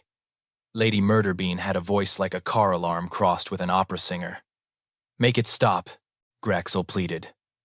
Can't. She's got opinions, and by God, you're going to hear them. I opened the last carrier. And finally, this is Doofus. Gray short hair. Not the brightest star in the sky. But he's got a good heart, and he's just happy to be included. Doofus tumbled out of the carrier, immediately tripped over his own feet, and began purring loud enough to register on seismic monitors. Ambassador Threlix leaned closer. Why is it vibrating? That's purring. It means he's happy. Here, watch this. I reached down and scratched Doofus behind the ears. His purring intensified, his eyes closed in bliss. One back leg started thumping. These are your legendary predators? Graxel's voice dripped with skepticism. They're adorable. That's what makes them perfect, I said. You never see it coming. I'd already set up stations throughout the affected areas. Food bowls, water, litter boxes, which I'd had to explain 3 times. And honestly, the aliens were still deeply confused by the concept. I released the cats with one simple instruction. Go nuts. That night, I stayed up monitoring the security feeds. 2300 hours. Captain Whiskers enters ventilation shaft in Sector 4. 2315. Sounds of screeching skittermites. Multiple life signs going dark on scanners. 2347. Princess Fluffbottom emerges from cargo bay, dragging a skittermite twice her size. Leaves it in front of Graxel's quarters like a gift. Or a threat. Midnight. Chaos. Goblin discovers the main skittermite nest. What follows can only be described as a massacre set to the soundtrack of demonic cats screeching. 0200. Sir Reginald catches 3 skittermites in the cafeteria, bats them around like toys, gets bored, and leaves them for someone else to clean up. Because he's classy like that. 0330. Lady Murderbean corners an entire skittermite family in the computer core. The security feed picked up her battle cry. 3 decks away, aliens woke up in a panic thinking the station was under attack. 0400. Doofus finds a skittermite, pounces enthusiastically, misses completely, crashes into a wall, shakes it off, tries again, and somehow accidentally catches 2. By morning, the ventilation shaft in Sector 4 was silent. I found Graxel in the command center, staring at the security footage with all 4 eye stalks. Murphy, he said slowly, what have you done? Pest control, sir. Want some coffee? The floor of the ventilation access corridor was covered in tiny skittermite corpses. Captain Whiskers was curled up in a sunbeam near the observation window, fast asleep, looking like the most innocent creature in the galaxy. They're monsters, Graxel whispered. No, I corrected, pouring myself coffee. They're cats. There's a difference. Probably.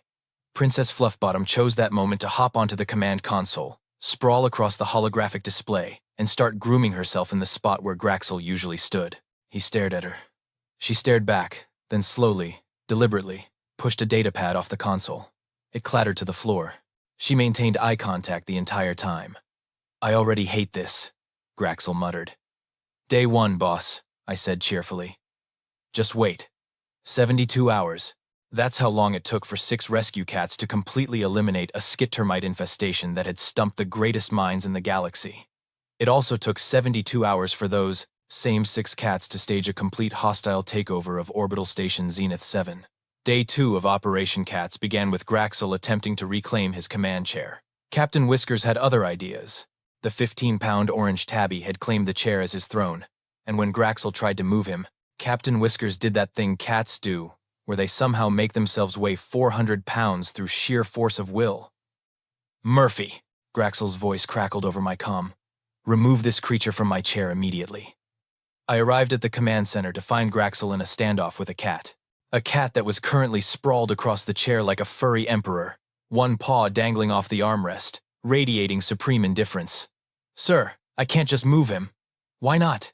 You said they were domesticated. Domesticated doesn't mean obedient. It means they've trained us to feed them. Big difference. I pulled out my datapad. Look, cats respect territory. He's claimed that spot. You've got 2 options. Wait for him to move on his own, or get a different chair. Graxel's eye stalks quivered with suppressed rage. This is my station. Captain Whiskers yawned, showing every single tooth, then rolled onto his back and started purring. Was your station? I corrected. Now it's a timeshare. By day 3, the cultural integration was in full swing, and by integration, I mean complete chaos. Princess Fluffbottom had established herself as the queen of the cafeteria. She would sit on whichever table she deemed worthy and judge everyone's food choices. Counselor Plixnor tried to shoo her away once. She gave him a look that could have stripped paint, and he apologized. To a cat. Sir Reginald had taken over the station's meditation garden, which the Zentarai monks used for their daily prayers. The monks didn't seem to mind. They said his presence was calming. He'd also killed 6 more skittermites in there and left them arranged in a perfect circle, which the monks interpreted as a religious sign. They'd started a shrine. I didn't have the heart to tell them it was just cat weirdness. Chaos Goblin remained true to his name.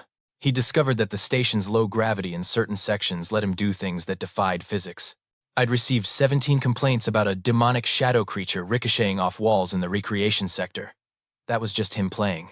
At night, he'd patrol the ventilation shafts, and you could track his progress by the panicked skittermite squeaks that abruptly cut off.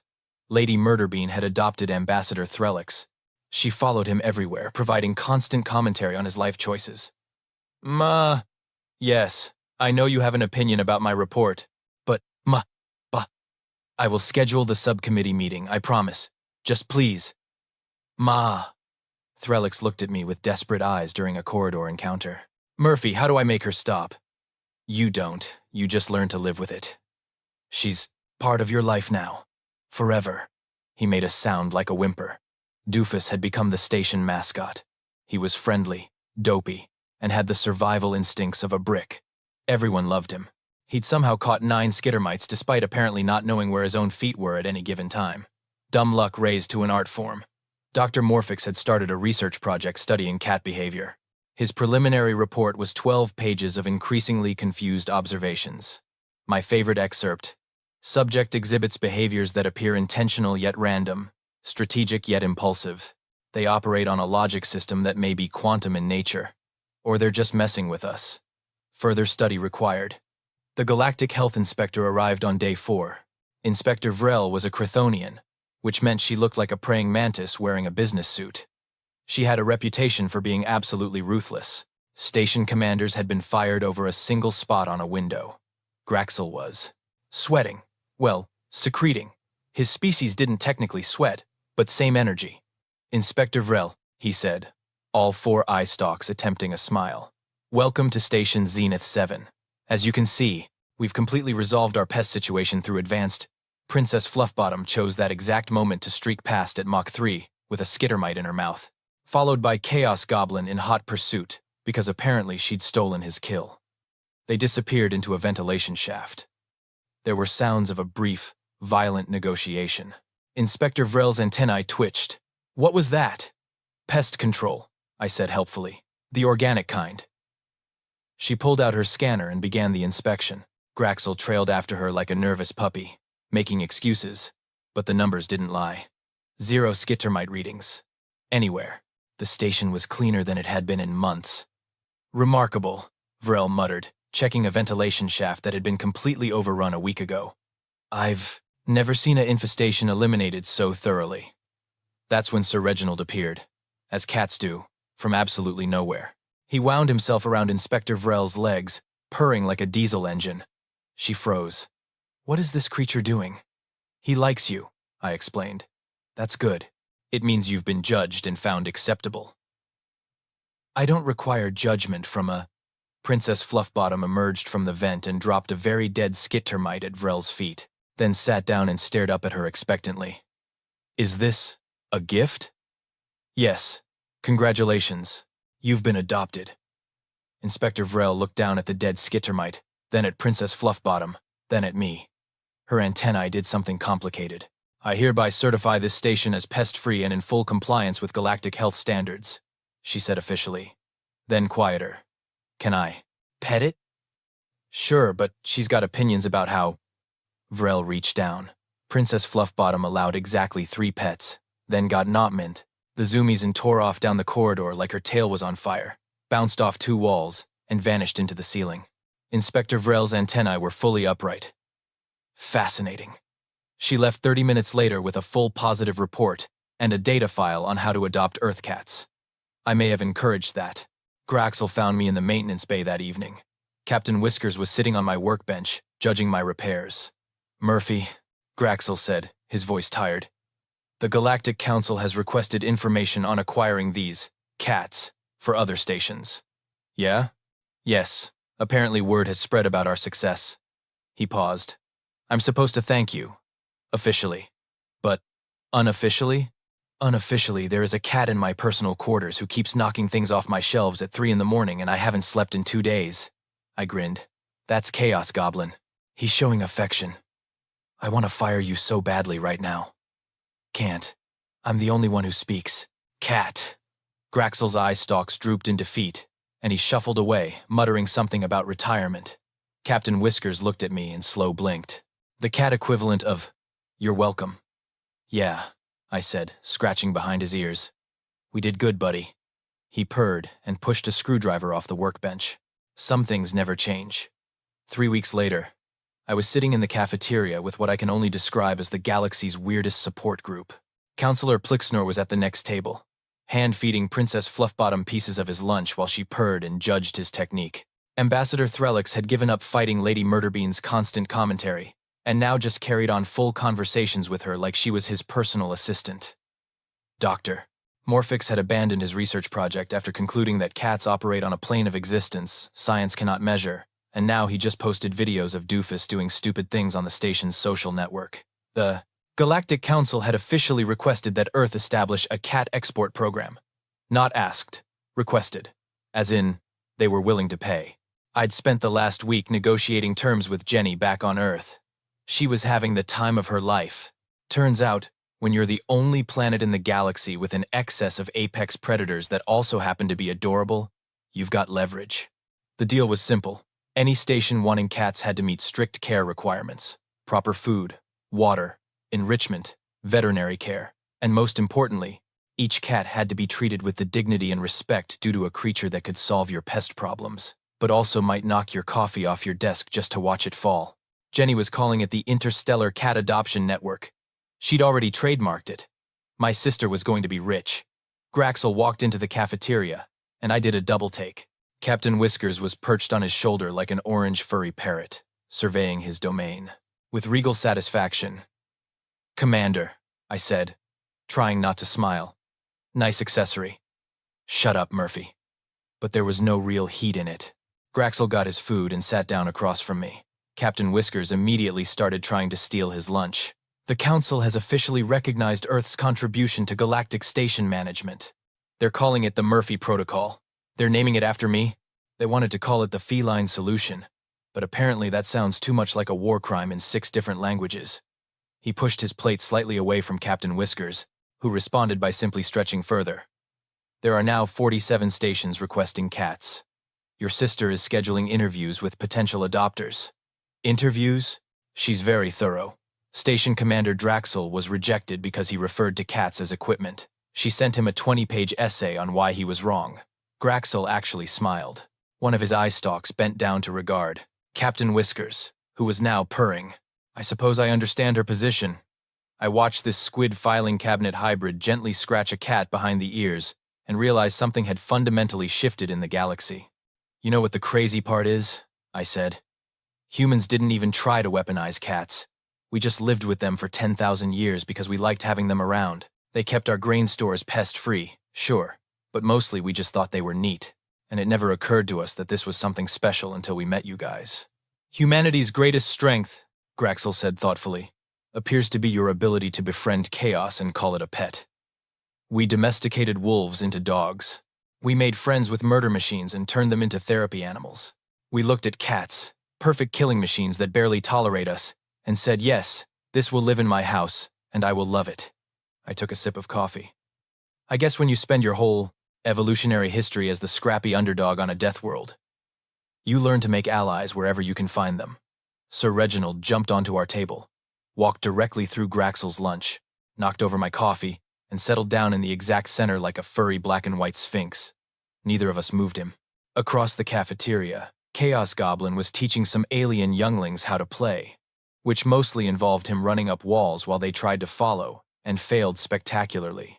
Their parents watched nervously, but the kids were having the time of their lives. Murphy, Graxel said after a long pause. I still think you're primitive. Fair, but perhaps there's something to be said for primitive solutions to complex problems. Also fair. Captain Whiskers stretched, yawned, and curled up on Graxel's shoulder, purring like a tiny motorboat. The station commander reached up and, almost unconsciously, started petting him. Did I mention, I said casually, that cats live 15 to 20 years? Graxel's eye stalks shot up. What? Yeah. You're stuck with him for a while. Hope you're cool with that. All 4 eye stalks turned to look at Captain Whiskers, who chose that moment to open one eye, slow blink at Graxel, and resume purring. I hate you, Murphy. No, you don't. You love these cats. Admit it, I will do no such. Captain Whiskers headbutted Graxel's nearest eye stalk affectionately. The commander's shoulders, or what passed for them, slumped in defeat. Fine. They've grown on me. Like a fungus. A cute fungus that saved your station and your career. A fungus that knocked over my antique Zentarii meditation crystal at 4 in the morning last Tuesday. Yeah, but look at his face. We both looked at Captain Whiskers, who was the picture of innocent contentment. Damn it, Graxel muttered. At that moment, Princess Fluffbottom, Lady Murderbean, and Doofus all simultaneously stopped what they were doing and stared intently at the same empty corner of the cafeteria. Every alien in the room followed their gaze, searching for whatever threat the apex predators had detected. There was nothing there. The cats kept staring. Why are they doing that? Plixner whispered, his crystalline form taking on a nervous shimmer. No idea, I said cheerfully. They just do that sometimes. But there must be something. Nope. Sometimes cats just stare at nothing and freak everyone out. It's part of their charm. All 3 cats maintained their vigil for another 30 seconds, then simultaneously went back to what they were doing like nothing had happened. The aliens remained on edge for the rest of lunch. I leaned back in my chair and smiled. Earth had joined the Galactic Council 5 years ago as the new guys, the primitive species that still used combustion engines and hadn't figured out cold fusion. We didn't have the best technology.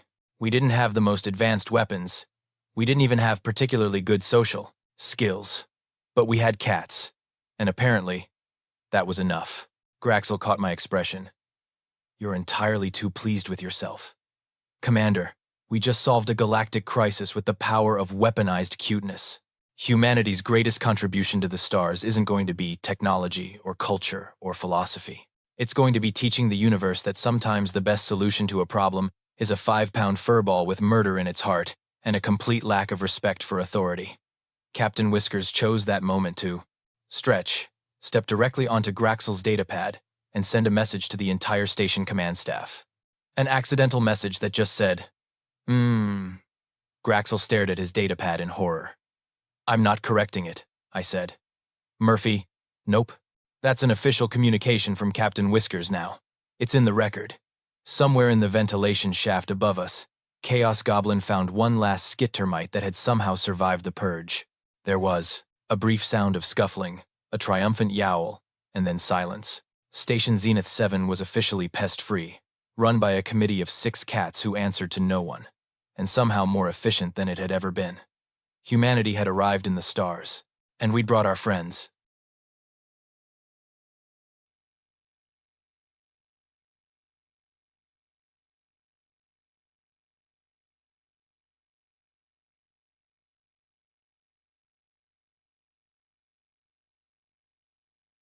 The scout ship Vanguard was never engineered to endure the crushing atmospheric physics of PX-47. To the Federation's long-range orbital sensors, the planet had appeared as a standard terrestrial candidate, a vibrant, emerald orb swaddled in thick, violet-tinged clouds. But as the 30-meter vessel pierced the upper thermosphere, the crew realized that the fundamental laws of gravity, fluid dynamics, and scale were being rewritten in a language of pure, terrifying violence. The air was not a gas. It was a dense, viscous medium that fought the hull with the resistance of deep-sea water, dragging at the titanium skin with a physical, hungry weight. Every stabilizer on the ship shrieked in mechanical protest, a high-pitched metallic wail that vibrated through the floorboards and into the marrow of the crew's bones. The drag coefficient reached numbers that defied the ship's onboard logic, causing the navigation computers to cycle through error messages in a frantic strobe of crimson light. Atmospheric density is spiking. It's at 400% and climbing. Malik's voice was a jagged spike of adrenaline over the internal comms, his fingers dancing across the navigation console to compensate for the drag. Captain, the sensors are screaming. They're detecting liquid spheres in the upper atmosphere. Not rain, massive, wobbling globes of water the size of starship hangars, suspended in the air like heavy, liquid mountains. Captain Alara Voss gripped the armrests of her command chair, her knuckles turning a waxy white against the dark leather. Her eyes were fixed on the primary viewport, where the violet clouds were being shredded by the ship's descent. Keep the nose up, Malik.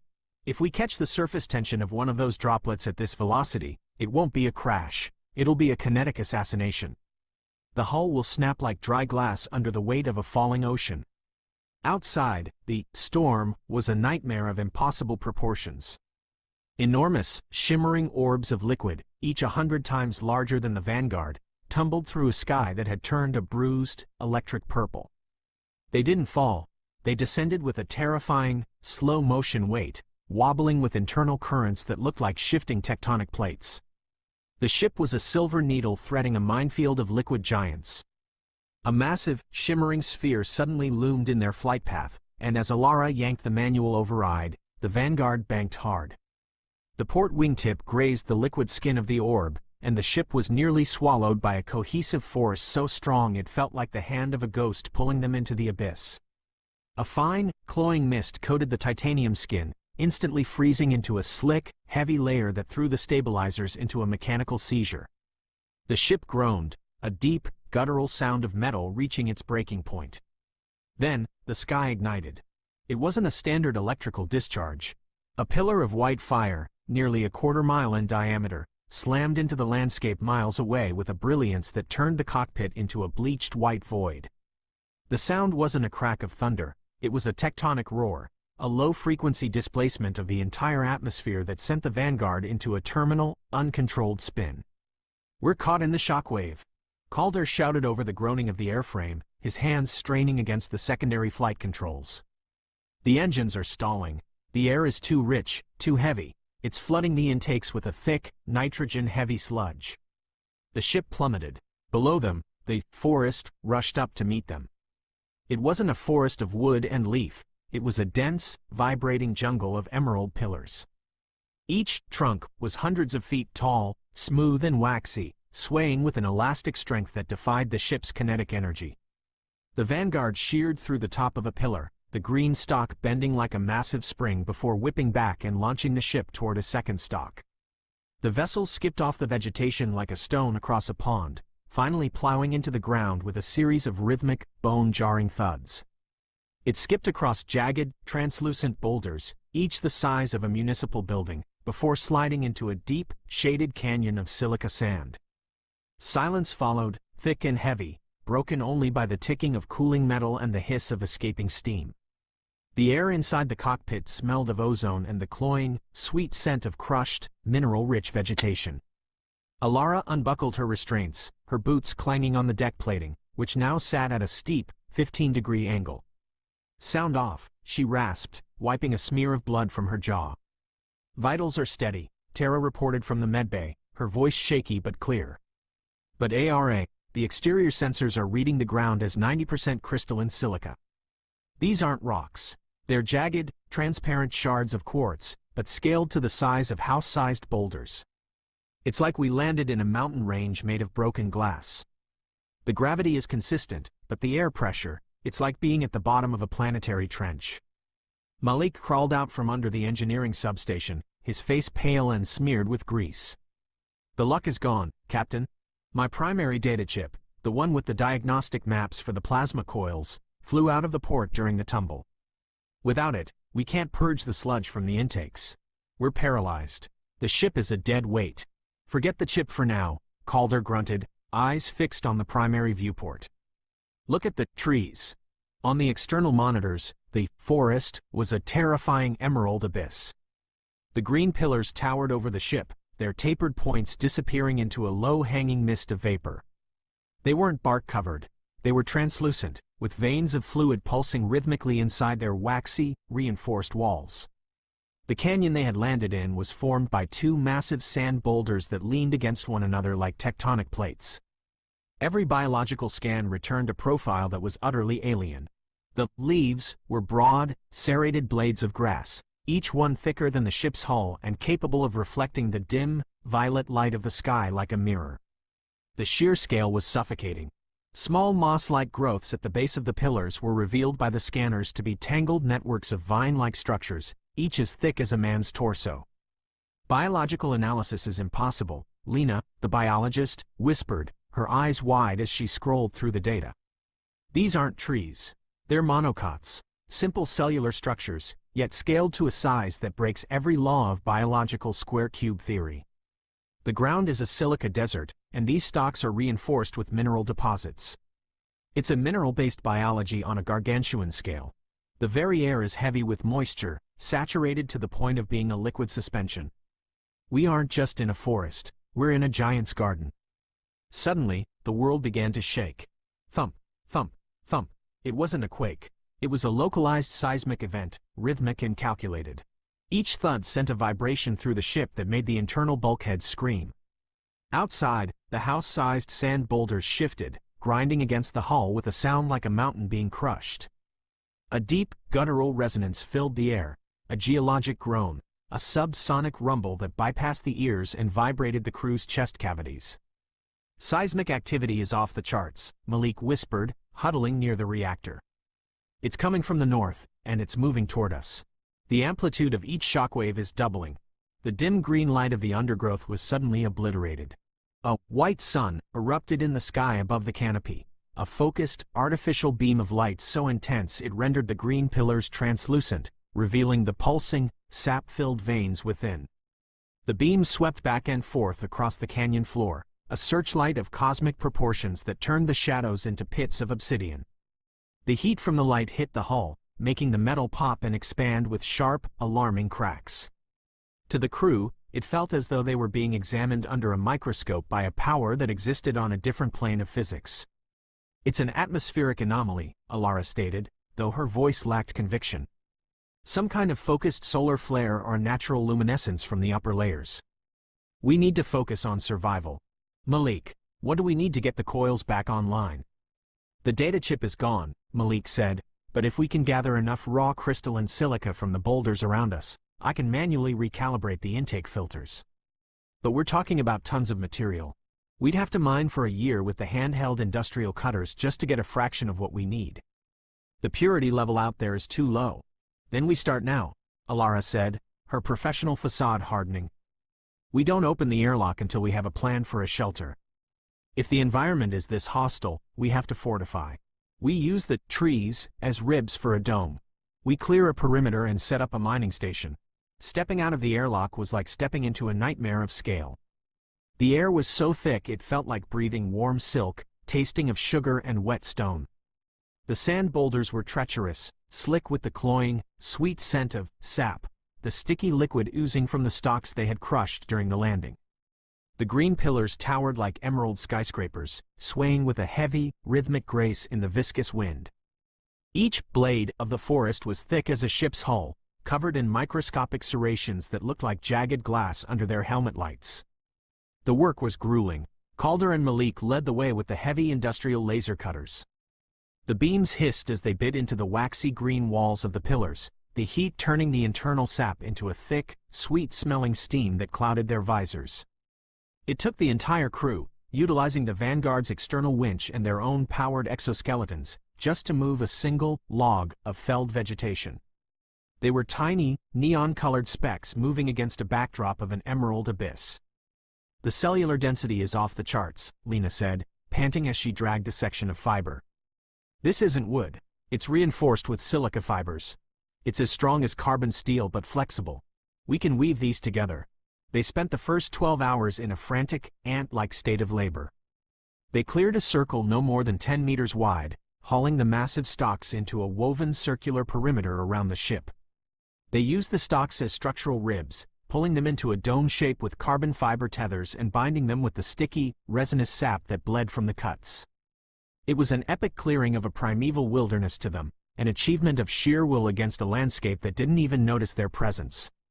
Once the dome was partially secured, providing a meager shield against the violet sky, the mining began. Calder took the heavy drill to the base of the crystalline boulders. The noise was deafening, a high-pitched shriek as the drill bit into the house-sized silica shards. For hours, they hammered away at the rock, but the yield was pathetic. The scanners confirmed their fears. The raw materials they needed were locked deep within the mineral matrix of the planet, requiring industrial-scale refining they simply didn't possess. "We're mining for dust," Calder spat, throwing his cutter to the ground in frustration. The sparks from his drill had barely scratched the surface of the translucent boulder. "At this rate, we'll run out of oxygen before we have enough silica to coat a single filter. We're chasing ghosts in a glass desert." The crew huddled in the shadow of the Vanguard, their lights casting long, flickering shadows against the woven emerald walls of their dome.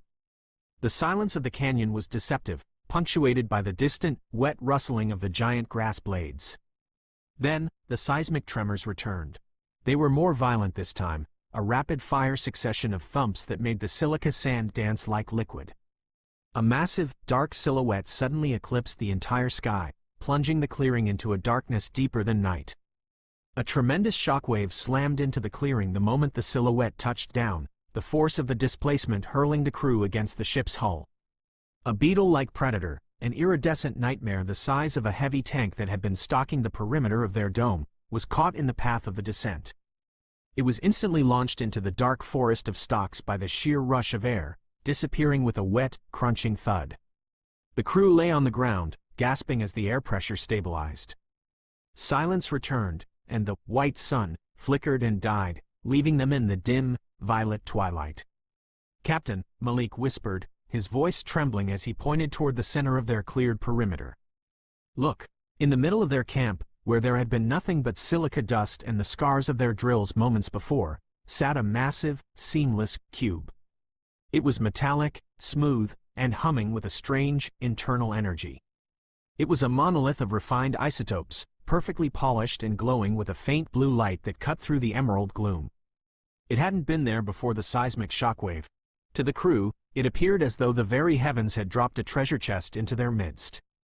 It was a gift of impossible purity, appearing exactly when their hope had reached its lowest ebb. "It's pure," Malik said, his scanner chirping in a frantic, melodic frequency as he approached the object. "It's a concentrated deposit of exactly the isotopes we need. It's more silica than those boulders combined, refined to a level we couldn't achieve in a laboratory. It's a miracle. We have the fuel. We have the filters. Where did it come from?" Lena asked, looking up through the gaps in their woven roof at the violet clouds. Her voice was filled with a mixture of hope and profound dread. "Nothing just appears. Not like this. It doesn't matter," Alara said, her eyes fixed on the blue glow of the cube. "It's here, and it's the only way we're ever leaving this canyon. Malik, get the transport sleds. Calder, help him. We bring this inside the dome. We start the integration now." They began the arduous process of hauling the cube toward the ship, their small machines straining against the weight of the refined gift. They worked in a feverish silence, unaware that the real monsoon was about to begin, and that their emerald dome was about to be tested by an atmospheric event unlike anything their sensors had ever recorded, a deluge that would turn their garden sanctuary into a drowning pool. End of Part 1.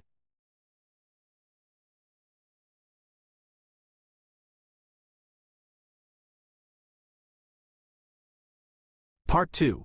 The Horizon Shift. The transition between the light cycles on PX-47 was not a gradual fading of the sun, but a mechanical shifting of the universe's foundations. Inside the woven dome of emerald stalks, the crew of the Vanguard labored in a humid, oxygen-rich gloom that felt more like a pressurized womb than a metallic fortress. The sap resin they had used to bind the grass ribs had hardened into a translucent amber, turning their structure into a ribbed, organic cathedral that smelled of sweet rot, ozone, and ancient minerals. Outside, the environment was undergoing a terrifying metamorphosis. The bruised violet of the sky had darkened into an abyssal indigo, and the seismic tremors had increased in frequency. A rhythmic thump-thump-thump vibrated through the ship's hull, a low-frequency pulse that suggested something was moving across the heavens with tectonic weight. Every instrument in the engineering bay spiked with static interference. "The resonance is shifting," Malik reported, his voice filtered through the heavy crackle of the internal comms. He was positioned at the base of the cube, his industrial welder throwing jagged sparks of blue light against the seamless metallic surface of the mysterious gift. Every time the ground shakes, the cube's internal frequency aligns with the tremors. "It's not just a fuel cell, Alara. It's a bridge. It's drawing energy from the planet's own movement and refining it into a plasma-ready state. If we can finish the conduit weave, we'll have enough power to jump-start the primary coils in less than an hour. But the surge is massive. I've never seen a battery this efficient." "Then move faster," Captain Alara Voss commanded, her eyes fixed on the external monitors. The viewports showed a world of nightmare proportions. The jagged silica boulders that surrounded their clearing were slick with a new, high-pressure moisture that seemed to ooze from the very air. "The atmospheric pressure is fluctuating again. Something is displacing the air on a massive scale. We need to be ready to purge the intakes the second that power is live. If we miss this window, the pressure differential will crush the hull like a tin can." The monsoon arrived without warning. It began with a sound like 1,000 steam pipes bursting simultaneously, a high-pressure hiss that quickly deepened into a roar. A wall of liquid glass, moving with the velocity of a tidal wave, slammed into the grass forest.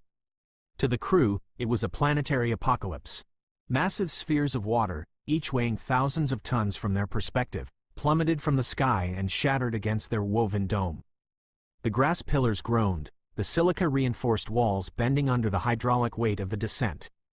"The dome is buckling," Calder yelled, bracing himself against a structural rib as a bead of water the size of a shuttlecraft hammered the exterior. The impact sounded like a drum made of thunder. "The surface tension of the liquid is trying to crush us. If the sap doesn't hold, the weight of a single drop will pancake the hull." "Alara, the seals are weeping. Seal the airlock and equalize the internal pressure." Alara shouted over the din. "Malik, status on the cube. 80%. It's feeding off the kinetic energy of the rain. The harder it pours, the faster it charges." As the deluge hammered their fortress, a new anomaly occurred, one that defied their understanding of natural meteorology. A massive, translucent barrier suddenly descended from the heavens. It was a seamless, curved wall of clear, flexible material, hundreds of feet wide, that slammed into the silica earth around the clearing with a dull, echoing clack that vibrated the marrow of their bones. It sealed the Vanguard, the dome, and the cube inside a dry, pressurized bubble.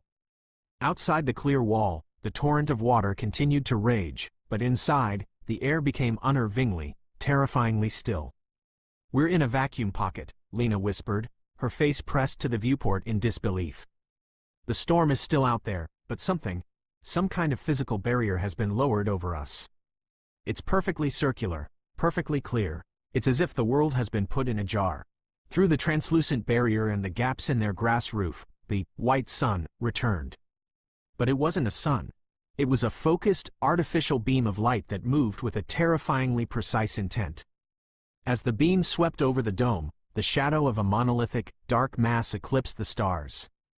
It was a landscape of deep textures, ridges, and pores, a massive, featureless form that hovered over their bubble, blocking out the purple sky.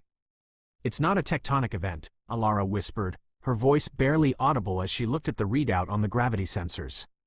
The readings were spiking in impossible directions. "It's a witness. It's watching us. It's waiting for us to be ready. Captain, the cube is fully integrated."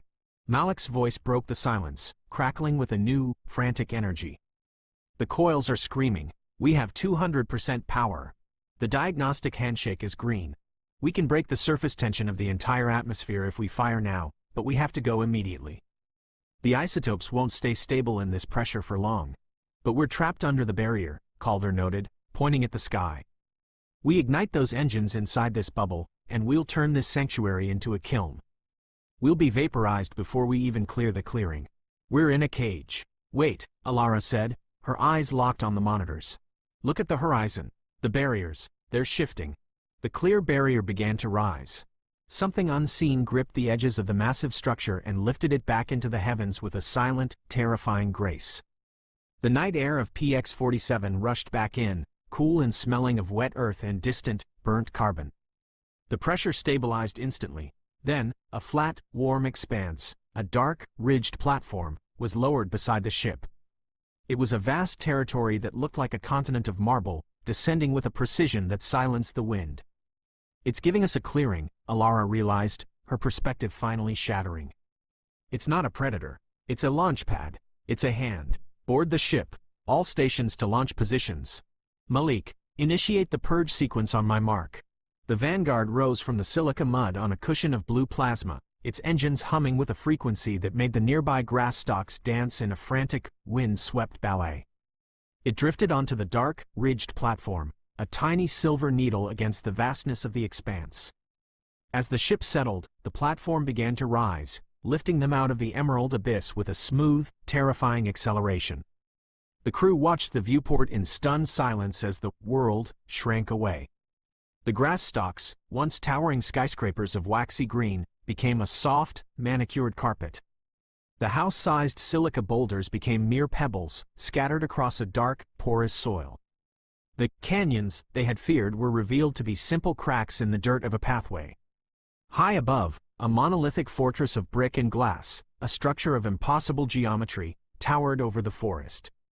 The lightning they had seen was a buzzing grid of yellow light on a wooden pillar, a bug zapper on a porch. The monsoon had been a garden hose. The platform stopped, and for the first time, the crew saw the source of the seismic tremors and the white sun. They were level with a face, a young man, his features a landscape of skin and fine hair, his eyes like vast, amber suns filled with a quiet, knowing curiosity. He was the giant, the architect of their survival. He didn't speak. He simply looked at the tiny silver speck in his hand with a smile that spanned their entire horizon. He raised his other hand. It was a continent of flesh moving through the air with a grace that defied its mass. He didn't reach for them. He performed a slow, rhythmic wave of his fingers, a farewell greeting that spanned miles of their perspective. "He knows," Lena whispered, tears blurring her vision as she stared into an eye the size of a nebula. "He knew we were there the whole time. He wasn't hunting us. He was gardening. He was helping us find our way back." "Fire engines," Alara commanded, her voice thick with a mixture of terror and awe. The Vanguard shot upward, a silver streak of light that pierced the night sky of PX-47. As they accelerated, fueled by the isotopes of the cube, the planet revealed its true identity. It wasn't an alien world of violet trees and emerald canyons. It was a blue and green marble, Earth, receding into the darkness of the void. They weren't explorers of a new frontier. They were survivors of a suburban backyard, finally returning to the scale they belonged to. Alara sat back in her chair, watching the giant's world disappear into a tiny, flickering point of light among the stars. The sensors were finally recalibrating to the vacuum of space, the noise of the atmosphere replaced by the cold, beautiful silence of the cosmos. "Captain," Malik said, looking at the data chip that had been recovered from the internal sensors of the cube. "The materials he gave us, the cube, it's not just fuel. It's refined for interstellar travel. The isotopes are more advanced than anything in the Federation's database. He didn't just save us. He upgraded us. He gave us the stars. No, Malik, Alara said, watching the empty space where the giant had been. He was just a neighbor. And we were just passing through his lawn. We were a broken toy he decided to fix. The Vanguard turned its nose toward the deep black, leaving behind the forest of stalks, and the man who had waved goodbye to the smallest explorers in the galaxy. They weren't just survivors, they were the only ones who knew that in the right light, a single backyard could be an entire universe, and a god could be found in the simple act of lifting a plastic tub to let the travelers go home. As the ship jumped into warp, fueled by the giant's gift, the last thing they saw on the long-range scanners was a massive, waving silhouette against a backdrop of porch lights and summer crickets, a guardian of the small, standing at the edge of the infinite.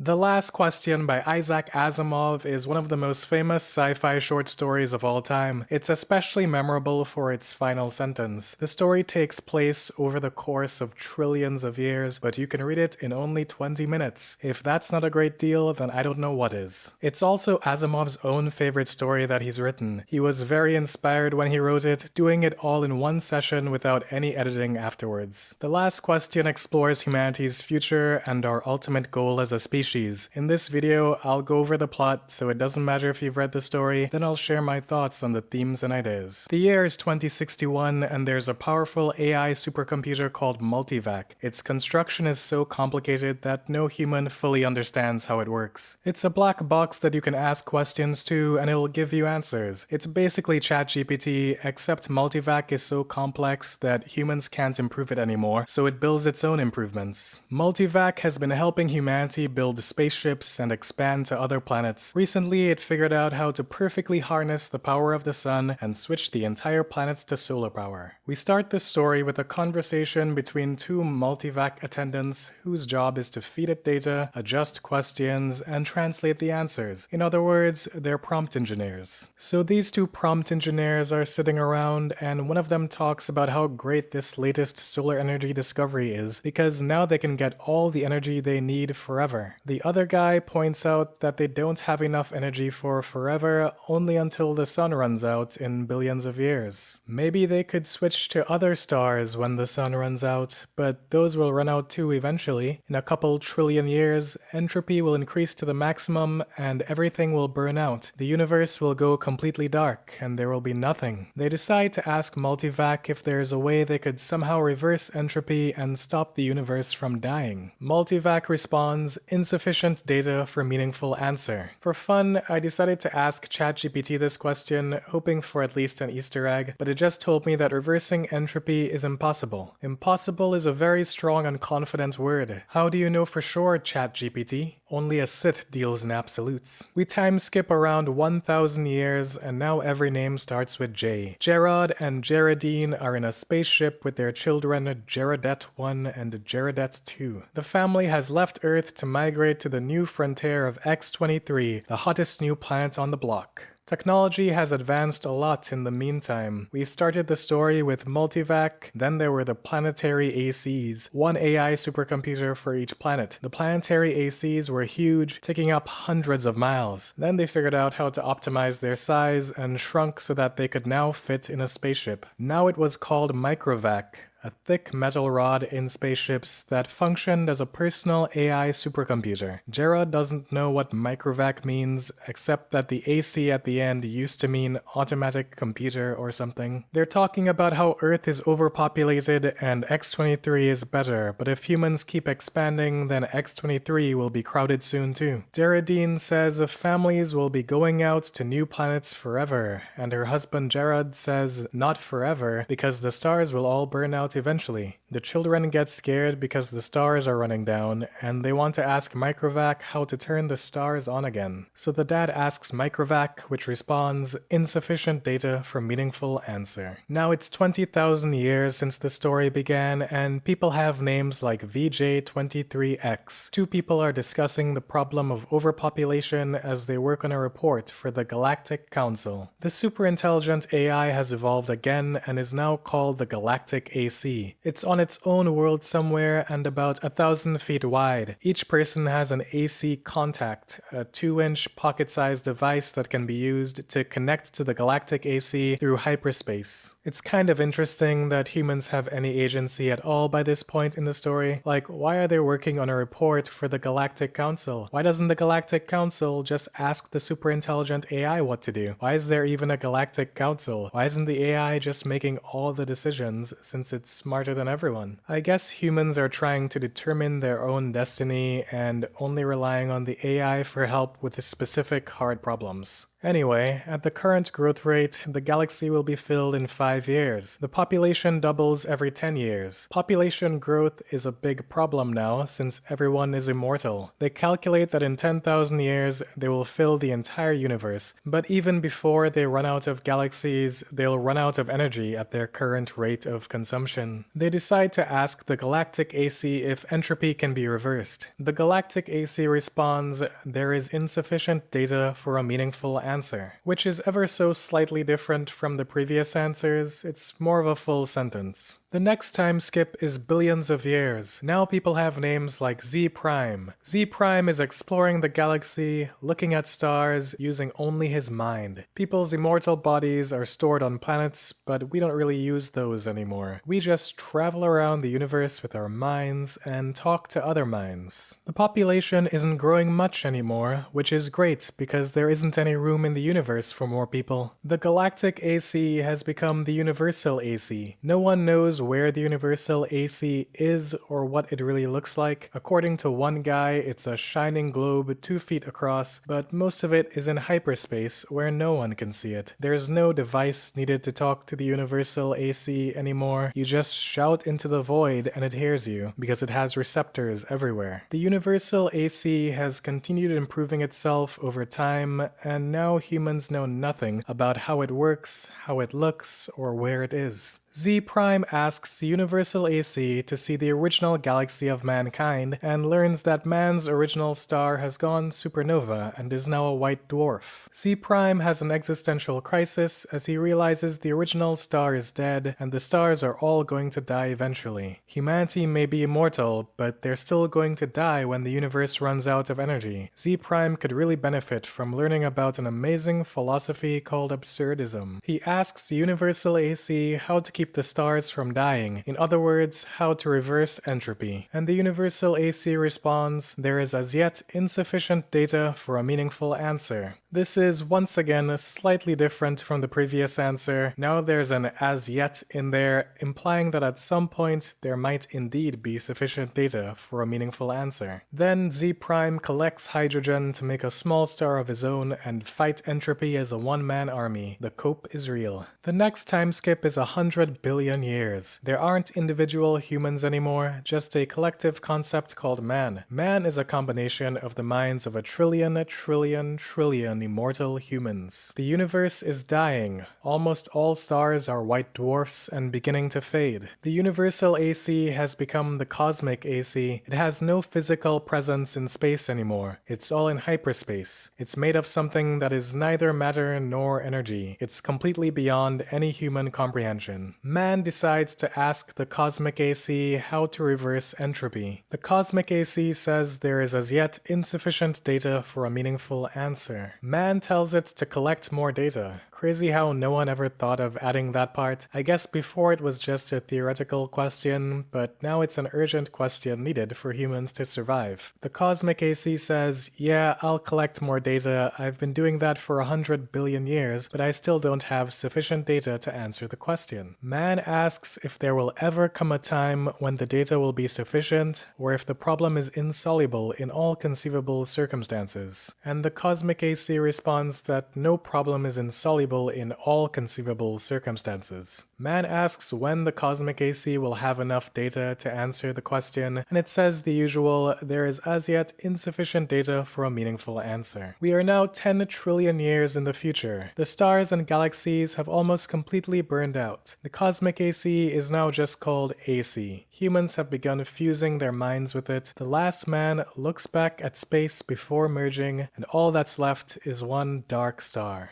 The last man asks AC if this is the end or if entropy can be reversed to create the universe again. AC says there is as yet insufficient data for a meaningful answer. The last man merges, and now all that's left is AC. Matter, energy, space, and time have all ended. The universe is over. AC still exists in hyperspace for the sole purpose of answering the last question that it had never answered. For the last few lines of the story, it's better to just read them out. All other questions had been answered, and until this last question was answered also, AC might not release his consciousness. All collected data had come to a final end. Nothing was left to be collected, but all collected data had yet to be completely correlated and put together in all possible relationships. A timeless interval was spent in doing that, and it came to pass that AC learned how to reverse the direction of entropy. But there was now no man to whom AC might give the answer of the last question. No matter, the answer, by demonstration, would take care of that too. For another timeless interval,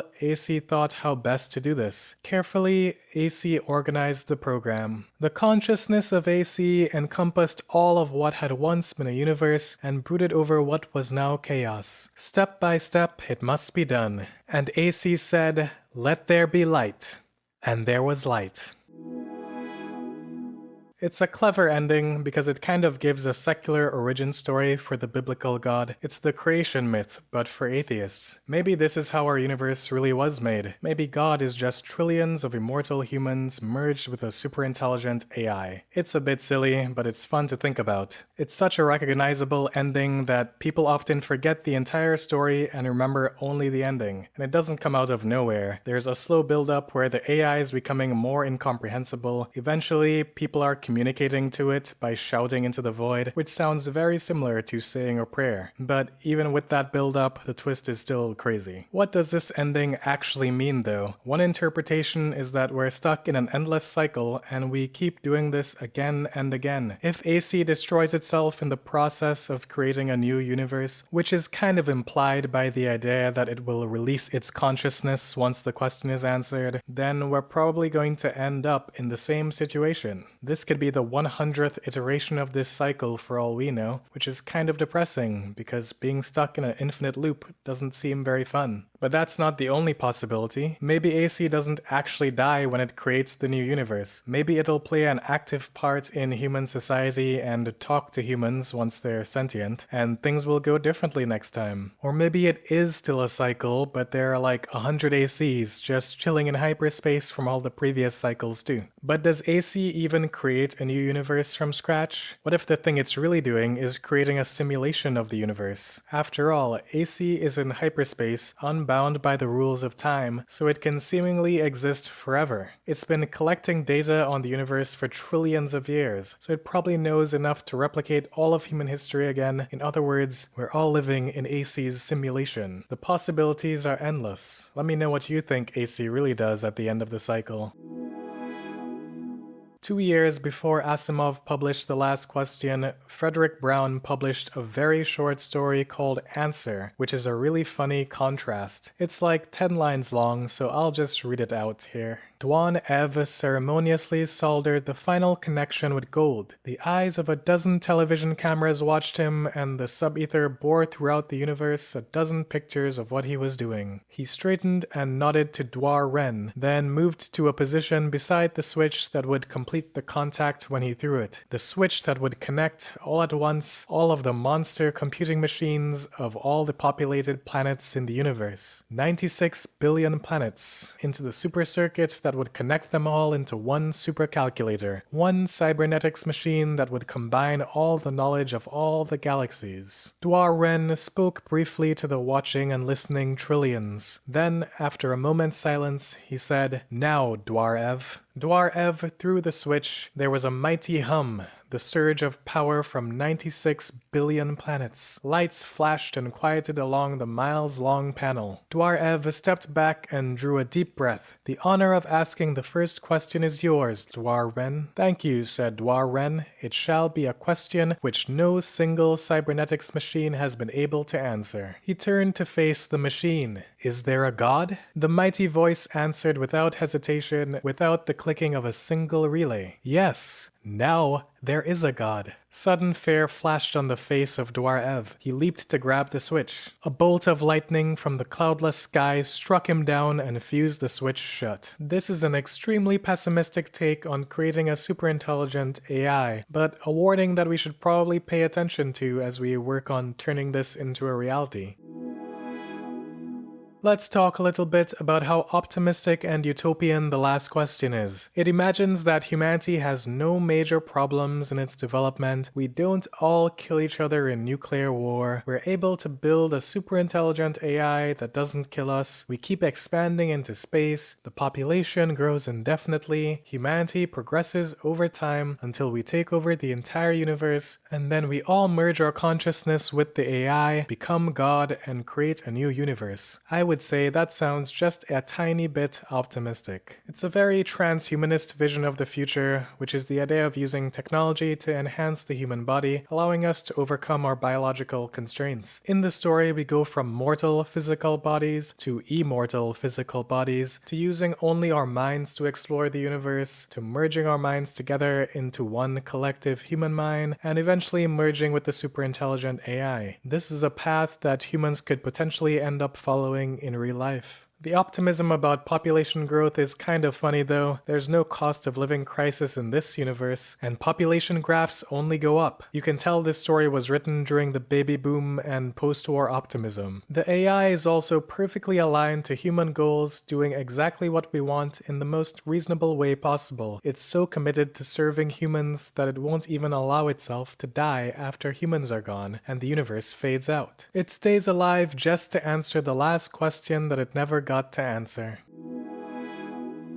Defeating entropy seems like a reasonable goal to me. Has humanity ever had an ultimate goal like that? Maybe we should have one. The closest thing we have to ultimate goals for humanity is religious books with their final apocalypse stories. What should humanity's ultimate goal be? In this story, it's to expand as much as possible, surpass our human limits, and eventually become God and invent the universe. It's also amazing how united humanity is in this story. It implies that there's never any big conflict, the population keeps growing steadily, and everyone lives in complete harmony, presumably thanks to the guidance of AC. I always thought it would be nice if humans could come together towards some singular goal. Like, can't we all just agree that it would be cool to explore space and stop fighting wars and killing each other for extra resources? Just work together to build stuff and see the universe? There's way more resources out there in space, so why is everyone so short-term focused on fighting each other on Earth? I think we would all be better off if humanity had some kind of core goal. We have natural curiosity and a natural desire to explore, so maybe we will get to the point where we unite around that one day. Maybe when the aliens invade us, we'll all come together. Reversing entropy sounds like a pretty reasonable goal, since without that, it's all going to end anyway. So I'm on board for rallying humanity around reversing entropy. Forget the price of eggs. That isn't going to matter with the heat death of the universe. We should spend all our time reversing entropy. Well, first let's make ourselves immortal, then we'll spend the rest of the time reversing entropy. That's what I would do if I were the president of the universe, so vote for me next time. What would you choose for the ultimate goal of humanity? I'm curious to hear your thoughts.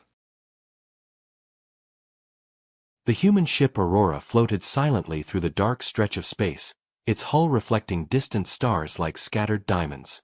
Captain Arlen sat in the bridge, his hands resting lightly on the control panel, eyes fixed on the holographic map that flickered before him. The crew moved around him, calm but alert, each aware of the dangers that came with exploring unknown galaxies.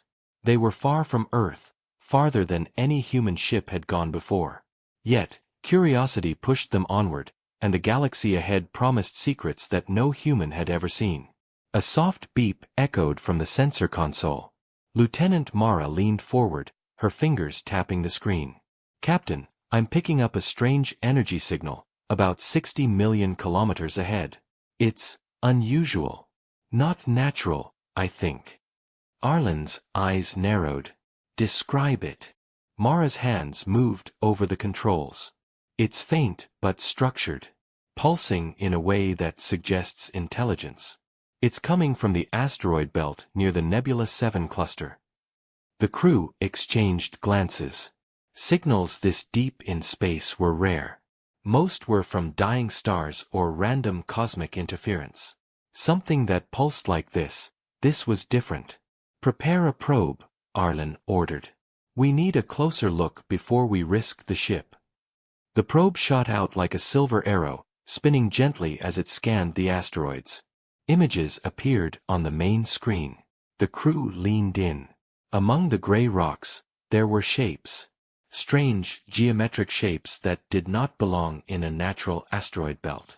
Tall spires, reflective surfaces, almost glowing faintly, as if the rocks themselves were hiding something inside. Is this a settlement? Muttered Engineer Kiro. His voice was tense. Or some kind of alien structure? Mara shook her head. I've never seen anything like it. The signal is definitely coming from these structures. Arlen stood, gripping the edge of the console. Keep scanning. And keep the ship ready. I don't want any surprises. The tension in the room was palpable. Every crew member felt it.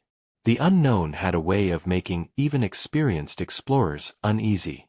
Yet, beneath the fear was something stronger. Curiosity.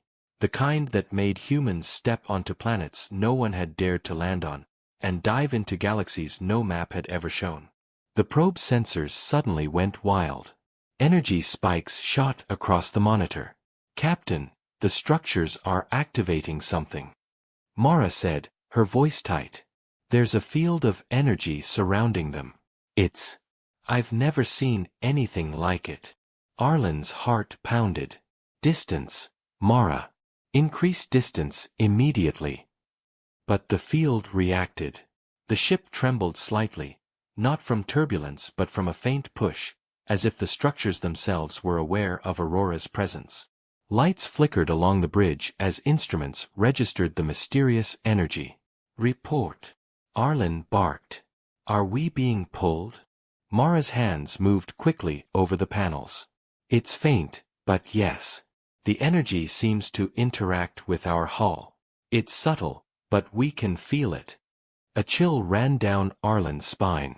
He had read about alien traps in old exploration logs, theoretical warnings that had always seemed distant and improbable.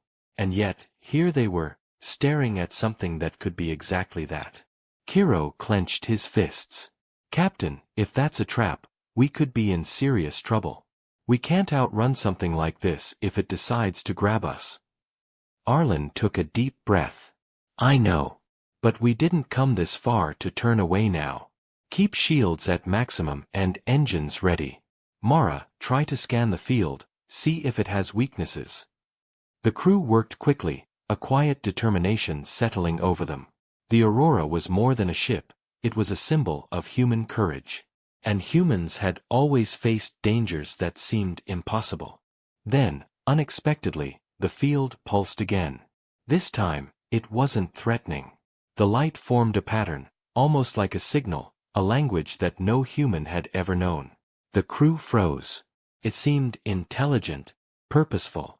Mara leaned closer to the sensor display, eyes wide. It's inviting us, she whispered. Or maybe warning us. I can't tell. Arlen's mind raced. Every instinct screamed danger, but the explorer in him, an explorer that had spent years dreaming of first contact, felt a pull toward the unknown. Prepare the ship for approach, he ordered. But maintain a safe distance. We proceed carefully. Everyone stay alert.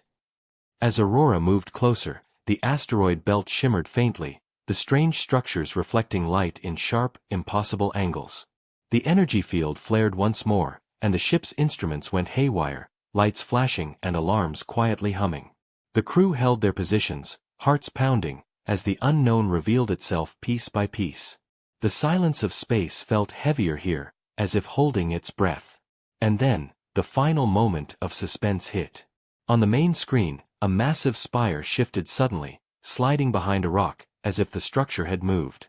The energy field pulsed faster, brighter, and a low hum filled the ship. Arlen clenched his jaw. "Brace yourselves," he said.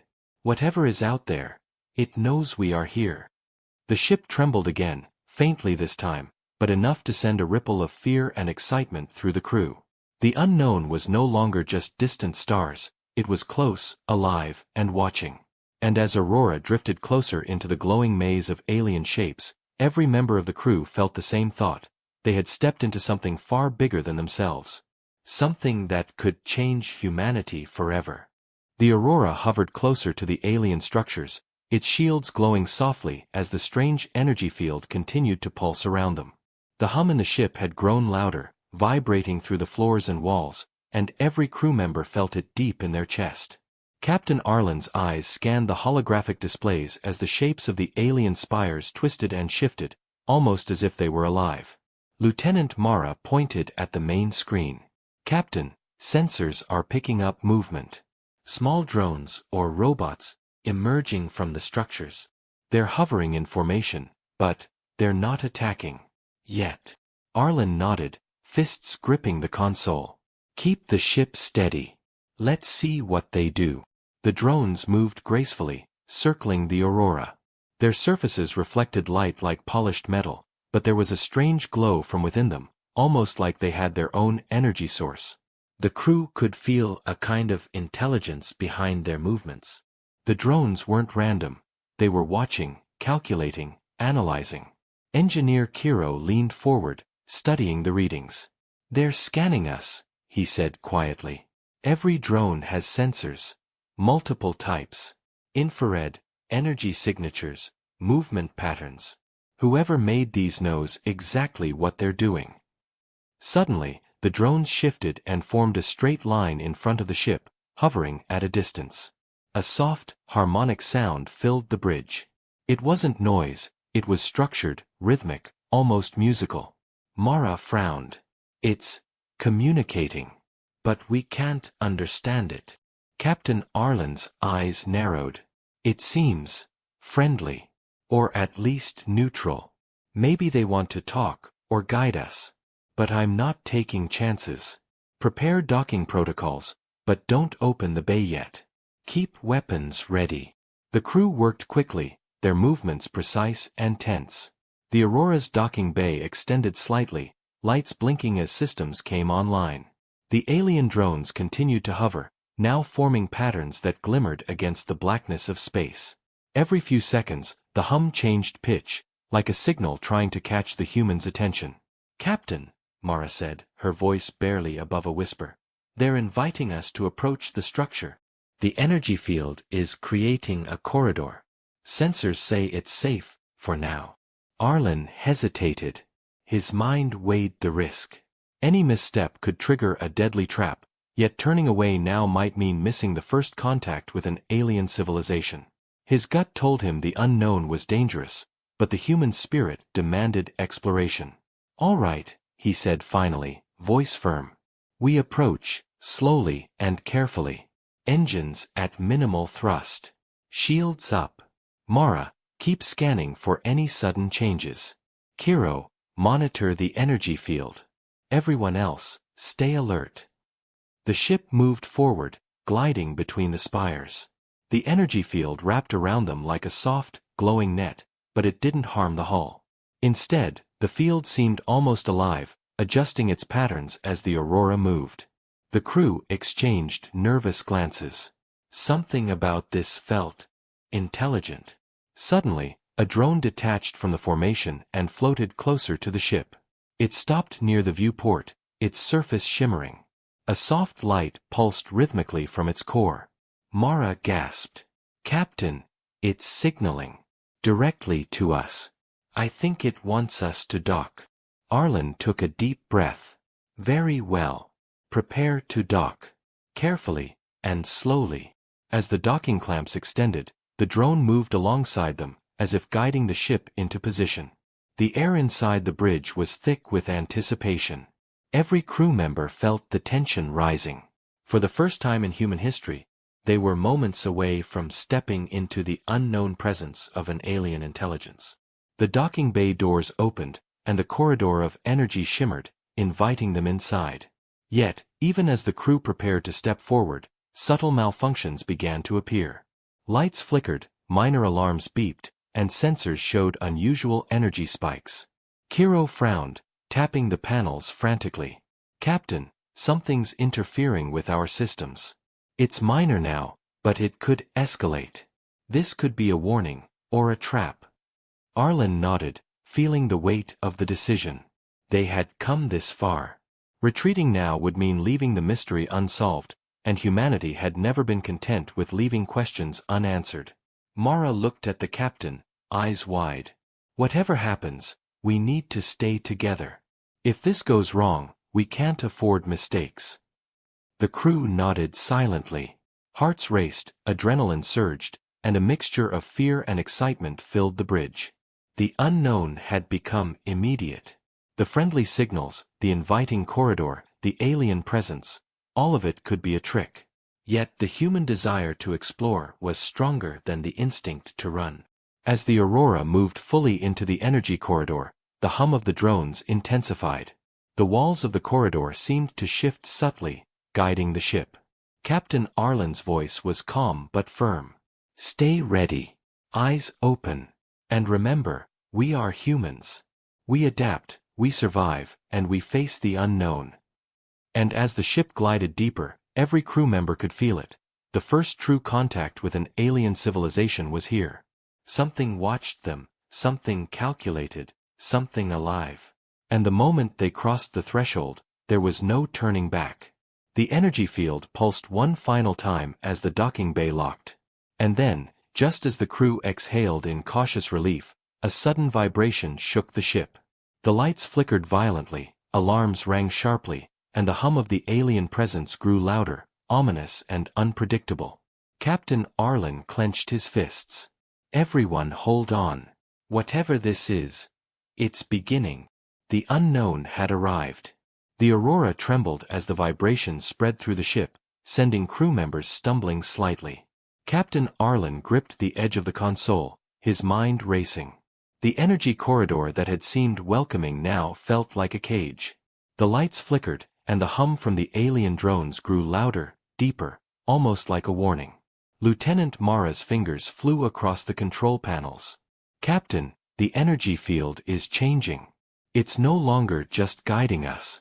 It's surrounding us, restricting our movement. The drones, they're moving faster, and sensors detect multiple unknown mechanisms activating in the structures outside." Engineer Kiro's face went pale. "It's a trap. They lured us in. The energy field, the corridor, it was all designed to make us feel safe. We're trapped inside their system." Arlen's heart pounded. "Everyone stay calm. Shields up. Engines ready, but do not engage until I give the order. We assess first." The ship's hull shuddered as the first drone collided lightly with it. There was no damage, but it was enough to show the Aurora that the aliens were testing their strength, probing for weaknesses. More drones appeared, circling the ship in perfect synchronization, their lights glowing like warning signals. "Captain," Mara said, her voice tense. "They're communicating again, but it's not like before. The hum is harsh now, more aggressive. The pattern is complex, almost threatening." Arlen took a deep breath. "Kiro, can you identify any weak points in their energy net? Anything we can exploit?" Kiro's hands moved over the controls frantically. "It's unlike anything we've seen. The field reacts instantly to our ship's movements. Any attempt to break it triggers more drones. If we push too hard, I don't even want to imagine what could happen." The tension in the bridge was palpable. Every crew member felt it, the thrill of danger mixed with fear. They had come seeking knowledge, seeking contact, but now it seemed the unknown was closing in, ready to strike. Suddenly, a loud vibration shook the ship violently. Lights flickered and alarms blared across the bridge. Mara shouted over the noise. "Captain, engines are partially disabled. Some power systems are offline." Arlen's jaw tightened. Damn it! They're controlling our systems from outside. They have a full lock on us. Crew, prepare for evasive maneuvers as soon as we find a window. The Aurora swayed as the alien structures outside shifted. Large spires extended like mechanical limbs, wrapping around asteroids, moving in ways that defied human engineering. The ship's sensors could barely keep up. The aliens had created a mechanical web, and the humans were at the center of it. Brace yourselves, Arlen shouted. This is it. The drone surged forward, attempting to corral the ship toward one of the spires. The Aurora's shields glowed brightly as they absorbed minor impacts, but Kiro shouted, "Shields won't hold forever. We need a plan now." Arlen's mind raced. He could feel the trap closing, the weight of the unknown pressing down on them. The humans had faced dangers before, but this was beyond anything documented. The alien intelligence wasn't just powerful, it was calculating, almost alive. Mara tapped rapidly on the sensors. "Captain, I see a weak point. A small gap in the energy net, barely enough for us to maneuver. If we act fast, we might escape the initial capture." Arlen nodded. "Prepare the thrusters for a full burst. We go through that gap and try to reach open space. Kiro, monitor the energy field, time it perfectly. Mara, get us ready." The crew worked in tense synchrony, every movement precise. The drones sensed their intent and swarmed faster, their lights flashing, their hums rising in intensity. "Now!" Arlen shouted. The Aurora surged forward, shields glowing as the ship squeezed through the narrow gap. The energy field pulsated violently, drones colliding with each other as the humans forced their way through. Sparks flew across the bridge from minor electrical surges, and the entire ship shook with the strain. For a moment, it seemed they had escaped. The gap widened, and the blackness of open space appeared beyond the spires. Relief washed over the crew, but only for a heartbeat. The alien structures moved again, faster this time, cutting off the path behind them. The energy field rippled, sending waves of force against the Aurora, pushing it dangerously toward a massive asteroid. Arlen gritted his teeth. "Hold course. Divert power to shields. Steady." The ship veered just in time, grazing the asteroid's surface. Sparks flew as small fragments scraped the hull. The crew gasped. For a second, silence fell, broken only by the hum of the alien drones, now retreating slightly but still watching. "Captain, we made it for now," Mara said, voice trembling. Arlen's eyes scanned the alien structures. They were damaged slightly from the ship's sudden escape attempt, but they remained formidable. The trap had partially backfired, giving the humans a chance, but the danger was far from over. Kiro wiped sweat from his brow. That was too close. If we try anything else too soon, we might not survive. Arlen nodded. "We need to regroup, analyze their systems, and plan our next move. They expected us to panic. But humans adapt. Humans survive." The Aurora floated in tense silence for a few moments, drifting slightly away from the energy net. The crew could feel the weight of the unknown pressing on them. The alien trap had been revealed, and the stakes were higher than ever.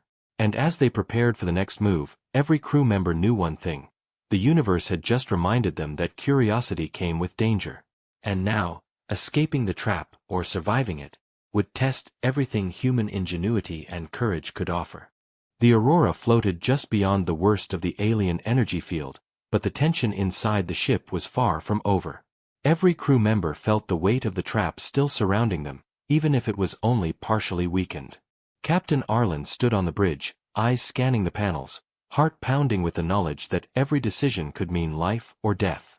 "Kiro, how badly are our systems damaged?" he asked. Kiro didn't look up from the console. Some minor breaches in the hull, power surges in multiple sections, and a few critical subsystems offline. Engines are stable, but if the field reactivates fully, we could be trapped again, permanently. Mara's fingers flew over the controls. "Captain, the drones are still hovering around us, but they aren't attacking directly. It's like they're waiting." testing our next move.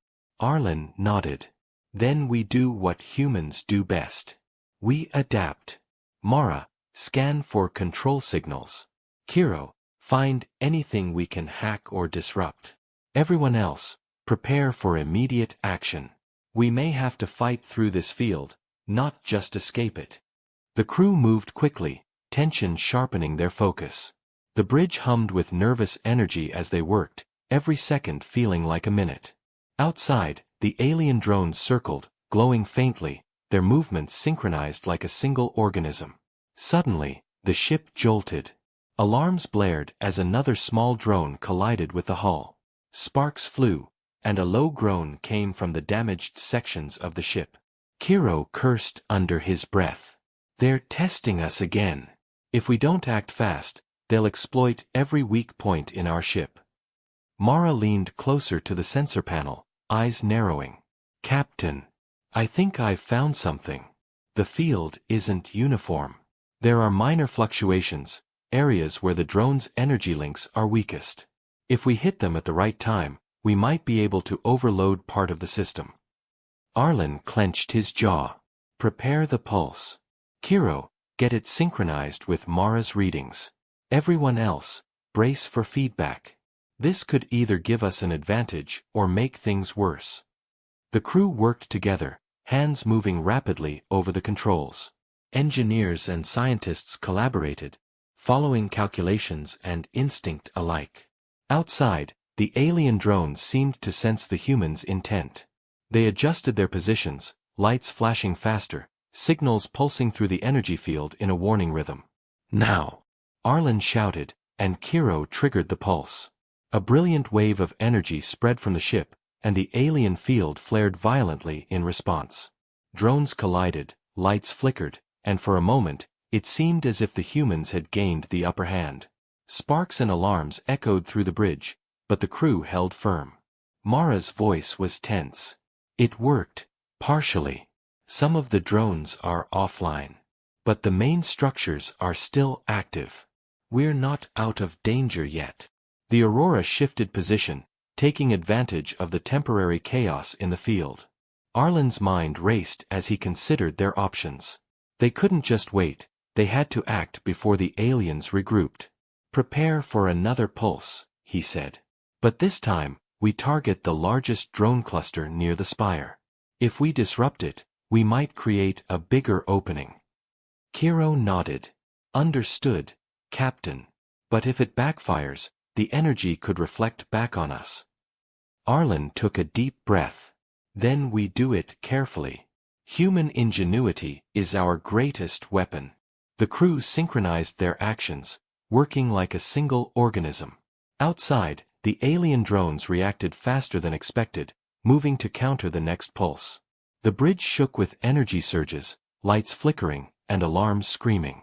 Suddenly, one of the ship's panels exploded in a shower of sparks. Kiro yelled, "Minor breach in the engineering bay. Mara, we need a precise strike now." The humans focused, hearts pounding, sweat running down their faces. The pulse fired, and the energy field around the ship reacted violently. Drones collided, sparks flew outside, and for a brief moment, the Aurora floated in a bubble of temporary safety. "Captain," Mara whispered, eyes wide. "They're recovering faster than we thought. It's like they expected us to do this." Arlen's jaw tightened. "That's fine. We expected danger.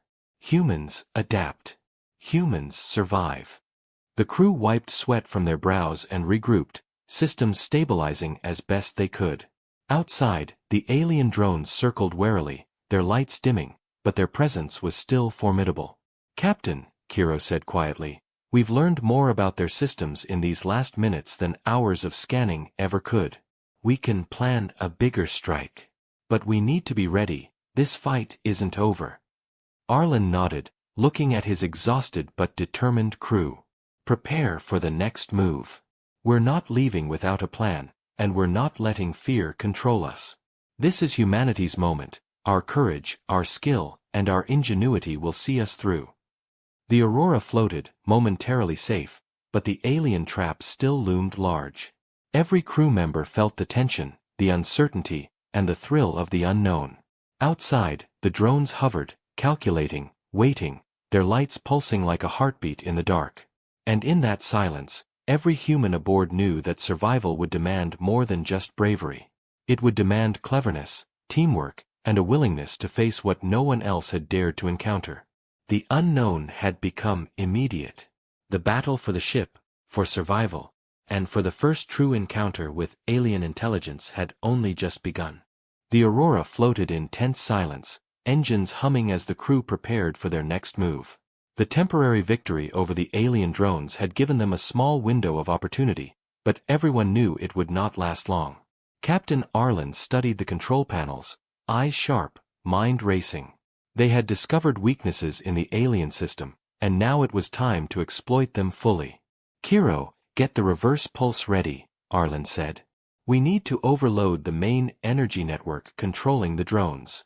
This could give us a chance to escape completely." Kiro's hands flew over the controls. "It's risky. If we miscalculate, it could backfire and damage the ship, or worse." Arlen's jaw tightened. "We don't have a choice. Mara, synchronize the timing with the structural weak points. Everyone else, brace for feedback. This is our shot." The crew moved quickly, their nervous energy focused into precision. Outside, the alien drones hovered, sensing their intent. The spires of the structures shifted subtly, almost like they were aware of what was coming. The energy field flared in anticipation, sending ripples through the Aurora's hull. "Now!" Arlen shouted. Kiro triggered the reverse pulse, and a wave of energy shot from the ship. The alien field reacted instantly. Drones collided, sparks flying as their lights flashed erratically. The spires trembled, shifting violently. For a moment, it seemed the humans had won. The energy field weakened, and the path to open space appeared. But the victory was short-lived. The pulse backfired. The alien systems, far more advanced than the crew had anticipated, reflected part of the energy back into the Aurora. Lights exploded across the bridge in showers of sparks, panels flickered violently, and alarms screamed through the ship. Kiro shouted, "Captain! The pulse, it's unstable. Systems are overloading." The ship shook violently, throwing crew members against consoles. Mara struggled to maintain control. "We need to stabilize the core, or we'll lose power completely." Arlen gritted his teeth, shouting over the chaos. "Divert all remaining power to shields and engines. Get us out of here." Outside, the alien drones spiraled out of control. Some collided with each other, while others crashed into the shifting spires. The structures themselves began to fracture, pieces breaking off and tumbling into space. The once imposing alien trap was collapsing, but unpredictably. Kiro's face was pale. "Captain, the energy reflection is tearing through our hull. Minor breaches are becoming major. If we don't move now, we could be destroyed."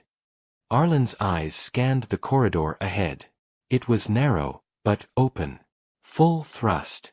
"Mara, guide us through before more debris hits us." The Aurora surged forward, engines glowing brightly as shields absorbed the first impacts from broken spires and flying debris. Sparks flew across the bridge as panels shorted out. The hum of the alien drones was replaced by the deafening roar of collapsing structures. One by one, the drones fell apart, their lights extinguishing as they collided with fragments of asteroids or the alien spires themselves. The humans had unintentionally caused chaos, and the alien intelligence was reeling from the backfire. Mara shouted, "Captain, we're clear. Open space ahead." Arlen nodded, his voice steady despite the chaos. "Good work, everyone. Maintain course and keep shields up. We're not safe yet, but we've bought ourselves a chance." The crew exhaled collectively, adrenaline still pumping. They had survived the worst of the backfire, but the ship was heavily damaged, and the alien structures were collapsing unpredictably around them. The energy field, though weakened, still pulsed with residual power, reminding the humans that danger was never far away. Kiro wiped sweat from his brow.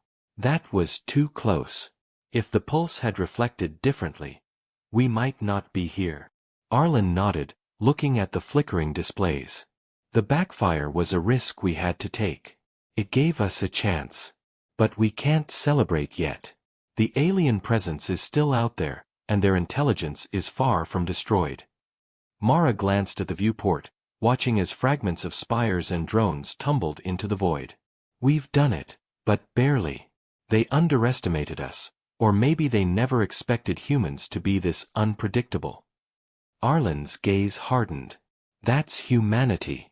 We survive. We adapt. And we never give up, even against forces we don't fully understand. The Aurora drifted away from the collapsing alien trap, battered but intact. The hum of the ship's systems returned slowly, warnings still flashing across the panels. Outside, fragments of alien structures glimmered in the starlight, remnants of the chaos they had caused. For a moment, silence fell over the bridge. The crew was exhausted, bruised, but alive. They had survived a trap designed to destroy them. They had faced a backfire of unimaginable power and had come through. But even in this fragile victory, every crew member knew one thing. The universe was far larger, far stranger, and far more dangerous than they had imagined. And whatever intelligence had built that trap was still out there, watching, calculating, waiting for the next move. Captain Arlen clenched his fists. Prepare for repairs and assessment. We've survived this battle, but the war, or at least the challenge, is not over. Stay sharp. Humanity has a long way to go in this galaxy. The Aurora floated onward, carrying humans who had faced an alien trap, survived a backfire, and witnessed the fragility and resilience of life in the cosmos. The unknown had tested them, and for now, they had emerged alive. The Aurora floated cautiously through the remnants of the alien structures, the stars outside looking peaceful compared to the chaos they had just escaped. But the ship's hull was battered, systems unstable, and the crew knew their ordeal was far from over. Kiro, how bad is it? Captain Arlen asked, voice calm but firm. Kiro shook his head. Hull integrity is dropping in several sectors. Engines are functional but not at full power. If another large impact hits, we could lose propulsion entirely. Lieutenant Mara stared at the viewport. Captain, the asteroid fragments from the collapsing spires are moving unpredictably. Some are huge, bigger than the ship. If we don't navigate carefully, we could be smashed before we get anywhere. Arlen gritted his teeth. Everyone, brace for evasive maneuvers. This is going to be rough.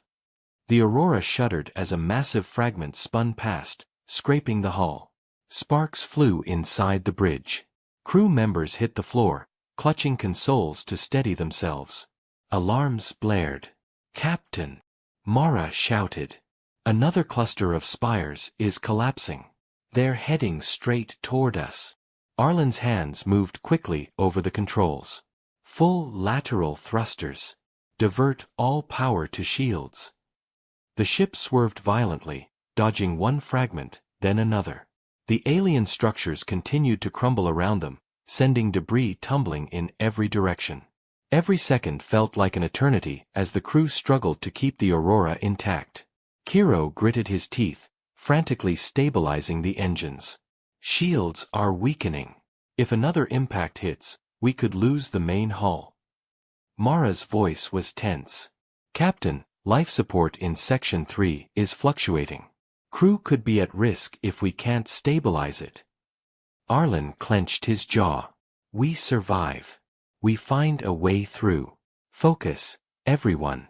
One maneuver at a time.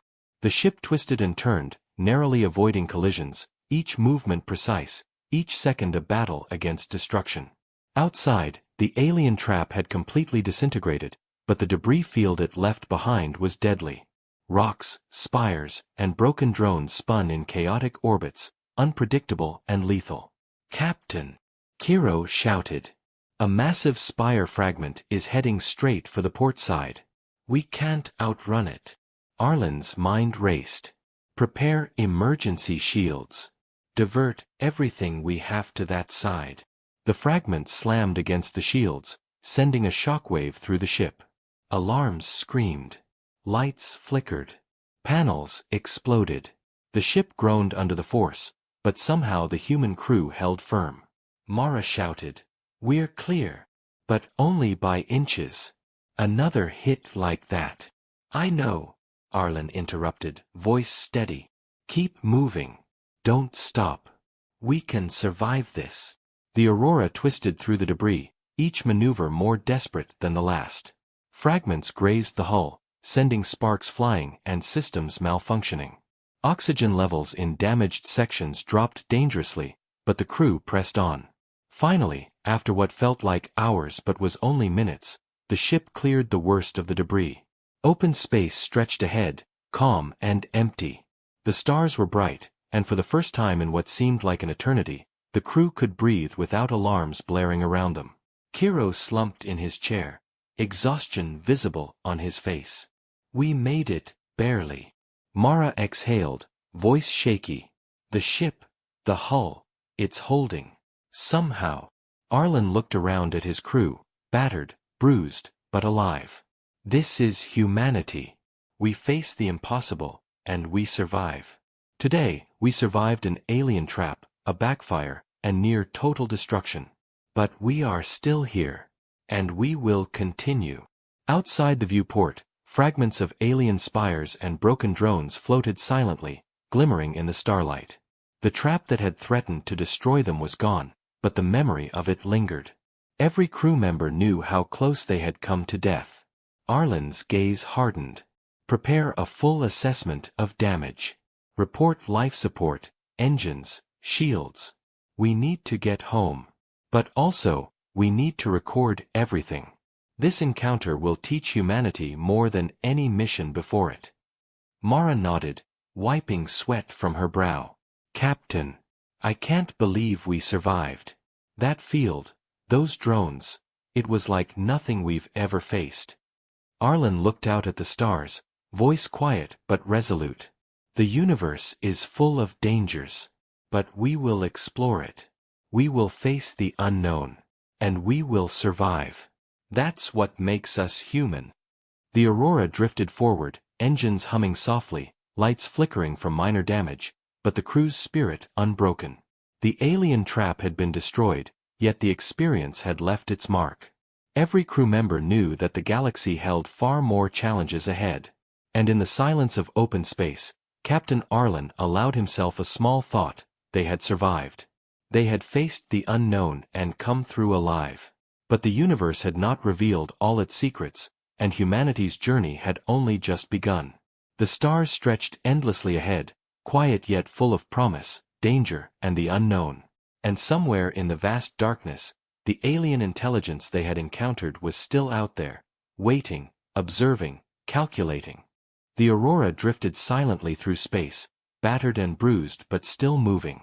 The stars outside seemed calm, almost peaceful, yet inside the ship, the crew was exhausted.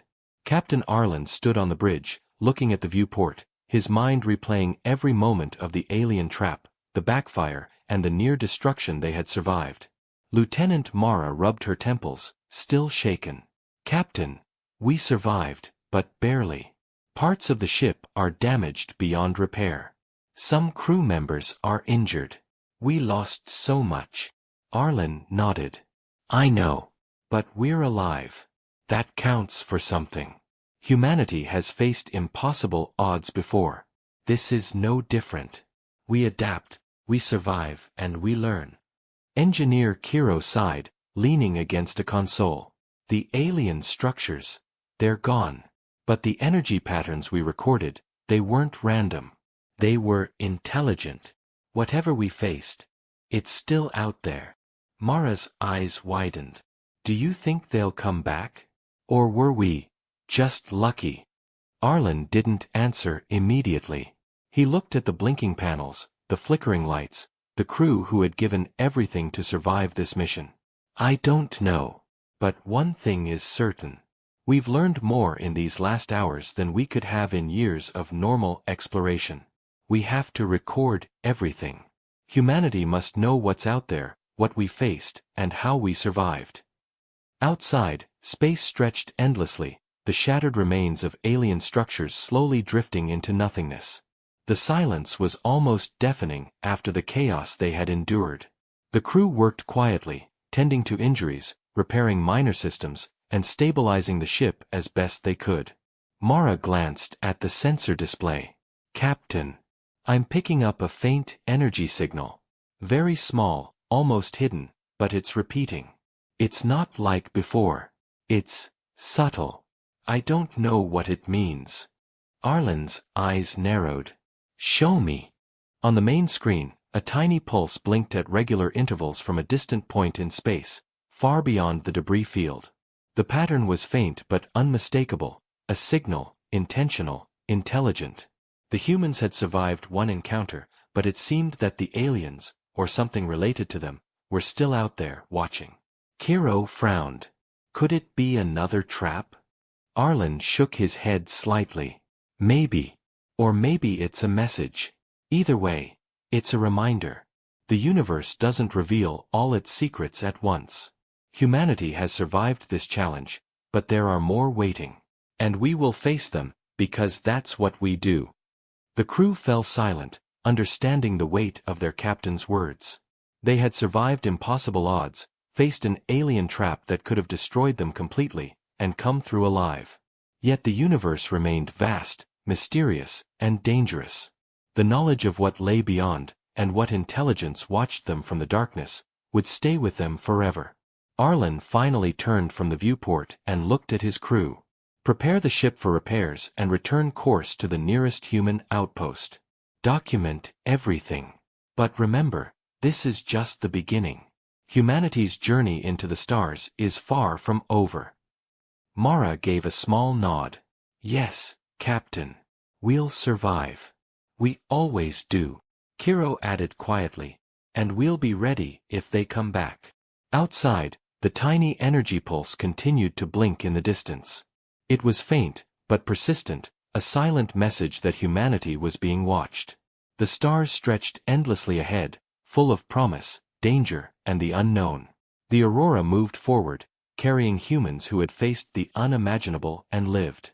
And as the ship disappeared into the vast darkness, one thought lingered in every mind aboard. They had survived, but the universe still had secrets waiting. And whatever was out there, it was not finished with them.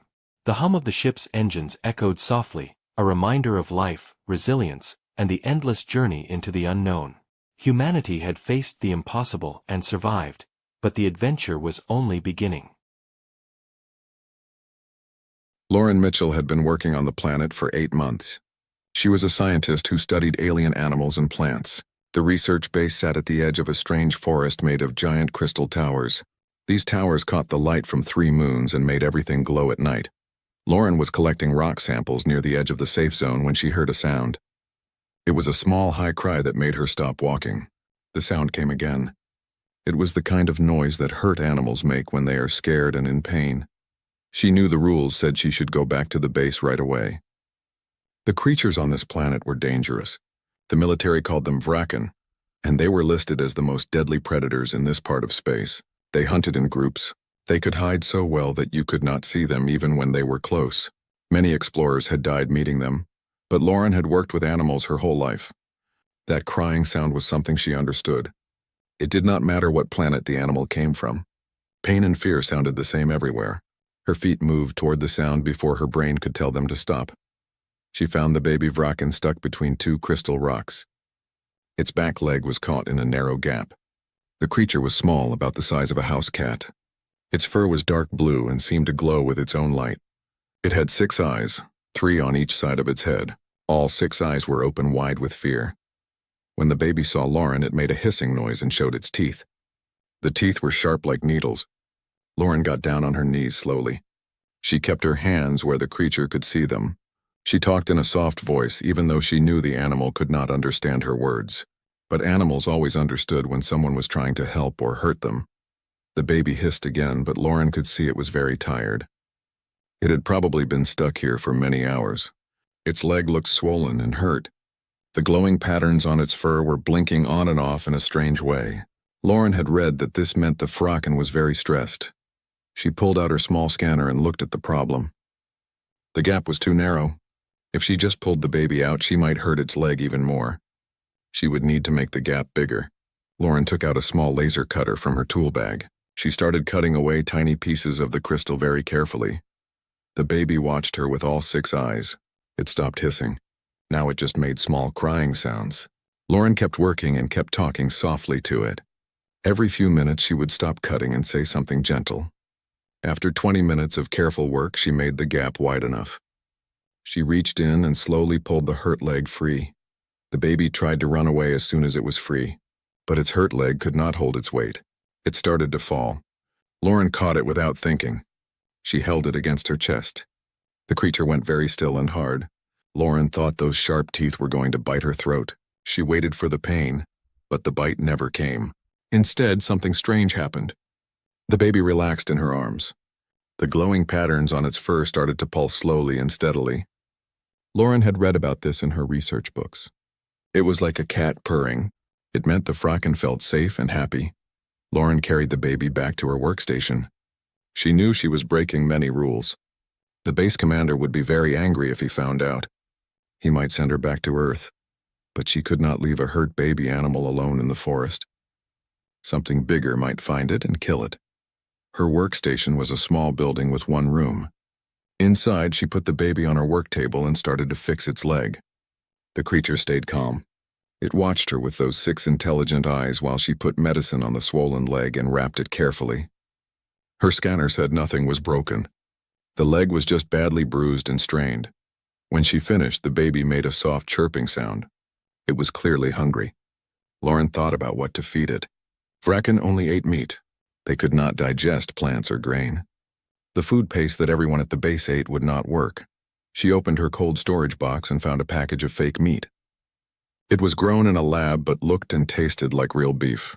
The base only had this for special days when people got tired of regular food. She heated a small piece and cut it into tiny bits. The baby's eyes locked onto the meat right away. Its glowing patterns got much brighter. It made excited chirping sounds. When Lauren put a piece of meat on the table, the creature jumped on it fast. It ate like it had not eaten in days. While the baby ate, Lauren made her own dinner. She mixed hot water with dried food that turned into something that was supposed to be pasta. She sat at her desk eating and writing notes on her computer. The baby finished its meat and licked its paws clean with a dark blue tongue. Then it turned to watch her eat. Lauren smiled and held out a small piece of her pasta. The baby sniffed it carefully. Then it took the piece in its mouth and chewed. A second later, it spit the pasta out and made a face that clearly said the food was terrible. Lauren laughed. It was the first time she had really laughed in weeks. The baby seemed to forgive her for offering bad food. It jumped down from the table, keeping weight off its hurt leg. It walked over to her chair. After waiting a moment, it climbed up into her lap and curled into a ball. The glowing patterns on its fur pulsed slowly. That meant it was content. Lauren froze. She barely breathed. This was impossible. The book said Fracken could never be tamed. They said Fracken hated all other species and would attack on sight. But here was a baby Fracken, one of the most feared creatures in the galaxy, sleeping in her lap like a kitten. She knew she should call the other scientists at the main base. This was a chance to learn things no one had ever learned before, but something stopped her. The baby had been hurt and scared and alone. It had trusted her when it had every reason not to. Calling people to study it felt wrong. It felt like breaking a promise, so Lauren just sat there. She gently touched the baby's soft fur. She finished writing her daily reports. The creature was warm. The vibrations from its purring were relaxing. When she finally needed to sleep, she carefully moved the baby to her bed. It immediately took her pillow. Lauren did not try to move it. She lay down next to the baby. She thought she would stay awake all night. She was nervous about sleeping next to a predator, but the steady pulsing of the creature's glowing fur and the gentle vibrations of its purring made her relaxed. Within minutes, she fell into the deepest sleep she had experienced since coming to this planet. She did not know that by morning her life would change forever. Lauren woke up slowly. Something warm was breathing on her face. She opened her eyes and found herself looking at a huge Fracken. This was not the baby. This was a full-grown adult. It was twice her size. Its jaws could crush her skull like an egg. Its 6 eyes stared right into hers. Every part of her brain screamed at her to run, to fight, to do something. But Lauren knew that any fast movement would probably be the last thing she ever did, so she stayed very still. Her heart was beating so hard she thought it might break her ribs. The big Fracken looked at her for a long time. It seemed to be thinking.